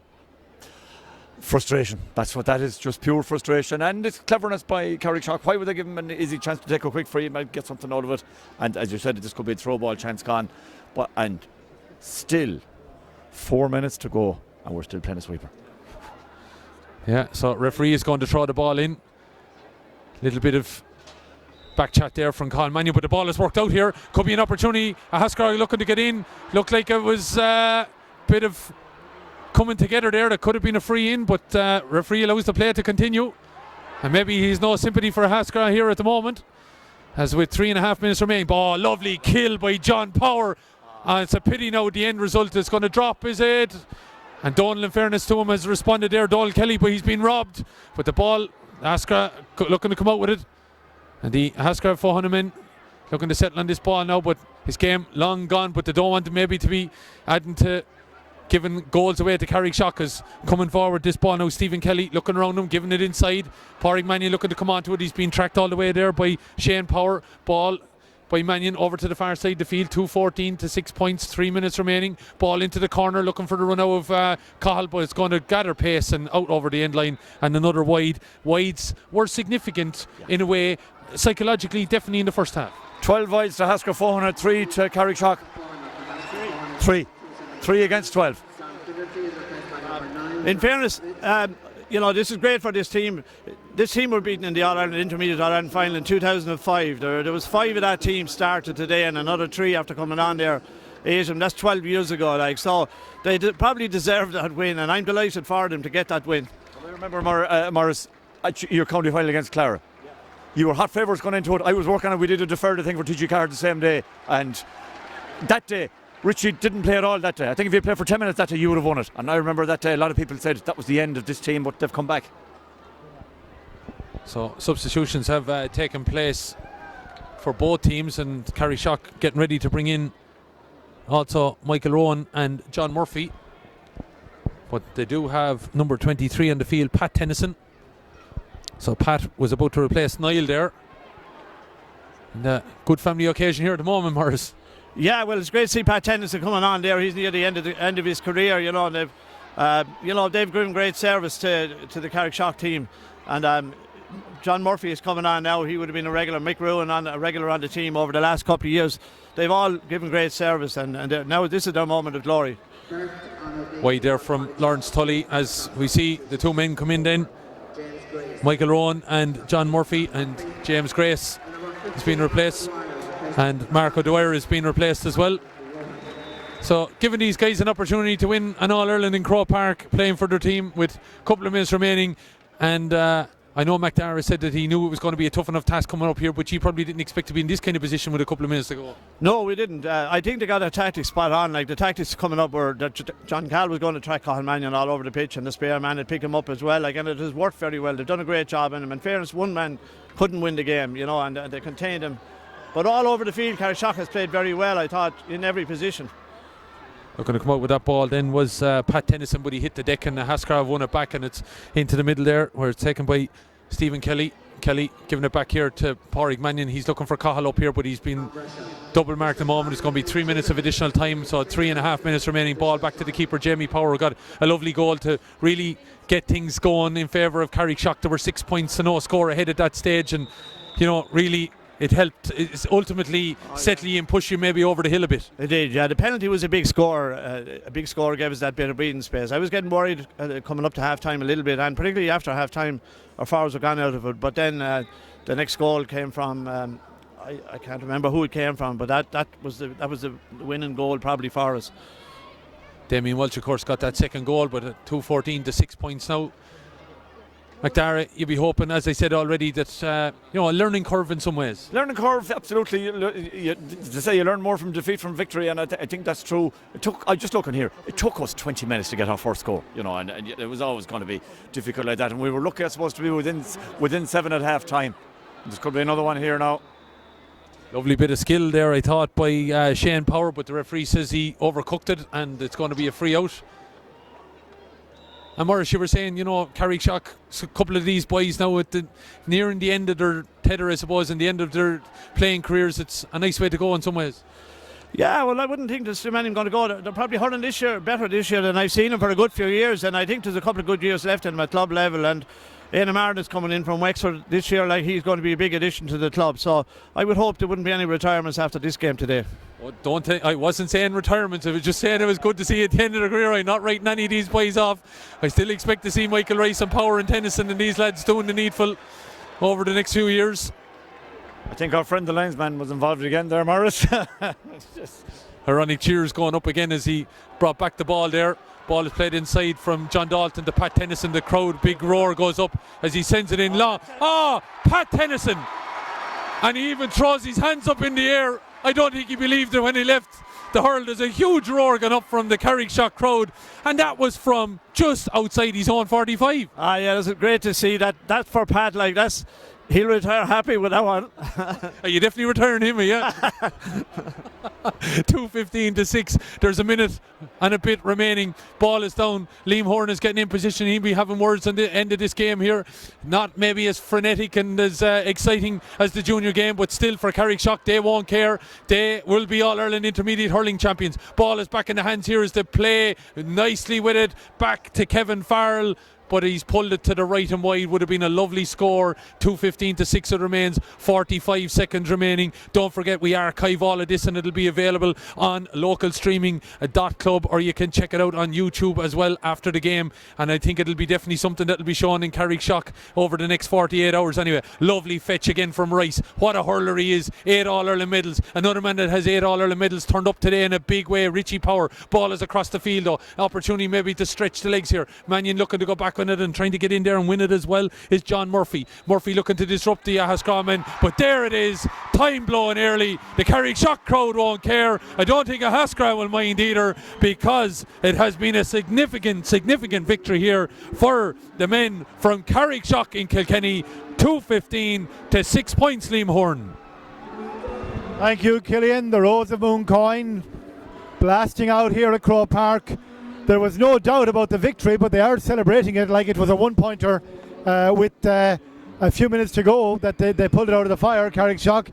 They're delighted to have done that. They're back in senior hurling in Kilkenny, and they're back in senior hurling in Kilkenny, and they're also All-Ireland Intermediate Hurling Champions. And Morris, I just get you to stand in here as well. So we're joined by our two co-commentators, McDara McDonough from Ahascraw Fohana and Morris Power from Carrickshock. And as everybody has now gathered, it went a certain way, Morris. It was all years in the second half, all one-way traffic, really.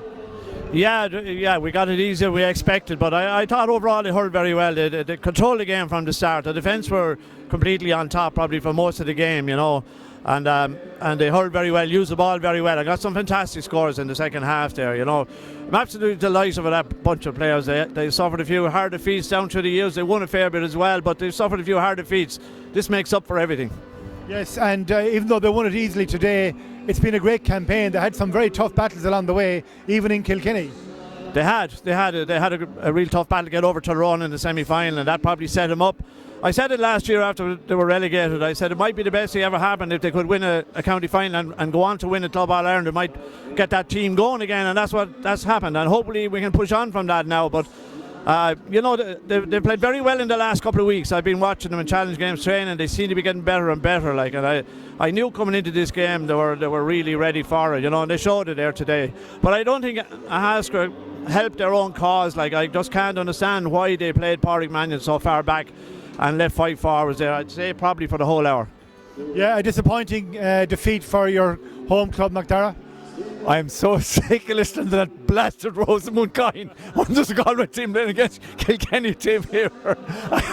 It's another nail in the coffin. No, look, never got going. I think the occasion got to a couple of the lads. There was a lot of small touches. It took us 20 minutes to get our first score, and then we were kind of hanging in. Then the penalty goal gave them that bit of leeway. Still at half time you'd be saying maybe. But once the second goal went in, really, that was good night, Irene. And like, we were never going to win it.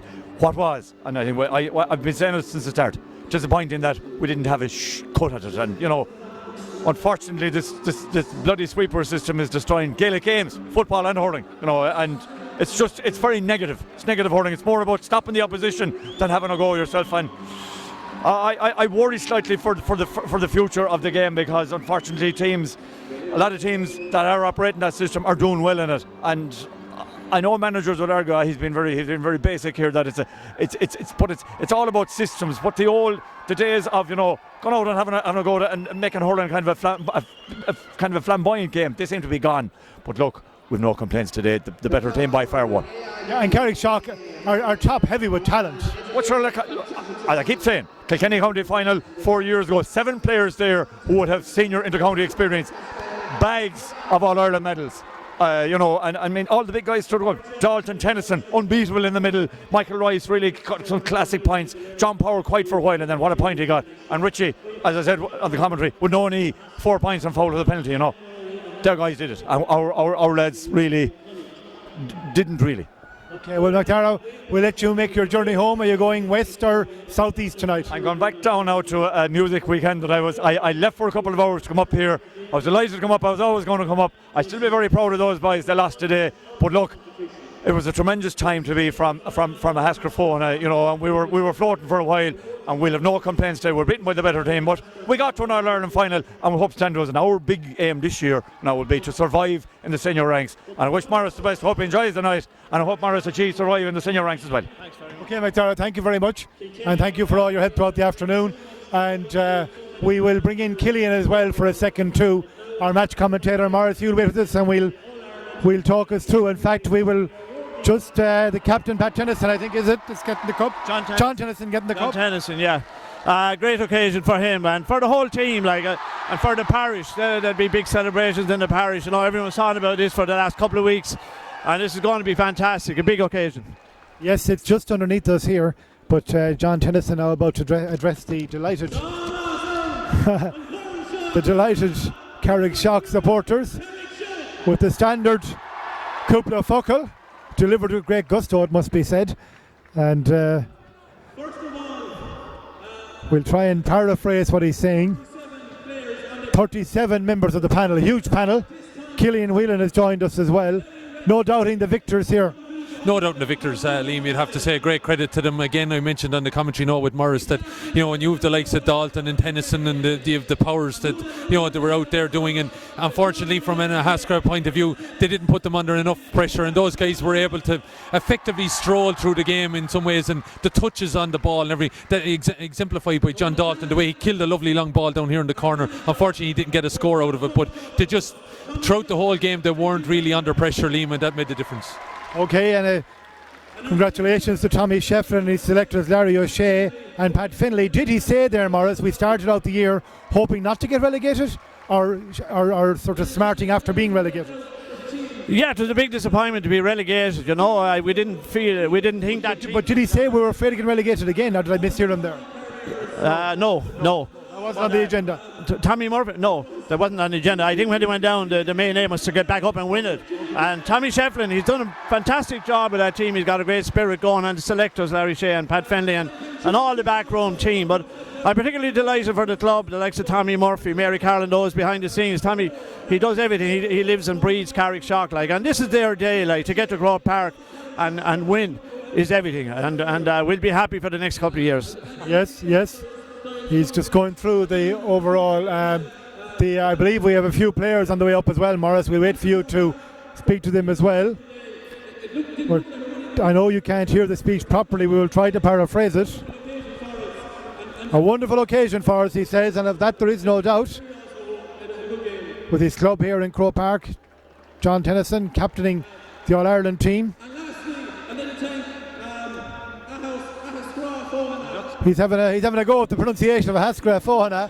That one has beaten a good few today, Morris. Yeah, and just to go back to John Tennyson there, in the 2005 final in Thurles, you know, John Tennyson was really in his prime then. He was hurling. He was only probably 18 around the time. And he got injured with a few minutes to go. We were in the winning position. He got injured, and the whole game turned against us. And you know, it's fantastic to be able to get that. Who's he bringing up? I'm not sure who's on the way up here. Oh, Jim Rowan and Gary, two of the best supporters. They followed this team to thick and thin, and they're two of the best supporters in the county for Carrickshock. Like in the club. They lifted the Leinster Cup as well, didn't they? That's right. Yeah, top class supporters. They lift. We just can't get it here. We're a bit tightly positioned here. But yes, they don't drive, but they get to every game. They get to every game. They have lifts from everybody, you know. And they're the heart of the club, like, and that's today is everything for them. This is going to make them so happy, like, for the next 10 years of keeping them going. Yeah, well, you'll see the pictures on social media very soon. We're a little bit hampered here. It's right underneath us, but they're not getting down a hurry either.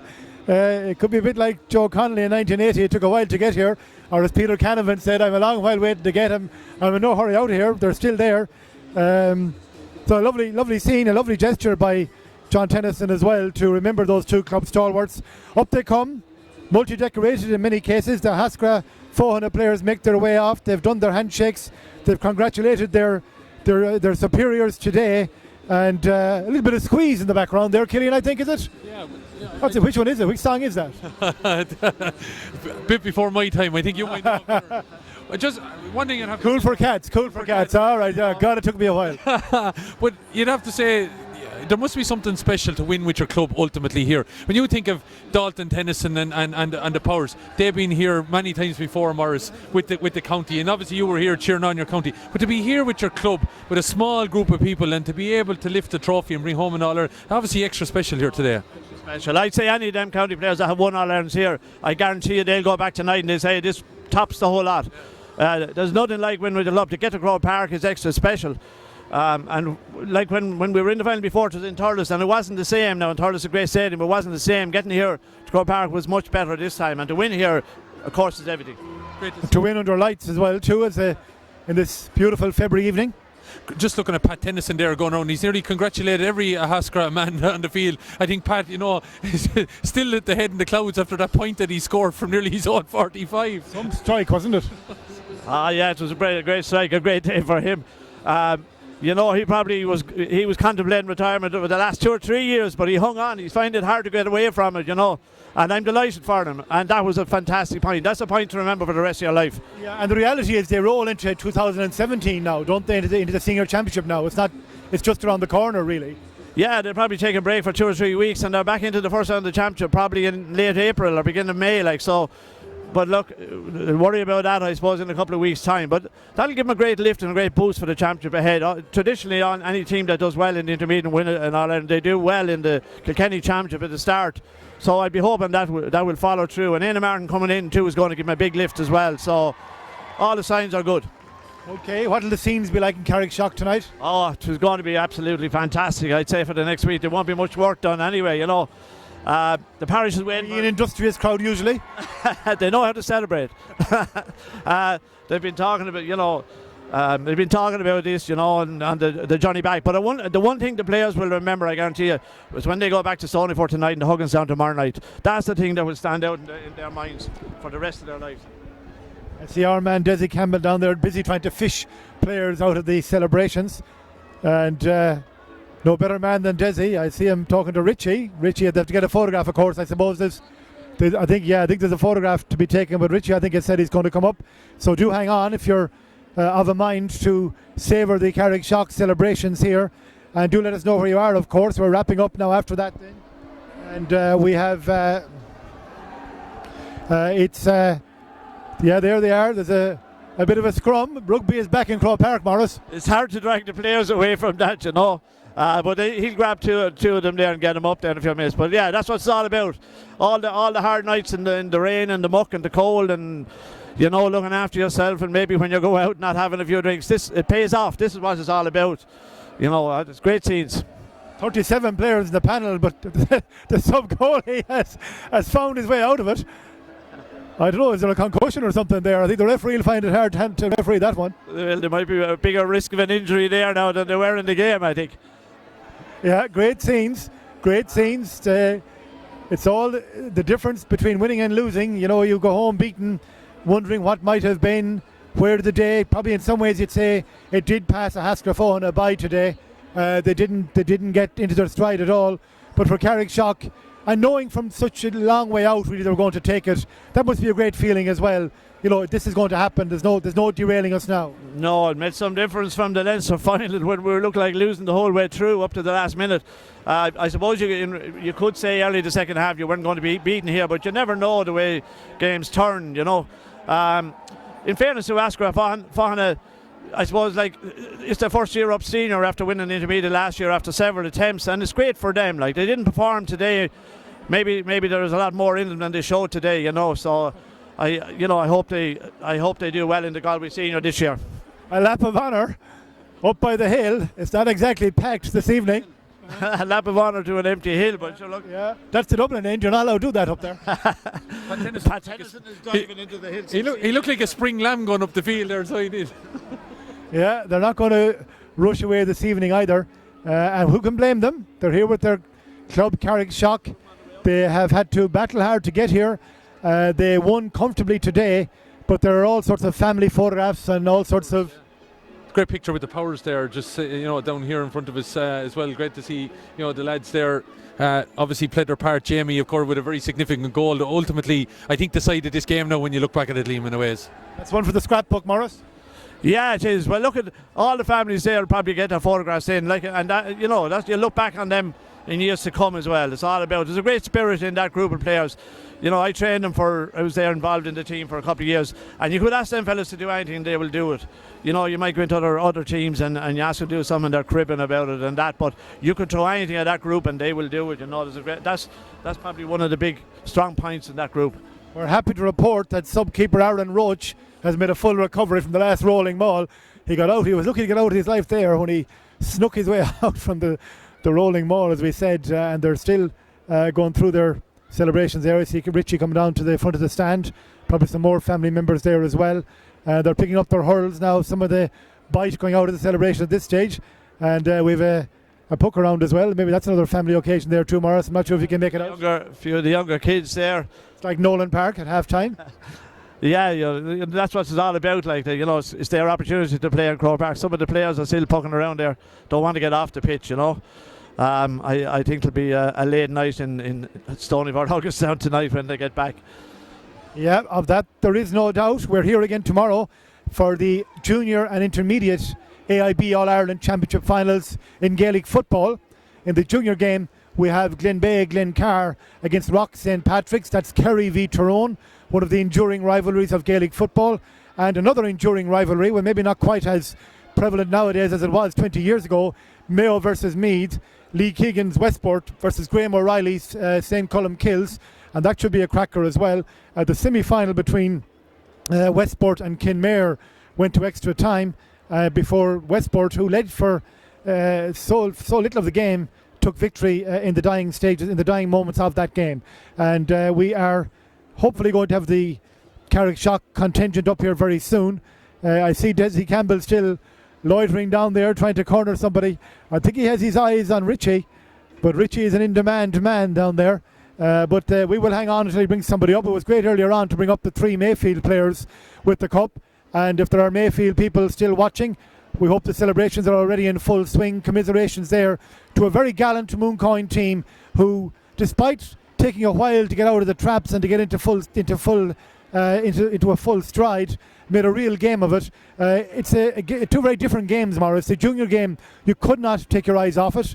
The senior game, I suppose you could say it limped to a conclusion ultimately, but the junior game was one of the great games. Yeah, the junior game was a great game because it was even from the start and it was score for score. You know, Mooncoin started well, then Mayfield came back in and there was some great hurling and great scores taken in it. In the intermediate game, I suppose Carrickshock dominated from the word go, like, and you know, I don't think at any point Haskell looked like winning it. There's a lot of texts coming in from all over the county there. One down from West Cork, Sean Harrington. I think he had a Carrickshock jersey on him today. They wouldn't know much about the small ball down there. They'd be bigger into the big ball, all right. So thanks, Sean, for the kind words. Yeah, who else? Anybody else you're thinking of today, Morris? Any other supporters of Carrickshock who I know you mentioned people overseas earlier on? Yeah, great for the lads that came home to travel that distance, like for an occasion like this, and it just shows their dedication to Carrickshock, you know. And I'm absolutely delighted for them. I think most of the people that are away are actually home for this, and there's people here in Croke Park today. It's their first time in Croke Park, so they're not going to forget that either. And there's a lot of people at home watching it on the live streaming, and they no doubt enjoyed it.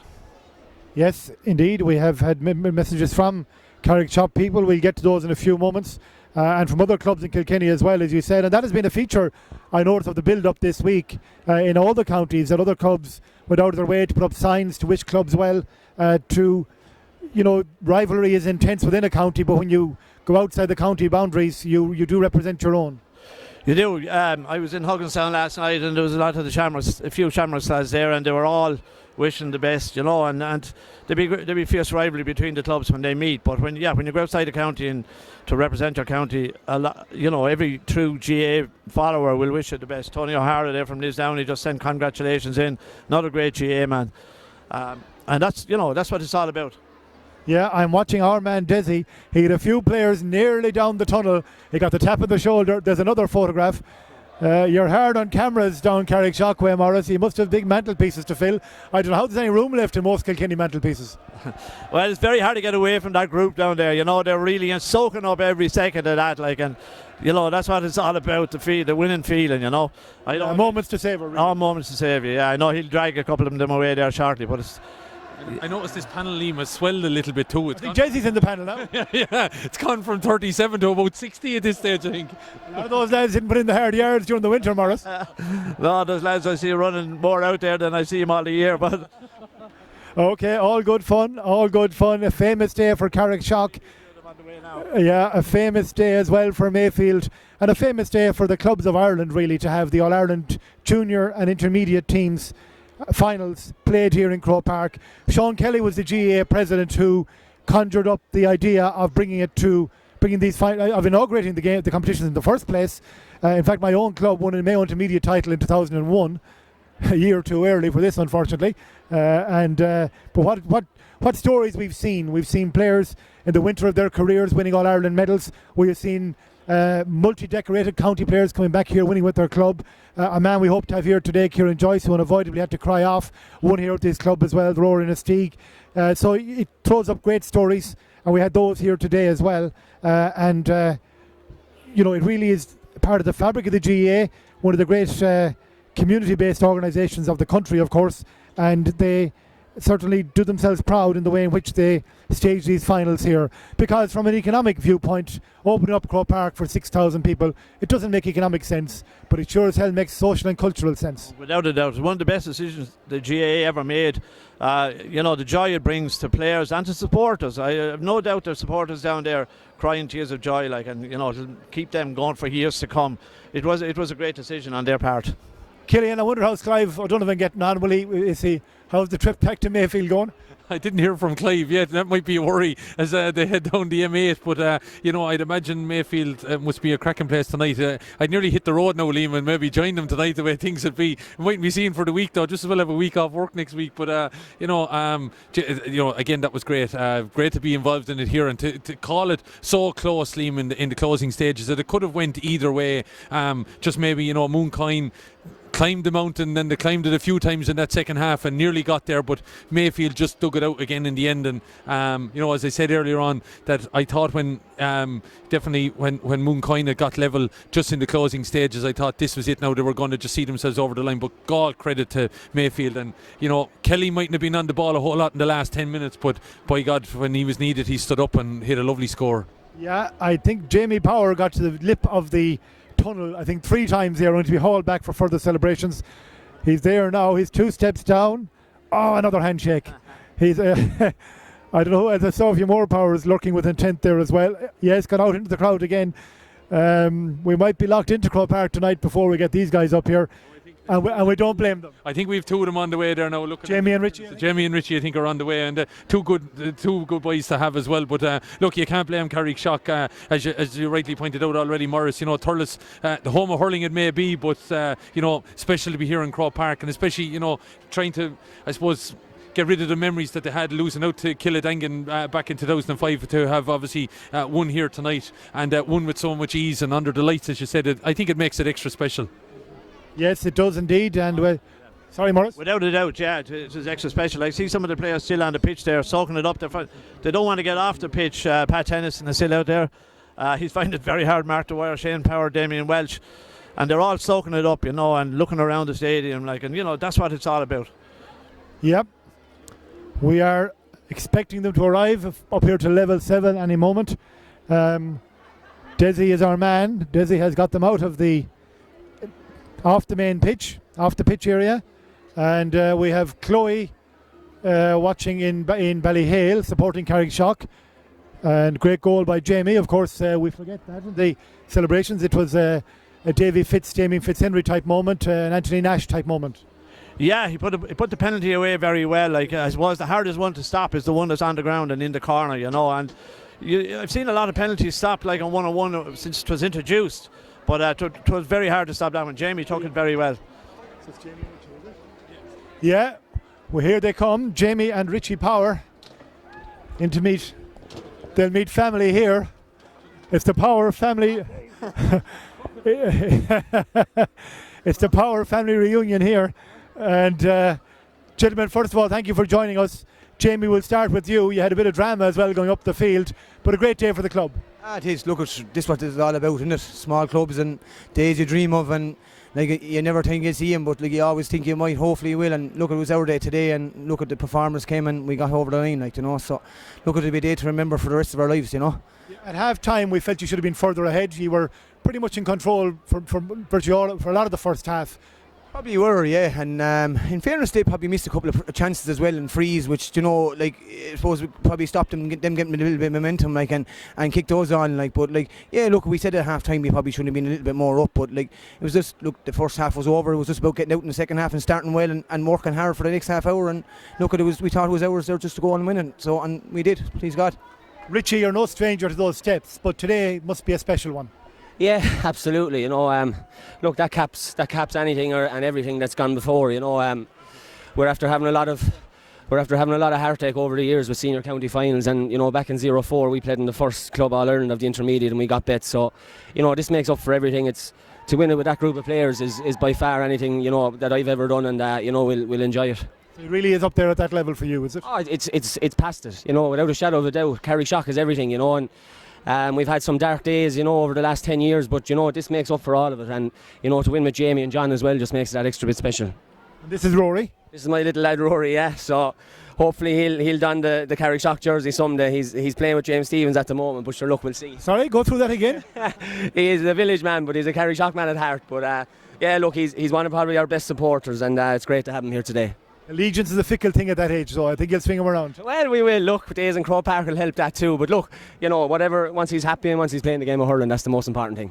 Morris, you're proud of all. I know you're proud of Carrickshock overall, but the lads, the family today made a huge contribution. Yeah, they did. Everyone did. I thought the team gave probably their best performance I've seen for a long time over. But I saw that coming into the game. I saw them playing the Challenge game 2 weeks ago, and I thought they were really going well. And they produced it today on the big stage, and that's what I'm thrilled about. It's fantastic for the club, the parish, and particularly that bunch of players. Like Richie said, they've suffered a few tough defeats. This makes it all up. Rory, your thoughts on the game? Better team? Yeah. Easily the better team? Yeah. Okay, good man, Rory. Not going to give much away. Rory said before the match we weren't going to win. We proved it wrong. I think he was only joking with you. He was only motivating you, I think, to make sure you played better. Absolutely. Lads, there'll be big celebrations tonight. Big moment to bring the cup back home. It is, yeah. Like I said, there've been plenty of bad days going up that street in Stonyford and Hugginstown with nothing, and we'll enjoy it when we do go up with the cup, so we'll make up for it and we'll enjoy the couple of days. That's what it's all about. Okay, thank you. Richie, a final word from you then? Yeah, look, as Jamie said, a couple of days booked off, so I'm going to enjoy him. So, look, we've been waiting a long time for this, and, everyone down there deserves it. And, look, we'll enjoy it, but look, there's a senior championship just around the corner, so, we'll enjoy it and then get ready for that. Okay, lads, thank you very much. Enjoy your nights. Thank you, Rory, for joining us as well. So that brings us to an end here at Croke Park. A hectic day's activity. Huge excitement in the junior final with Mayfield taking the spoils in a very tight encounter with Mooncoin. They will be really disappointed in Mooncoin tonight. They played so well particularly in coming back from a 6-point deficit to draw level. Couldn't just forge their way into the lead. Second game, clear victors, of course, Carrickshock. They take the cup down the road tonight. Tomorrow, back here again for Westport versus Columkills, Glenbeigh, Glencar versus Rock St. Patrick's. I'd like to thank Anthony Moran on camera for all his work during the week and making sure everything could go okay. We did, unfortunately, for circumstances beyond our control, lose Pudge's goal for Mayfield, but we'll fish it out from the archives and have it up later on tonight. Thanks to Des Campbell, our director, Liam Henley on social media, Shane Halligan, Ashley Tracy, Dermot Condren, and Shane Halligan as well. Did I forget anyone? Killian Whelan, our match commentator. I think I've nearly all of them there. Morris Power, of course, as well. And to Macdara McDonagh, Liam Sutton and Clive O'Donovan, the co-commentators today. Conor Hayes, the former Galway captain who came in, John Horgan, anybody else who rambled in to hopefully make this a good day's coverage for you here at Croke Park. And we hope to see you again tomorrow. Victory tonight, celebrations tonight in Carrickshock and in Mayfield. Thank you.